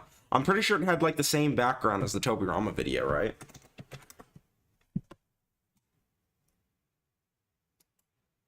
It's so... Okay. Y'all want to watch this one? Is this one okay with y'all? Scaling Rant, the Great Debunk? That's it? Okay, this is it. I don't like it said I watched 4 minutes of this. I literally remember none of it, so it's basically a fresh recap. Let's talk raw durability, shall we? Okay. What's going on, everybody? It's JTheGreat here, and welcome back to another rant, I guess you could say. It seems like you guys enjoyed the previous one. The idea was off the fly, and that scaling was off the cuff, and so is this one here today. By the way, He said, make sure "I'm to off the cuff." hit the like button if you enjoy. I believe If it. this gets to 30 I likes, believe it, Jay. I'll do another one. And also make sure to let me know now. who you would like me to rant about next and scale next. Your support is greatly appreciated. Man, But Ray Lucas said, "You let's putting in talk overtime tonight, boy. Kakuzu, right? Putting it in tonight." Kakuzu has become a sort of meme in the anime community, and more specifically in the Naruto community, right? Kakuzu is a very interesting character. JTheGreat, you need to bring up my name in these videos. You know for a fact I'm the one that's pushing these Tobirama and Kakuzu narratives. You need to bring up my name. I get sick of people not saying my name. I ain't the boogeyman. I'm not Voldemort. Say my name. You know who's pushing this shit. It's me. I'm the money fight. I'm the one people want to see. Alright? You know who to say. It's not just a meme. It's the Noodles Kakuzu arguments. Not just a meme in the community. You know? I'm pushing this shit. Part of the Akatsuki, and that's not to be disrespected or undermined, right? But however, clearly, as I'm sure many of you are aware, Kakuzu is greatly highballed a lot of the time in the community. And I'm going No, he's greatly respected by me. People don't be respecting Kakuzu unless they're fans of me and my arguments. to argue why Or just maybe they're not fans, but they just agree with my arguments. that's usually in bad faith and in a Noodles, put the dog in underdog. I do put that dog in underdog, son. They're trying to downplay your influence. I know, bro. Dude, I don't know if any of you guys are MMA fans, but I was talking to this, one of my favorite MMA YouTubers named The Weasel the other day, and he told me he watched my videos before he even knew me. How crazy is that? I have so many big YouTubers walk up to me and they're just like, "Hey, bro, I know you." And I'm like, "I don't even know you, bro. How do you know me?" And they're like, "I've watched your videos." I'm like, "I only got 5K subs. How you watching my videos?" You know? How you watching mine? intuitively dishonest manner. So Intuitively dishonest. I see what you're saying. He does say that a lot. where does Kakuzu scale? Kakuzu has his most thorough showing against Kakashi and company, right? When Shikamaru, Ino, and Choji show up to battle him and Hidan along with Kakashi. That is when he has his best display of abilities and power. I disagree. I think his best display is against Yugito, personally. I think he does have some pretty good displays in the Kakashi fight, too, though. Now, in that altercation, we see him contend with base Sharingan Kakashi quite well. He is able to swap hands with him, has a Taijutsu exchange where he's able to damage him. And I'll say this. It seems like he's talking about the anime, and I'll give him the benefit of the doubt. If he's talking about the anime, they do swap hands at one point. Kakuzu does beat the shit out of him and still gets with a much better of the exchange, but they do not swap hands in the manga. For those that are talk about manga scaling, Kakuzu and Kakashi never swap hands in the manga. All that happens in the manga is Kakashi gets slammed around by Kakuzu, bro. There's too many K's in these names, bro. even press him to quite a high degree, right? They seem relative to quite. I dislike the presumption that when people disagree with you, you're being dishonest. Yeah, exactly, right? You can't just say someone's dishonest without, especially like when he's saying intuitively. Like, let me show you guys what intuitive means. It's like natural. Using or based on what feels to be true, even without conscious reasoning. Hold on, I gotta mute. I'll be right back, boys.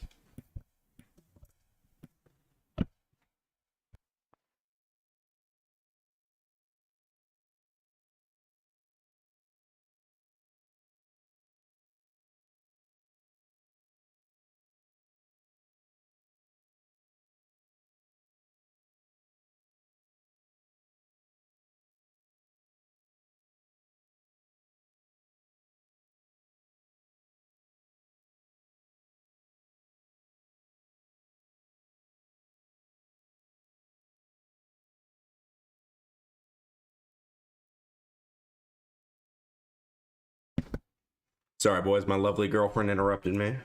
I'm back, though. Intuitive. Using what based on what feels to be true without conscious reasoning, and it's just kind of like instinctive. It comes naturally to them. So when he says someone's intuitively dishonest, he's just saying he feels like they're dishonest, which I don't think is fair, because you can't just feel like somebody's dishonest. You kind of got to know somebody's dishonest. And yes, you can have an intuition, but don't just solely base your reasoning or your evidence for someone being dishonest on your intuition. You always want to test your intuition, always. Even when you're pretty sure you're fucking right without evidence, don't just assume it. Always test your intuition, because your intuition, even though it may seem like it's 100% true, is not always right. Sometimes you're wrong. Sometimes you get things wrong. Like, I can truly think I remember a certain event happening a certain way, and it just didn't happen that way. You know, that can happen. So even your intuition is flawed and can be wrong. So don't just assume someone is intuitively dishonest. Don't do that. By an extent, right? They seem quite relative. Then, towards the end of that altercation, Naruto shows up, right? After Kakuzu's had some fatigue kick in, right? To be quite fair, due to the relativity of him and Kakashi. And at the end, he is speed blitzed by Naruto. Now, many argue that wasn't a speed blitz. He was caught off guard, but in manga, when there is an exclamation point being displayed, above an individual's head prior to an attack, that indicates a speed blitz is taking place. Not inherently. That indicates surprise. Okay, like, for instance, when they saw the Biju bombs blow up the mountains, they weren't speed blitzed by the Biju bombs. Like, Kakashi says he was going to combo all of the Biju bombs. Guy said he was going to open the 8th gate. Like, they had the capability to react to the Biju bombs. But since the Biju bombs destroyed, like, a whole mountain, they still had exclamation marks, and they were still super surprised. Like, dude, think of it this way. I could be, like, if I drew a manga, I could just have my manga character walking down a hallway and a rat fall on his head. And that surprised the fuck out of him. Did the rat just speed blitz him? No, it just surprised him, right? Caught him off guard. So, and sometimes an exclamation mark can mean speed blitz, sometimes not. Right. That is why, unfortunately, as much as I hate to say it, Sakura blitzed Kaguya, right? Because prior to her... No, bruh. No, he did not just say that, bruh. No, stop. You can't be arguing. No, he didn't. No, she didn't. Her getting surprised by Sakura is an indicator she got caught off guard by her, or got surprised by her. You can get shell shocked. You can get the deer and headlight effect. Like, you know why deers and headlights stop moving?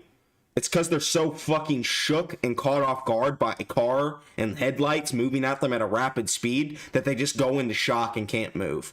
That's called getting shell shocked. You get the deer and headlight effect.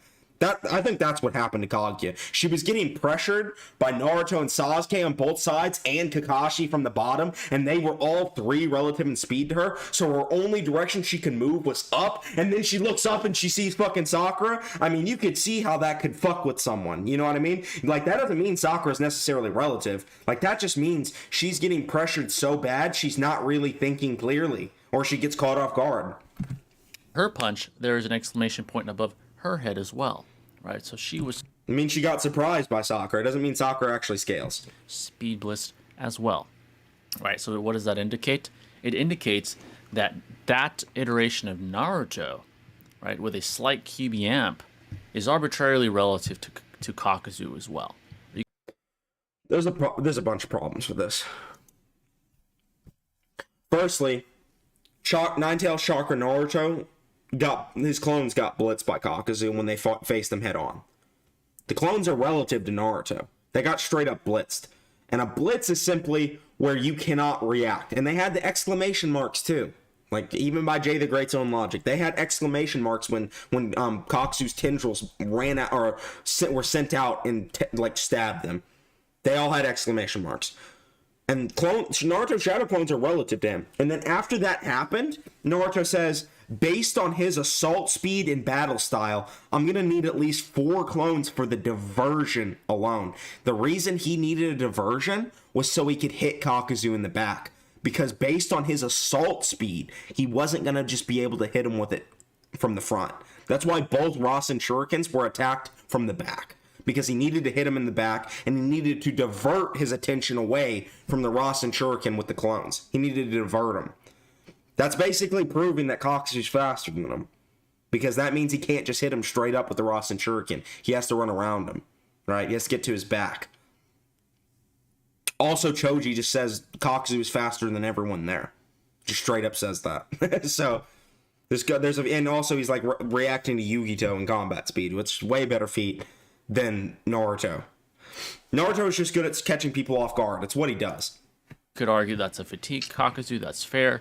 However, he is arbitrarily relative to this individual to be able to. I don't think Kakuzu was fatigued at all. I think he was full power. I think that was he wasn't full power actually. He lost some hearts, but I think that Kakuzu was the fastest Kakuzu we'd seen to that point. Dispose of him in the end, right? Regardless of the parameters behind this altercation, he is arbitrarily relative. Kakashi and Naruto are arbitrarily relative to Kakuzu in speed, and most likely Kakashi got fucking beat the fuck up by Kakuzu. They're not relative. in caliber. More specifically Kakashi, right? Because he had a more thorough altercation and a more drawn-out altercation with Kakuzu. So that is around the level that Kakuzu is at. Now, to debunk some very common I think he was starting to feel like $20 wasn't enough for him for the time this is going to take. I know, right, bro? I've already had to pause so many times. propositions that are presented by Listen, I said $20. high I got ballers it, so of Kakuzu. I got to do it. This is what I'll say. Now, I'm going to debunk some of the most common high-balling arguments that are used for Kakuzu. They're not just arguments, man. Say my name. Put some respect on my name, god damn it. You know whose fucking arguments these are? Nobody was repping Kakuzu before me. Nobody. Put some respect on the Noodles, bro. That's Noodles Kakuzu arguments. I dropped a 50-minute bomb on why Kakuzu beat the fuck out of Pain. I debated Swag Kage in front of hundreds of thousands of people. Put some respect on my name. Kakuzu. Right, the first one is Like Usman. Put some respect on my name. the argument that Yugito is relative to KCM Naruto, and because Kakuzu was able to survive an altercation with her, he is relative as well, and hence he is arbitrarily relative to KCM Naruto. Firstly, in That was my argument. That was mine.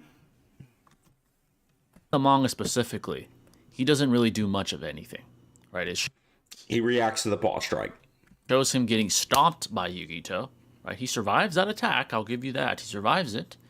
And then it shows Yugito being sort of crucified after what seemed to be the ritual of Hidan being implemented upon her, right? So that displays that at best, Hidan and Kakuzu together are relative to Yugito. They're not relative. You know what? You guys know what Pain in the data book says about the Akatsuki? He doesn't say they're relative to the Biju.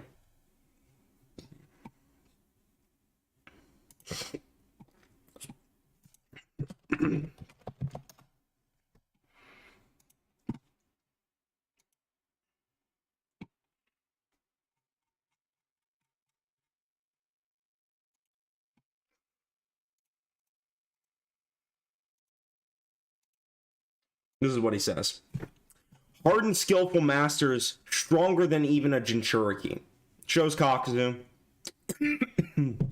Shows Hidan. So they're not relative. They're already stronger. And this is what Pain says about them. He says, it is their leader's belief that when two members of the team up, even a tailed beast or Jinchuriki will have no chance. No chance against them. Is that relativity, guys? Does that mean they're relative? Nope. No, it doesn't. It means they whoop them Jinchuriki's ass. They're not relative. They get their ass beat, bro. There's a statement in a random fan book I found that says the Akatsuki members have combat capabilities that exceed the Jinchuriki. Each of them. So yeah, they're all individually stronger than the Jinchuriki, and when they team up, the Jinchuriki and Biju have no chance against them. That's not relativity. That's just an ass whooping. $5 from Jaden. Just is that Australian dollars? I think so. Just rocked up. Finally, we have Noodles debunking Jay the Clown. Man, that's rude, bro. But hey, if you think that, I can't That's what stop it you. displayed. Appreciate the $5 though. Is at best, right? It doesn't display even that Kakuzu's relative individually to Yukito. Yeah, it does. I mean, I would find the Now, statement of the fan book, but I showed it in my Kakuzu video. If you guys really are curious, go watch my Kakuzu video. I put all the shit in there that show Kakuzu could just whoop a Jinchuriki's ass. And also, him reacting to both the fireball and the paw strike proves that he's fast enough to react to Yukito's attacks. He reacted to 2 on screen. So you can't say he's not fast enough. He reacted to a ninjutsu and taijutsu. So how's he not reacting to Yukito? Despite whether you think he is or isn't individually, that doesn't matter anyway, and here's why. The Yukito that has an altercation with KCM1 Naruto is 1, being aided by 5 other Jinchuriki, and 2, is being amped by dojutsu as specified specifically and stated blatantly. It was base Kakuzu that reacted to Yukito, not Jugon Kakuzu, or what's it, Jugo? It's the one where he absorbs all the hearts, not the fastest Kakuzu. Base Kakuzu's reacting to Yukito, bro. By dojutsu as specified specifically and stated blatantly in that altercation by Yuki, right? It's also displayed visually by the fact that you could see the Rinnegan and Sharingan upon of each of the eyes of the Jinchuriki respectively, including Yukito. Is he arguing they're amped? Hold on, I missed that. Stated blatantly in that altercation by Yuki, right? It's also displayed visually by the fact that you could see the Rinnegan and Sharingan upon of each of the eyes of the Jinchuriki respectively, including Yukito. Right, so to claim that regular Yukito without an amp is relative to KCM1 Naruto is blatantly incorrect, and to compare that Yukito to the Yukito that fought Kakuzu and Hidan is a blatant false equivalency, which I just substantiate. So I'm gonna go over. I've went over this point a lot. And I don't know if JTheGreat's going to go on to address my counter arguments to this, but I've heard this argument a lot. People always act like that projection of the Rinnegan and Sharingan is relevant or it's significant. It's not. It's not significant. And the reason it's not is because it's not actually giving them any new chakra. It's just enhancing their perception capabilities. Yes, their perception is better. That doesn't make them faster at attacking. It doesn't make them faster at running. It allows them to time their attacks better. I'll give you that. But the fact is, Yukito was running and catching up to Killer Bee, bro. And like, yeah, she's able to perceive better, but she still has to physically move on that level. She clawed Naruto so fast that he didn't even have time. KCM1 Naruto, she clawed him so fast that he didn't even have time to react. That's all physical movement. That's not perception speed. She is physically moving so fast that Naruto can't even take a defensive stance. That's stated directly in the data book. I worded it verbatim. It's stated in the data book that Naruto can't even take a defensive stance against Yukito's speed. That has nothing to do with their perceptive capabilities. They're not gaining chakra from Obito. Obito directly says he's not going to waste chakra on Rinnegan abilities. And it's stated in the data book that Yukito specifically was using her Jinchuriki power, her own Bijuu's powers, not Obito's powers, her Bijuu's powers. And she's an Edo Tensei. Do you guys remember how big of a nerf the Edo Tensei is? It's massive. Madara with a Rinnegan. Madara with Hashirama cells. Madara being the best Edo on the entire battlefield still was not equivalent to his alive prime self. Still wasn't even equal to him. He had to get revived before he started becoming back to his normal self. He had to get revived. So he had all of a real Rinnegan too, not some fake ass Rinnegan that the Edo Jinchuriki had. He had a real Rinnegan, and he had Hashirama cells and Hashirama Sage mode. Like, do you think that's less of an amp than just this perception amp that they get? Fuck no. The Edo Tensei is a massive nerf, and they're not getting chakra from Obito. So why are they weaker? They're not. They're not. Jaded. And again, it's due to the dojutsu amp. It's the same argument as Sasuke versus Lee at the beginning of the Chunin exams. Just because you can see the attacks coming doesn't mean you can physically react to them and block. Yeah, it's that same argument, literally. And due to the fact that there are 5 other Jinchuriki aiding her in combating Naruto and Killer Bee, respectively, right? So that proposition is extremely, extremely fallacious and a blatant false equivalency. $10 from 10 pounds, 10 euros, whatever that is, bro. It's 10 something, that's for sure. That E always confuses me, bro. Do you think Itachi is underrated? Many people still believe he loses to Jiraiya, Pain, Minato, even though he's clearly stronger than them. I never see anyone overrate him like many people say. It depends on who you ask, right? Like there was a certain group of people for a while that would say, you know, Itachi's body and Goku. I might have been one of them, you know? So it depends on who you ask. Sometimes he's really underrated. Like, the people that think Pain and Jiraiya beat Itachi are just dumb. Like, I mean, they're just wrong. Like, they just don't. I mean, they're not dumb. They're just fucking wrong. So, yeah, they're underrating him. But then you got people like me that might be overrating him a bit. You know, like, saying he beats Goku's kind of crazy, bro. You know, that's kind of crazy. I do have a funny argument for it, though. A proposition is fallacious? Thought that only applies to arguments. I mean, let's not get into the jargon. You know what he means. He's just saying the fucking statement's wrong. Appreciate the $10, bro. 10 pounds. It's blatant false equivalency, and it's very easily debunkable, I might add. It's actually a very common proposition I see thrown around. However, again, that premise is very easily debunkable. So there's that piece of empirical evidence out of the way. Now, the second piece is that Kakuzu, because he was alongside Itachi as an editor. Okay. Vegeta resisted solar system level mind hacks from Babidi, so the finger jutsu's not going to work. But Tsukiyome, on the other hand, that shit would body Goku if it landed. So, when they were heading towards battle, a universal he is relative genjutsu, in speed to Goku Itachi. never has resisted now, to mind hacks on debunk the that level. poor proposition or premise, I could simply prove it via contradiction. Now, if you just simply look at his long, drawn-out battle with Kakashi and Naruto, it is very clear that in combat, He's he holding does back. not display levels of speed remotely comparable. Here we go. He's not talking about holding back. He's talking about holding back Kakuzu, boys. Not Jiangu Kakuzu. He's talking about base Kakuzu. He thinks base Kakuzu ain't relative to Yugito, even though he literally blocked and reacted and dodged multiple of her attacks. Itachi. Pitiful. Not Pitiful, remotely Jay. comparable. Can't be disrespecting Kakuzu Now, like this. you look at Edo Itachi, right? His performance is vastly superior to Kakuzu's against Naruto and Kakashi and company, right? Edo Itachi blatantly shows scaling to Casey and Naruto, to Nagato, and to Killer Bee. I mean, Kakuzu has blatant scaling to Yugito, bro. Who's just as fast as faster than Casey and 1 Naruto. He actually reacts to the full avatar compared to the version 2 Yugito that blitz Casey and 1 Naruto.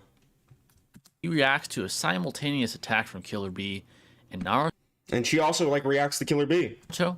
and then he goes on to blitz Nagato. You don't think that image training would provide some defense for that, or just not enough?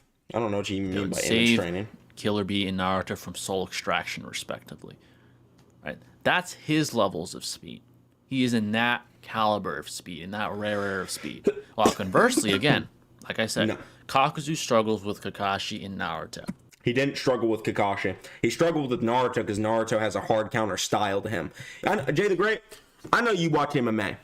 You ever heard the saying, styles make fights? I know you have. A certain style, like Sean Strickland beating Israel Adesanya, he didn't beat Izzy just because he's the better fighter overall. Like, Izzy's definitely better at Sean than in a lot of areas, like counter punching. But Sean's style is a nasty counter to Izzy's style. You know, like Izzy knocked out Pereira. Sean got knocked out by Pereira. But then Sean dominated Izzy. It's a triangle of death, bro. That's how it works. It happens in anime, too. Happens a lot in anime. There's a lot of triangles out there. Certain people beat certain people, and it's because of the styles and abilities they got. Naruto's abilities hard counter Kakuzu because he's got a Rasen Shuriken that can bypass his best attribute. His durability, bro. He bypasses all that raw durability. He attacks the chakra network, the same shit the Hyuga do. He's like, fuck your chakra network, Kakuzu. I got an ability that hard counters your ass. His speed is still inferior to Kakuzu, but he's got shadow clones to divert him. Naruto's just such a bad match, and he's the pro tag, bro. How's Kakuzu gonna beat the pro tag? It's narrative. They force this shit on us. Listen, Kakuzu would be whooping Hashirama's ass. I promise. He would. I promise, bro. He struggles to react to them and shows relativity to them. And then as an Edo, we see him lose to the more fodder ninja company with 1010 and all those individuals. Like I said, Edo Tensei's are nerfed. I'm not gonna pretend like Kakasu had, like, in the anime he reacts to Darui, which is actually pretty fucking impressive, and he also, like, the person he loses to is War Art Choji in both the manga and anime. So, like, even though Tenten Maya took a heart off of him, she did it with the Sage of Six Pads weapon, and then War Art Choji, who stated to be, like, the strongest, like, offensive, like, person they had, like the strongest offensive, it's something in the data book. He stated to be like the strongest offensive weapon that the Leaf Village had. Him and Choza both have statements like that, and like they were tangling with like the ghetto statue. So I really don't think that him losing to them is that bad, especially considering he's an Edo Tensei. Kishimoto had to nerf my boy Kakazu to keep Naruto alive. Facts, bro. He really did. Darui and company, right? Which contain, again, fodder ninja that are not even remotely comparable to Naruto and Nagato and Killer Bee. Not even remotely comparable. It's truly preposterous. It's preposterous. That's a proposition. Okay. When people say shit like, do you really believe that? That's preposterous. There's no way you can think that. That's cope. That's all cope, bro. That's just fucking cope. That is actually constructive to try and argue Kakazu's that means level. There's no way you really believe that. Fuck yes, I do, bro. Deal with it. Caliber and speed. Truly preposterous. See? That's Truly preposterous. Now, to add on top right of there, that, Jay. right, I already gave substantiation for that. There are several panels showing all sorts of Edo shinobi running alongside each other to battle. Plenty of them. Do you really think also isn't an argument, it's an appeal to absurdity at best? Yeah, it literally is an appeal to absurdity. That's absurd. That's preposterous. Appeal to absurdity. It's actually what you just did, Jay. I'm not trying to be rude to you. That's actually an appeal to absurdity. It's a fallacy. You're being fallacious. 7 Swordsmen of the Mist, to Akatsuki, to other ones, other legendary shinobi, running alongside each other.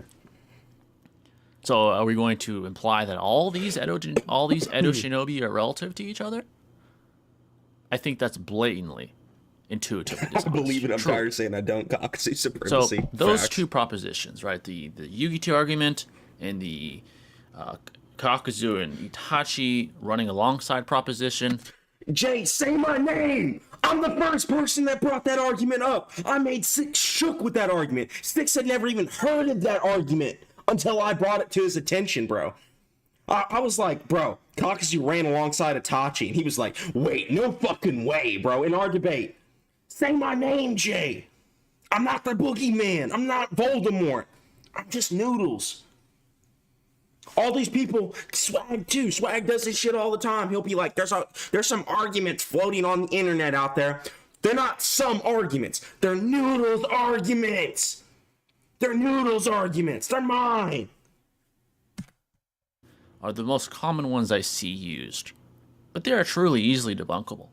The debunks I just presented are not S-tier debunks. They're very, very, very easily constructible premises and debunks, to be quite honest. Right? Very, very easily. It's quite comical to me that people have. This is all emotion. This is all. He's speaking with emotion right now. Cope and emotion. That's all that is. He's like, it's quite comical. This is crazy. This is preposterous. Using words like that is cope. To go out of their way to point out common sense. How do we tier debunks? We should tier some debunks. Is Happy's multiversal debunk an S tier? Is that an S tier debunk? Or is that an F tier? What do you guys think? And with that, is JTheGreat's debunk S tier? Or is it F tier? I don't know. Is it booty tier? Who knows? indicates to me is true disingenuity and true intuitive dishonesty. It's true intuitive dishonesty. It's not intuitive, man. And even if you do have that intuition, don't just rely on your intuition. Have some evidence to prove someone's dishonest. Listen, I know there's a lot of people out there who think I'm bullshitting when I say I think Kakazu whooped the dog shit out of Pain. I will tell it to your face, bro. Kakazu does do it. And I'm not fucking joking. I'm not playing no games. I'm not gonna hide from it. Kakazu grabs that man and he spanks him on the fucking ass. It's a fact. It's not subjective. It's not an opinion. It's just true. That's what it points out to me, right? Because Kakazu does not scale remotely to the levels that some people like to scale him to. He It's scales truly, the Bijin truly Jinchuriki. preposterous. Like, even if you don't like the speed arguments I make for Kakuzu. And Parrot, you know, I always credit Parrot with coming up with the arguments for Kakuzu, and he did do the initial arguments, I will admit that. But the speed arguments, that was all fucking me. And he would always say that Noodles likes to argue the speed. I did like to argue the speed. I mean, I've created a bunch of arguments since me and Parrot first started arguing this shit. But, like, fuck, dude. Like, even if you disregard the speed, his durability and his survivability and his AP is really good. Like, you gotta acknowledge that he scales to the Bijin. The Bijin can't fucking hurt him just because he's got that diamond armor, man. He's durable as fuck. The arguments are truly preposterous. Now, to be fair, Truly preposterous. Kakuzu is a powerful individual. He is an Akatsuki member. And the prerequisite to being an Akatsuki member is the capability of capturing Bijou. Appreciate He's not that. weak by That's any true. means. Good shit, Jay. He's an Akatsuki member. Arguably, Hey, guys, chat. Jay's spitting facts right now. He's actually spitting facts. He's saying Kakuzu got them capabilities to beat Jinchuriki. That's just a straight up fact. the most prestigious group of We'll give him a shinobi W as for far that as one. antagonists are concerned in all of Shippuden, up until the war arc, of course. You know, so Kakuzu has better it's durability feats than certainly not Gamabunta. weak. He does. But to make the claim that he's KCM1 Naruto level, We didn't even see him use diamond armor against the beat. Yeah, his base Kakuzu. He wasn't in his Jiangu form, and he didn't have diamond armor on. He was base. it's truly preposterous. Truly And preposterous. to even make these claims, even have a remote Cope. sort, even some You're remote coping, Jay. sort of foundation, I'm not trying to be mean to you. you have to but it's true. truly You're coping. You're pedantically coping right now. analyze the narrative, and you have to essentially, like I said, kind of like with the Toburama rant, extract small snippets and small substratas of data from the entire set of empirical data in the narrative. He only has like 2 fights, bro. He has 3 fights. He fought the monks, he fought Yugito, and then he fought Kakashi and Naruto. And he fought Hashirama sometime when he was really young, but that feat doesn't count because he didn't even have his hearts back then. He literally didn't have any of his forbidden jutsu. So, like, you can say I'm cherry picking, but if the man only has like 2 major fights on screen, like even the monk fight was mostly off screen, it just cuts back and all the monks are murdered. Like, we don't even really know what the fuck happened. Kakuzu and Hidan just murdered them all. And then the other fight we see is mostly off screen, and all we know is Kakuzu tanked and dodged some of Yugito's attacks, and then we cut to Yugito and she's just fucking murdered. So it's like the only fight we really have that's mostly on screen is the Naruto and Kakashi fight, and he dominated Kakashi. He dominated him. And then he was blitzing Naruto. The only reason Naruto beats him is, like I said, he's got a hard counter style. And then there's the Edo fight later, but that's mostly off screen too. So, $5 from Fruit Dragon. If Kakuzu scales to pain, how does he do against Sage Kabuto? I'd actually take Sage Kabuto in that fight. I think his Genjutsu would actually work on Kakuzu. And by the way, guys, I don't fucking like Kabuto as a character. So for the people that think I'm biased against Pain, I'm not, bro. I like Pain a lot. I think he's a cool character, and he has my favorite arc in the whole series. I really love the Pain arc. And I really don't fucking like Kabuto. He's a fake ass Orochimaru, bro. He's literally wanting to suck Orochimaru's balls so fucking bad that he dedicated his whole life to being just like him. He's literally a fucking Orochimaru dick sucker, and I can still admit that he whoops the shit out of Kakuzu. Sage Kabuto is an incredible character. No, he's an Oro dick sucker, bro. Great foil to Itachi. Yeah, he is a great foil to Itachi, I suppose. But you see what I mean. I don't really care for him as a character, and I can still say he wins.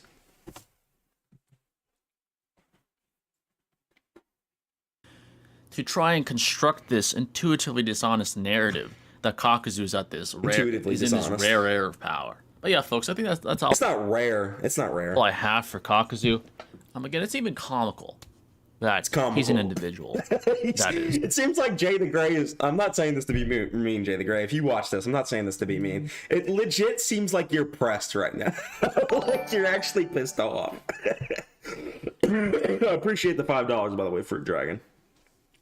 It literally seems like he's pressed, bro. Talked about, debated for, especially in such high rare air. It's truly preposterous. Now, the Toburama one makes some sort of sense. Even that one is kind of comical.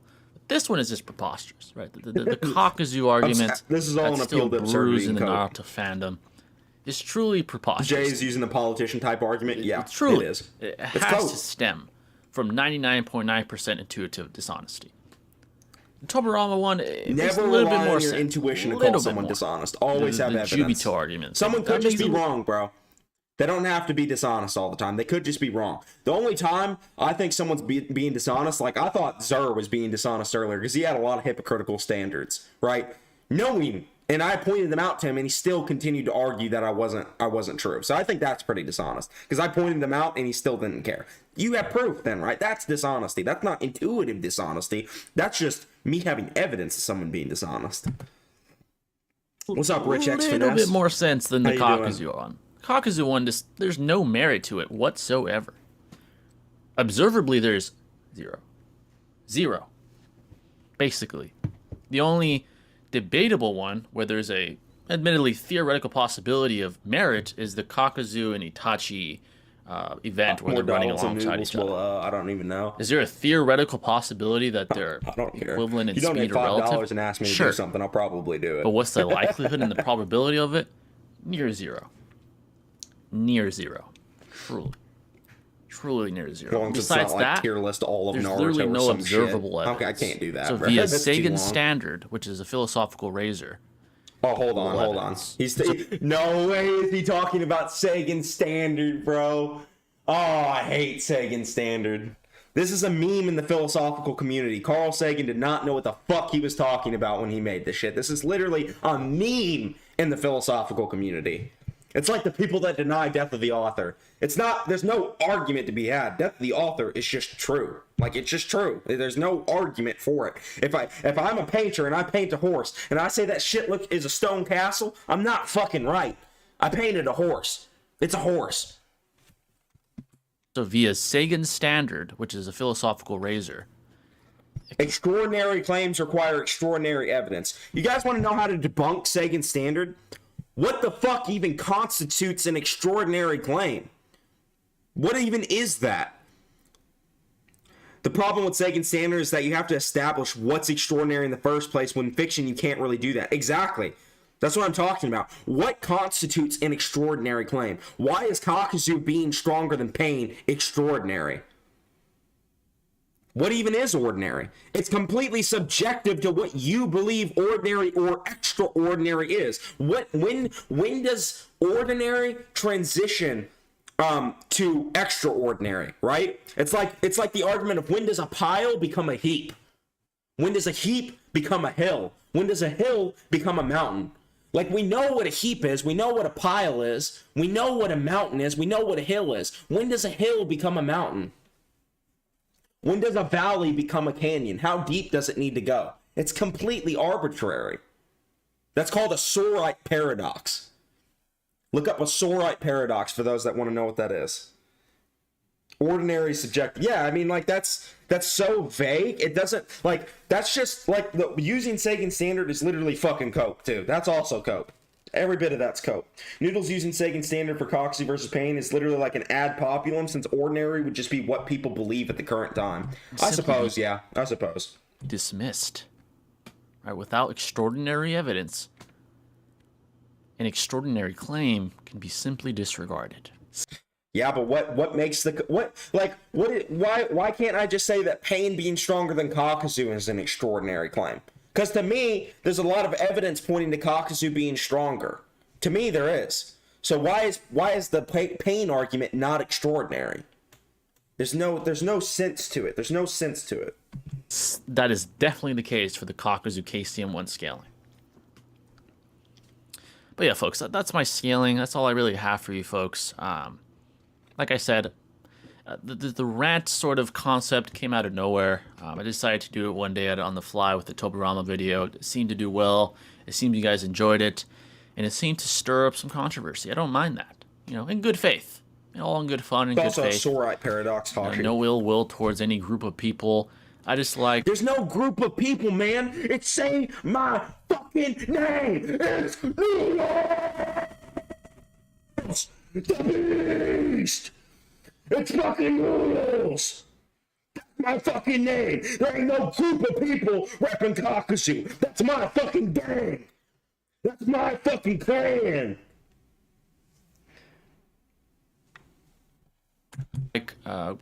contending with arguments are Say my fucking name, Jay. Say it, swag. The premise for the concept of this kind of video.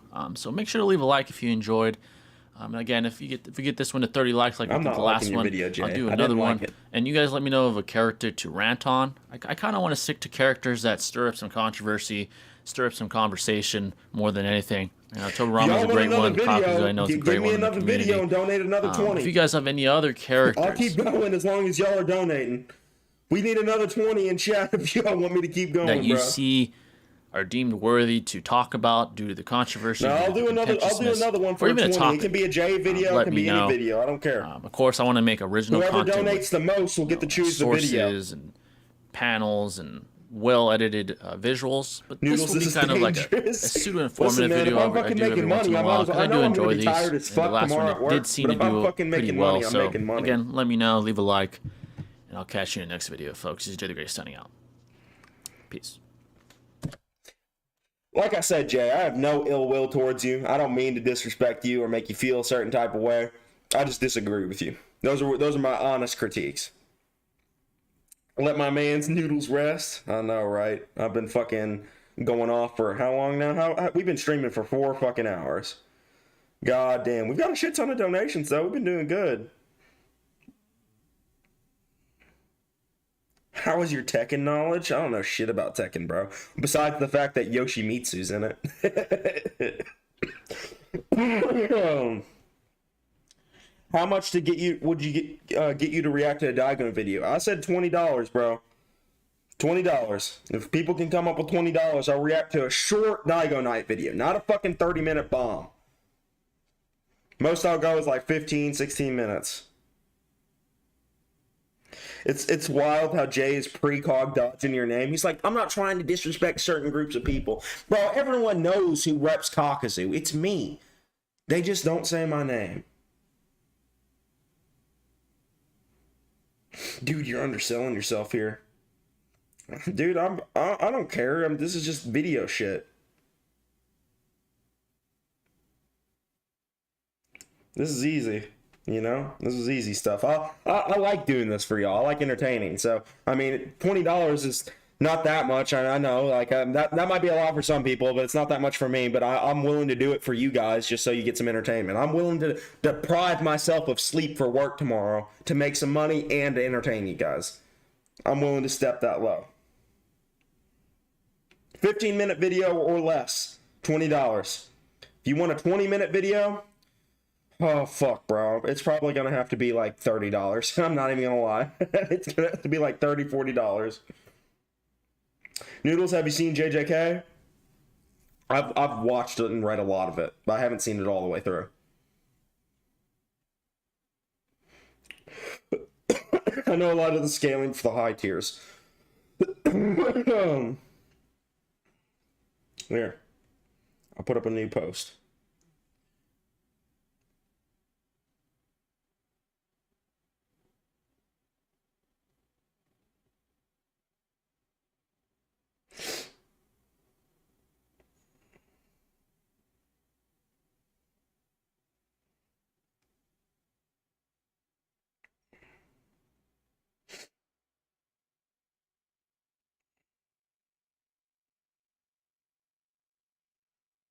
Awesome. What are your thoughts on it? It's really good. I like it a lot. Mods don't have perms to pin, huh? I guess not. I pinned it, though. It's okay.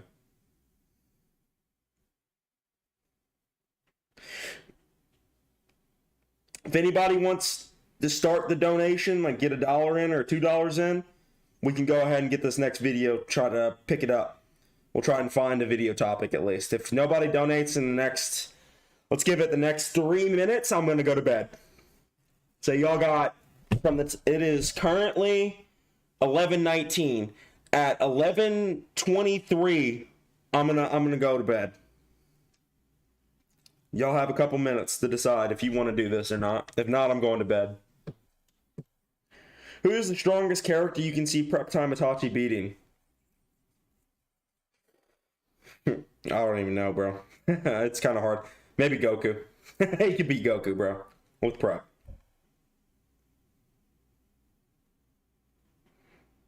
There's a lot of dumb, strong characters that could probably lose to Itachi with prep. You know? It's the final countdown, synth piano music. Fuck yeah. Decode what? I just joined. Alright, chat. We've lost some people. We're already at 11:20. Y'all got 3 minutes left. 3 minutes to decide if you want that extra video. $20, boys. If someone wants to start the donation train, I'll extend it by another minute. Another minute. There has to be one guy who's not broken here, right? Y'all trying to get me to stay up all night. I swear. Look, alright, you got 2 minutes. 2 minutes, boys. It's a final countdown. Fuck yeah, Hashi. You got that shit stuck in my head now. Any non-broke, non-college students? No, we all are broke, motherfucker. Listen, bro. Y'all have already got multiple videos and a debate tonight. I think that's good, but I'll listen to these streams to fall asleep. Man, with me yelling and screaming, I don't know how the fuck you'd fall asleep to this shit, to be honest. But hey, if I put you to sleep, I'm happy I can do that for you. Fucking quavers. 2 minutes, boys. Less than 2 minutes left.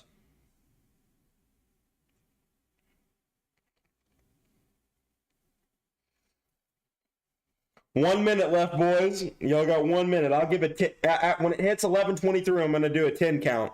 After that 10 count, we're calling it a night. That's why I keep the volume low. I guess so. That makes sense. We're gonna do a 10 count at 11:23. It's 11:22 right now.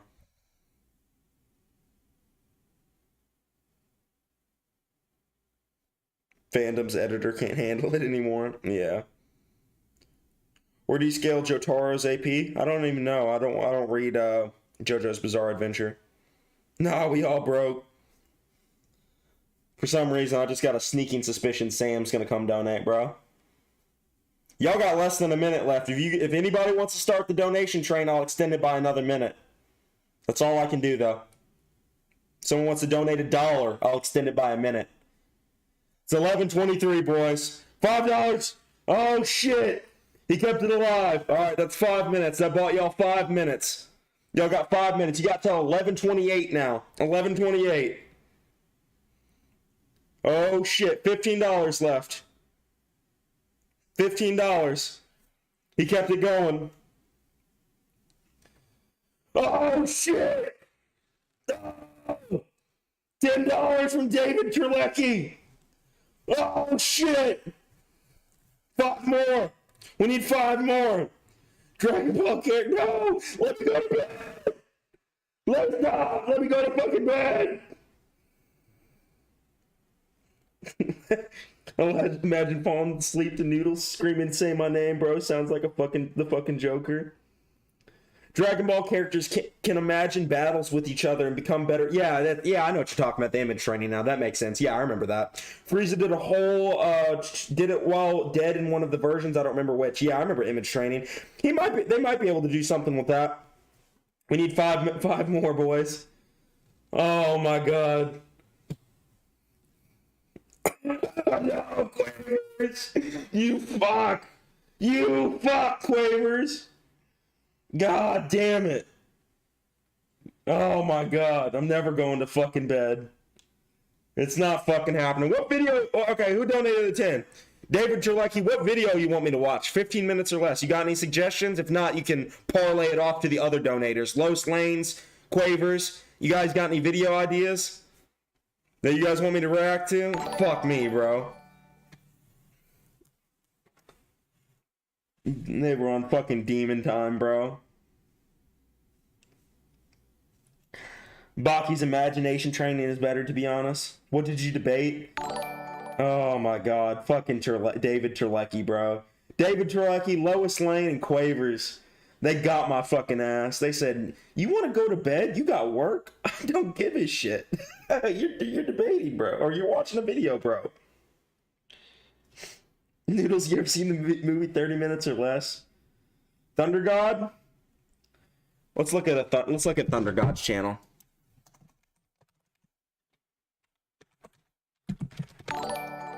God damn it. He drops bombs, bro. He drops 40-minute bombs. Look at this shit. This shit is like 40 minutes. What's going on, 43 guys? minutes. TG or Thunder God? God damn it. 29 minutes. 52 minutes. 10 minutes. How strong is Pickle? Who the fuck is Pickle? What's going on, guys? I can't TG. watch that shit. Could Hokage Shikamaru stop the Ninetales attack? Nah, that doesn't even sound interesting. An hour 9. Strong as Yujiro. 53, 32, hour 38, 35, 45, 15. Minato has changed Shinobi history. You guys want to see that one? Is that one you want to watch? I'll fucking react to that one.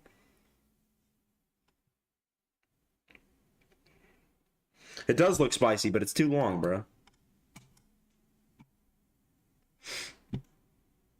Don't care. King of Lightning? I don't know if I know anything about King of Lightning. Like, he doesn't even do, like, One Piece stuff. Like, I don't really read One Piece.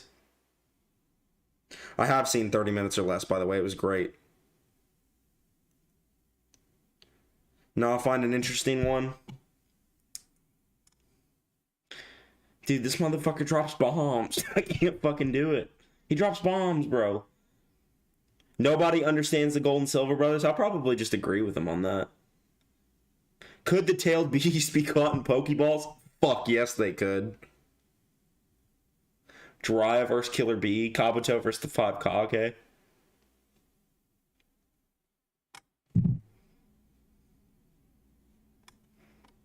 Alright, we're gonna click off Thunder God. Thunder God drops bombs, bro. I can't react to Thunder God. Pick a new guy. A short of a Dygoknight video would suffice. Let's see what fine, we'll look at Dygoknight. He drops bombs too, though. He drops like big ass videos. Why is this video still popping up? Welcome. Rewriting Naruto. I'm not reacting to his fan fiction. Don't even fucking ask. I'm not reacting to his fan fiction. I can't fucking do it, bro.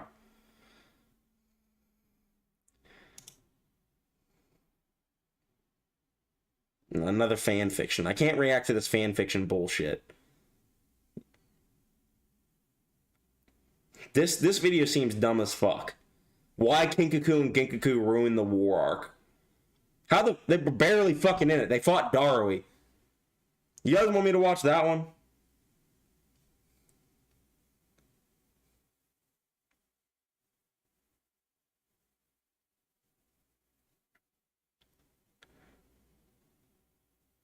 Jiraiya doesn't have a wart? He has warts when he gets Sage mode. Why Kakazu sucks?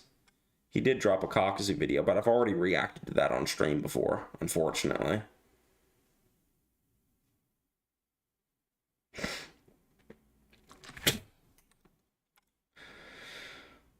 I think, honestly, that Kinkaku and Genkaku one might be it, but what do you guys think?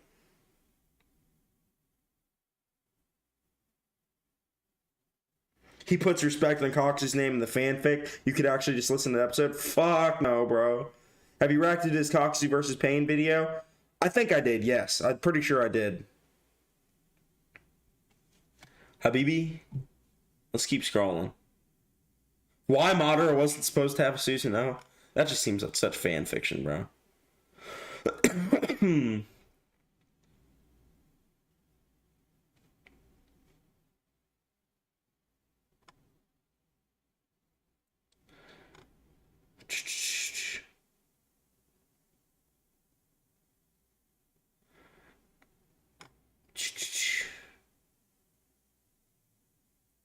Sorry, Copers. This video title just pisses me off.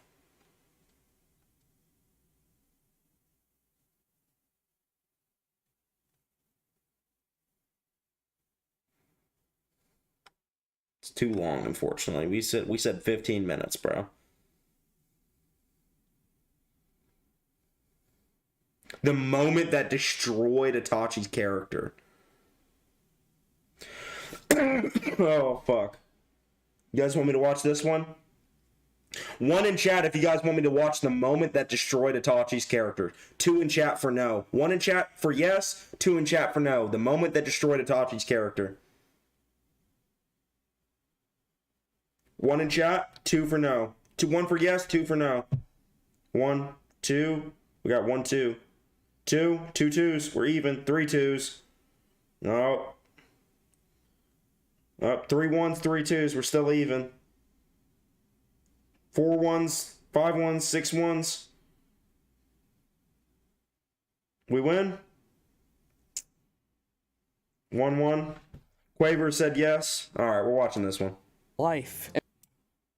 Itachi is a compelling character and one of the most popular in the Naruto fandom. Most people love the guy. God fucking damn it, you guys made me watch Dygoknight, bro. Now I gotta listen to this fucking dumbass's voice. Holy shit. What the fuck is your accent? Self included, Itachi is very well written and his plot twist midway through Naruto Shippuden is one of the most shocking revelations in the shonen genre. But there is one decision Kishimoto made about Itachi that kind of infuriates me. It's something that seems small, but it just ruins things and makes the story less engaging and— Oh yes, one small thing ruins the whole fucking character. Bait-ass fucking title. It's like if you don't like the fucking mole on Jiraiya Sage Mode, that just fucking ruins Sage Mode. Okay, bro. What the fuck ever. heavy for Itachi. This is the man who had to kill his entire family, you know, the Uchiha clan, because of very bad circumstances and a string of poor decisions that were taken ever since the Leaf Village was founded. Is he talking about Itachi making poor decisions or the Leaf Village taking poor decisions? Because Itachi made the best decisions possible, bro. Prevented a fucking war, became a spy on the Akatsuki, protected Sasuke, defeated Kabuto, took out the Edo Tenseis. That man was on fucking fire. He was not making no bad decisions. He had to kill the Uchiha clan was one of the worst days in the history of the village, and you can only imagine— To be honest, from my perspective and Tobirama's perspective, that's one of the best days, bro. Get them fucking Uchiha out of here, bro. They're way too fucking radical. They're crazy, and we need to get those fucks out of here. That's one of the best days. what it was like. My only regret is that he didn't fucking kill Sasuke too, bro. That's my one fucking regret. He should have killed that little shithead too.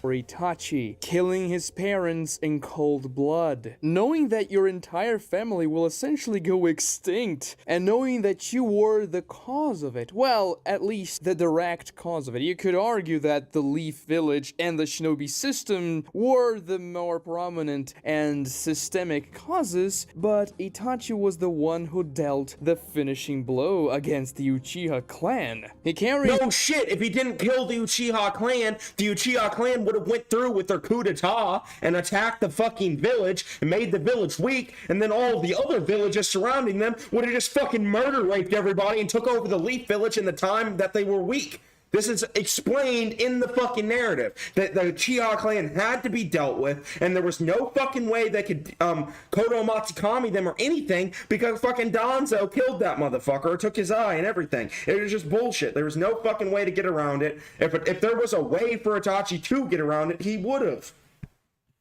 Is that for the rest of his life. Everyone believes Itachi is one of the worst criminals the world has ever seen, and still he remains strong and keeps on working for the Leaf Village, spying on the Akatsuki, and also making sure his brother will be safe. And when we learn this one guy was strong enough to kill his entire clan, the Uchiha clan another, which was the most powerful clan we'd had ever known, What the fuck is your voice, Dynamite? What the fuck is that?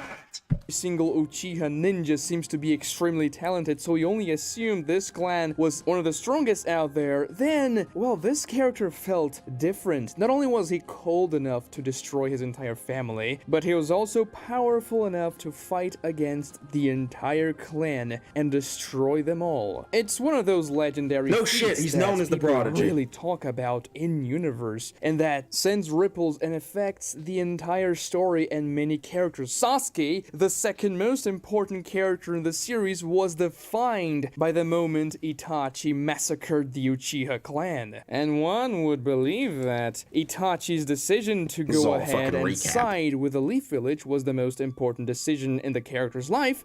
And they would be right. I mean, there's no way to go around it. It's just such a heavy decision, and what you have to go through is just absolutely traumatic. We see that when Sasuke remembers a little bit better what happened, Itachi was actually crying when he was looking at Sasuke. This really conveys the weight and just the darkness of Yeah, that he'd been sad, decision bro. and Yeah, of he had to Itachi's kill character. everybody, I But what know. if I He's told big you sad. Kishimoto diminished this decision and this event in Naruto Shippuden quite substantially, might I add. This Right, substantially, I might add. What the fuck is your accent?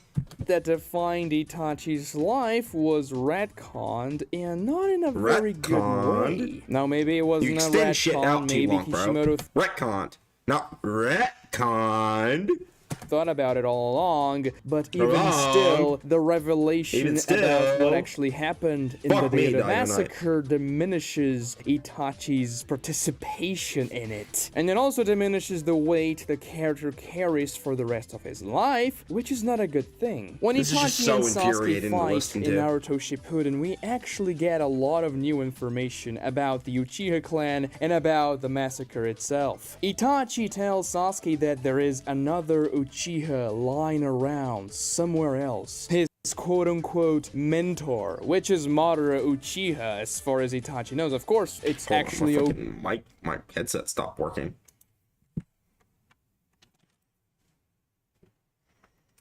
Fix it up real fast. Itachi knows. Of course, Oh, my headset quit working, boys. What the fuck? it's actually Obito Can't slash hear shit.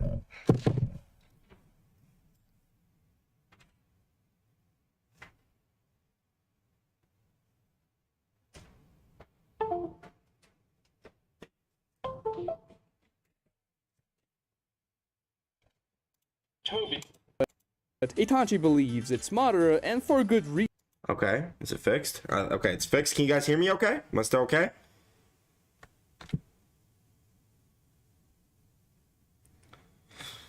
You guys hear me all right? Man, I used to watch him a year ago. Didn't realize his voice was so annoying. Oh, bro, I hear it. Okay. You guys can hear me. Quote-unquote mentor, which is Madara Uchiha as far as Itachi knows. Of course, it's actually Obito slash Tobi, but Itachi believes it's Madara, and for good reason. The guy was powerful. And then Sasuke comes to a conclusion. He says, I knew not even you would be powerful enough to take on the police of the Leaf Village by yourself, implying that Obito slash Madara slash Tobi helped Itachi in the Uchiha clan massacre. Later on, we get to see the flashback where this happens. Itachi comes to Obito when he had that long hair and asks his help to destroy the Uchiha clan. Because Itachi thought Madara was actually Madara there, he said, you hate the Uchiha clan. Let's kill the Uchiha clan together so you can exact your revenge against him. And in exchange, you will not touch the Leaf Village. Does that sound reasonable? And Obito agreed, which means That is Itachi not was how he not said the it. only He said, like, Obito was like, all right, I'll help you kill the clan. And Itachi said, on one condition, you can't touch the Leaf Village. And he was just like, and if I refuse? And he said, I'll fucking kill you. And then they just acknowledged each other as opponents, as stated in the novel.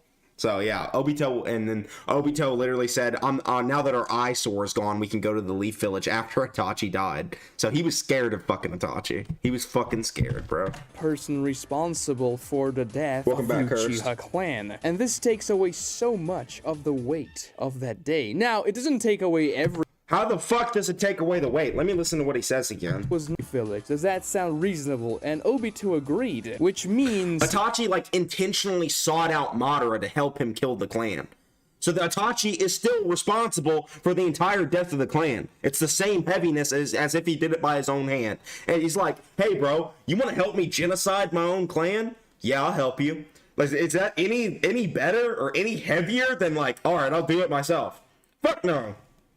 Itachi was not the only person responsible for the death of the Uchiha clan, and this takes away so much of the weight of that day. Now, it doesn't. It literally, on just like a purely moral perspective, dude, that's like me finding another crazy motherfucker that hates my clan, and I'm asking them to help me kill everybody. Satoshi is still the one seeking that motherfucker out. And what's worse, killing half your clan or killing the whole of your clan?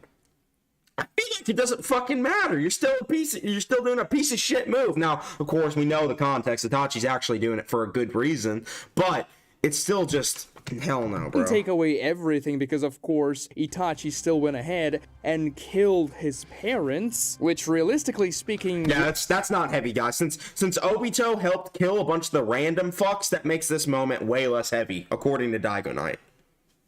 were the two most psychologically damaging characters Itachi had to take care of. Of course, he didn't kill Sasuke. That one would have been much worse should he, try to kill Sasuke that day. But there's just something Daigo's profound rage bait. I don't think he's really that stupid. Yeah, being facts. what caused the death of the clan, and this one person would carry the weight by himself. When Obito is thrown into the mix, it's as though Itachi shares the blame. Now, of course, Itachi... No, bro. He's the one who sought Obito out, so he is still to blame for the genocide of the clan. We don't even know if Obito could have did that without his help. That entire situation was plotted out by Itachi. Every bit of it. So if he's coming up with a plan to get Obito's help to kill everybody, he is still responsible for the deaths of everyone. That's like asking someone with a nuke to nuke somebody. Not only did he nuke somebody, but then you nuked them too. You both nuked them. You just asked someone to help you nuke them. Is that still just as bad, chat? Of course. Itachi is the only person that knows about Obito being involved there, but still, for him, he knows Obito was there and helped him out. Now, this wouldn't really ease Itachi's consciousness because the entire clan died on that day. But the symbolic weight of him having killed the Uchiha clan is lost. Now, Dude, he's... Fucking God, Daigo, you're retarded, bro. You're so fucking stupid. You don't... Yes, you can still be responsible. If this is his only complaint about Itachi's character, he just needs to not watch Naruto.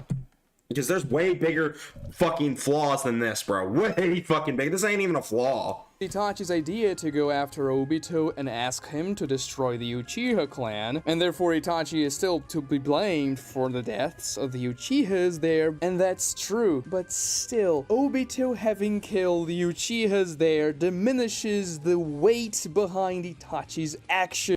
Chat, if I ask one of you in chat to help me kill my whole family, is that any less bad than if I just killed them myself? Is that any less bad? Like, think of it this way, right? The conclusion of that event, regardless of any way you slice it, is my entire family is fucking dead. How is that any better? How is that any less heavy? It's the same fucking outcome. It's just two people are involved instead of one, and now they both fucked up. It's still the same. It doesn't make... Itachi killed his own fucking parents, bro. You think that's not gonna be heavy or weigh on him? From a moral perspective, it doesn't change anything. From a narrative perspective, it does take a bit from it. Not in my opinion. I think the fact that they talked about it just shows that two people were involved. Two people. And that's fine. That doesn't take away from anything from the narrative. That just shows Itachi, like, the whole idea of him shouldering the death of his clan, he still is responsible for that, even if it's partially. Him being for one, he's the one who sought Obito out, so he still fucking has to go talk to them. He still has to go talk to him to get him to do it. Itachi being the solo he's still the one majorly involved with killing his own family, bro. He's the main one involved. He came up with the whole plan. I don't think Itachi killed anyone. They jumped on a sword. clan, slaughtering them down, ending almost the lineage of the Uchiha Donate clan. $10 and I'll answer that curse. Such a profound and dark event in the Naruto world that saying that someone else participated in it, it just kind of makes no sense. Why would you even do that? Now, It makes sense. They gave justification for it. They literally gave justification for it. Itachi said that if he fought the whole clan by himself, even he wouldn't be able to handle it. So he needed someone else to help him.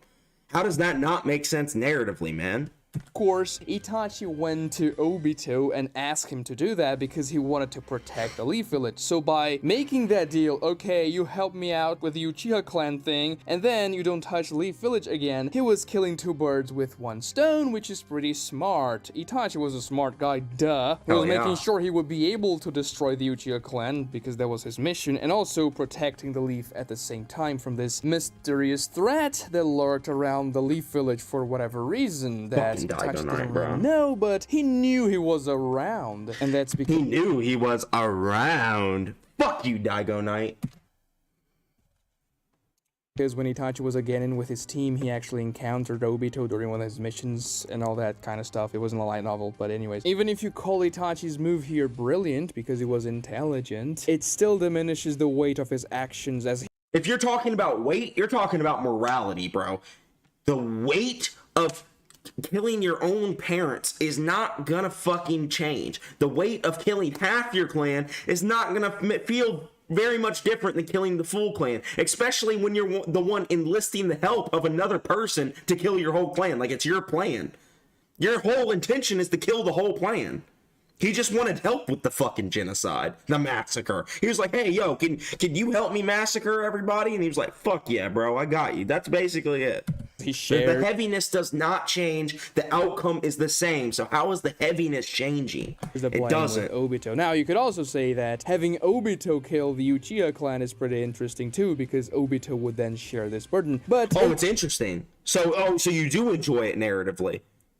This point of the story, Obito didn't really care that much about that type of thing anymore because he was literally slaughtering Leaf villagers when he attacked with the Nine Tails. I mean, he killed a lot of people on that day. And yes, they weren't his clanmates, but it was something as heavy as slaughtering the clan because more people probably died on that day. What do you even mean by heavy, bro? He came up with this whole fucking plan.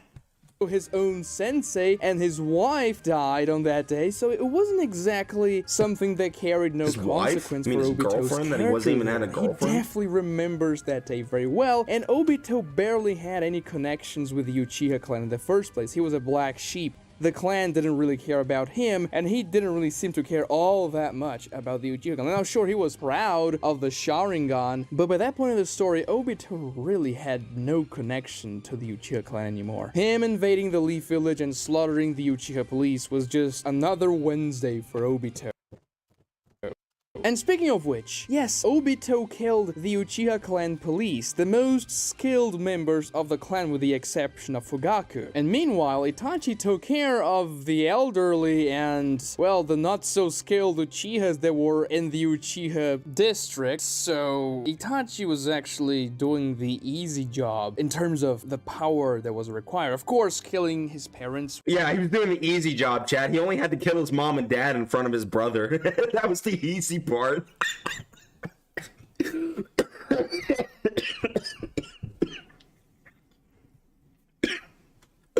That was like the moment that broke Itachi the most. was him killing his mom and dad in front of Sasuke.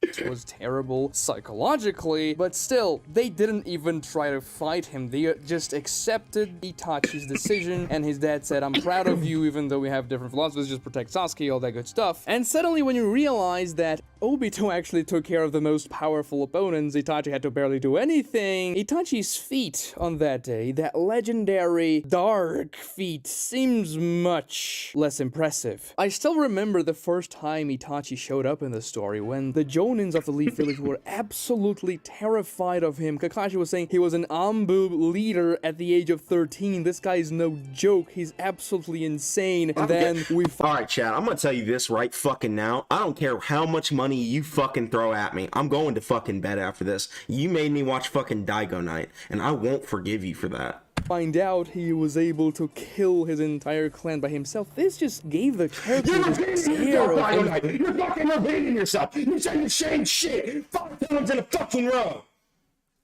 invincibility and mystique, which made the character so unapologetically cool. But So unapologetically cool. now, Obito actually helped him out. First, he killed the entire Uchiha police, which were the most difficult opponents, meaning that Itachi's feat there isn't as impressive, and, well, everybody that hyped him up in universe was kinda wrong about him. Well, of course, everybody was wrong because Itachi was doing this for the Leaf Village. Everyone thought Itachi was doing this for himself because he was an absolute menace to society, but they shouldn't be wrong about Itachi's power. Now, this doesn't mean Itachi is weak because he didn't take on the entire clan at the same time. Obviously, Itachi is very strong, and we see that time and time again during this story. But imagine you're, for instance, playing He's like fucking tabletop 13 RPG. at this time, bro. 16, 15, some shit like that. He's not that old. Like, of course, like, you can't even say it, like, scales to his later variants. He's young as fuck here. Or something like that, and you create your own character. Now you decide to go really edgy with your character backstory, and you say that you had to slaughter your entire royal family because of squabbles in your kingdom, and you wanted to save your kingdom. The only way to do that was by slaughtering your family, and this is the backstory. Yes, because if the coup d'etat happened, that means the whole village would have been weak. They literally explained this shit, Dygoknight. That means the whole fucking village would have been weak to attacks from other villages. They would have jumped on the opportunity to attack the big dog Leaf Village. Because if a civil war happened, the whole village was going down. Itachi recognized that shit, and he's like, I absolutely have to fucking do something about this and kill everybody. Story of your character throughout the entire campaign. You roleplay your character, just like thinking about this every time. Every single decision you make is based off that event in your backstory, and it's completely integral to your character. How would you feel if your game master decided to introduce another character from your family, you know, a distant relative or something like that, that actually helped you out on that day, and It's completely fucking fine. It's fine, Dygoknight. You're still slaughtering your whole fucking family. You just had help from somebody, and it was your fucking idea. he was the responsible for You're fucking responsible for everything. You shot that motherfucker out. You didn't find Obito. You got that motherfucker. Said help me kill everybody, and then you helped kill everybody, including your own fucking parents. How is that any less heavy? How? most of the difficult deaths and the most impressive feats. It would be extremely disappointing for you as a player. It would probably diminish your investment on your own character, which is not something you want in a story like this. And then He's fucking doing it again. Stop repeating yourself. when we go to Itachi's story, it's Fucking exactly the madness. same thing, but of course not on tabletop RPG. But that's the sense we get when we find out watches this Itachi shit? had helped to kill the Uchihas. Why would you even do that? Imagine if, when Obito attacked the Leaf Village with the Nine Tails, we found out, oh, actually, Obito was having help from Nagato all along, and that's why the attack in the Leaf Village was so destructive. That was Obito's character moment. It was his time to shine in the story, and somebody sharing that weight with him would make absolutely no sense. Like, imagine Nagato invading the Leaf Village with Obito there. Hypothetically, of course, because this would be absolutely stupid. Nagato had barely any connections to the Leaf Village. The only connection he had there really was Jiraiya, and Jiraiya What the fuck are we talking about? Nagato in an Itachi video about the massacre. Nagato did not have any fucking involvement in that whole fucking situation. Are you just boosting this video to 15 minutes, Daigo, to get your watch time up? To get your fucking ad revenue up? Is that what you're fucking doing? wasn't even present for the Nine Tails attack, so he wouldn't know anybody that he was attacking. It's the same thing with Obito, really. He barely knew his clan members. He was not invested in the Uchiha clan, and still he goes ahead just to steal Itachi's spotlight there, and he gets some kills. He even kills Itachi's girlfriend. Nobody was thinking about Obito when he helped them kill the clan. You know what we were thinking about? Him killing his fucking parents in front of his little brother. That's what we were thinking about. Nobody was like, oh, Obito really stole a spotlight there. We saw him kill one like fucking Uchiha baby. That's all we saw him do. And we saw Itachi do the rest. And which, man, why wouldn't you give that to Itachi? Why the guy that doesn't know the girl kills her instead of Itachi who has a relationship with her? Now, of course, this is all filler, and we get to see in the light novel that Itachi actually kills the girlfriend and puts her in the infinite Tsukuyomi of the pick-a-second feat. Everybody talks about that in the fan. It's annoying. I don't know which one is worse. It's annoying. Fuck you. First, to be honest, this power fantasy Itachi of the light novels, or just Itachi not having anything to do with his girlfriend's death during the Uchiha Clan massacre. But canonically, we know Itachi had a girlfriend, because when Obito is talking to Sasuke about Itachi's real intentions and why Itachi did everything, he mentions he could kill his parents, his family, his girlfriend, but not you, Sasuke. So yeah, Itachi did have a girlfriend in canon. In the fuck are we talking about anymore? Chat, listen to me right fucking now. What the fuck are we talking about his girlfriend for when we're talking about Obito stealing the spotlight? Why are we talking about his girlfriend? Why the fuck was Jiraiya brought up? Why is Nagato being brought up? Are these not just fucking blatant derails to the topic that you're making a video about? Why is this shit still going on? Why did you repeat yourself 10 times, fucking Dygoknight? Why do you have that accent? Kishimoto's mind. Still, the only way this could have worked with Obito helping Itachi was if Kishimoto was trying to paint Itachi as less capable than he is, or if he was trying to paint Itachi as a coward that was trying to run away from his responsibilities, which clearly wasn't the case. If you watch Dygoknight, you're as fucking brain dead as his take. Force. Now, if you want to come up with other excuses in universe, oh, Itachi wasn't strong enough to take on the Uchiha police, why not? Just make him strong enough. He was definitely strong enough to do that. He had the Mangekyo Sharingan. Nobody His dad had one too. else had that, except for Fugaku in that one. That's just the choice Kishimoto chose, and both are perfectly valid, bro. Neither one of them are bad. This is just a cool, interesting detail to add to Obito's character. That's all it did. It just added a cool, interesting little detail. Obito helped in the massacre. Just makes him look even more of a fucking villain. That's all it did. It didn't hurt shit. It didn't change but shit. We don't even know what Fugaku could do with a Mangekyo. And Fugaku doesn't even fight Itachi, so it's irrelevant. The other Uchihas wouldn't have the Mangekyo anyway, so Itachi could Fugaku did. steamroll them. Especially considering that Itachi was going through so much mental anguish that his Mangekyo Sharingan powers would be evolving like crazy during that night. Just look at how Sasuke's Sharingan, you know, his Mangekyo powers, were evolving during the 5 Kage Summit. He was able to evolve his Susanoo from just a basic ribcage to the completed armored Susanoo in a day. Imagine Itachi killing his entire family, his parents. All right, I'm done. I can't do it anymore, chat. This last minute would kill me. I'm not lying. It would kill me. It would burn my fucking soul if I sat here for a goddamn minute longer and listened to him fucking talk in this weird fucking disgusting accent any fucking longer. If I sat here and listened to this brain dead motherfucker ramble about fucking nothing any fucking longer, I'm gonna go insane. I can't do this shit anymore. I gotta get the fuck off stream. I got work in the fucking morning. Fuck this video. Fuck Dygoknight. God damn. You have 106k subs. For what? For what? For what? Why do you have 106k subs? What is this shit, bro? I'll see y'all later, bro. I'll see y'all later.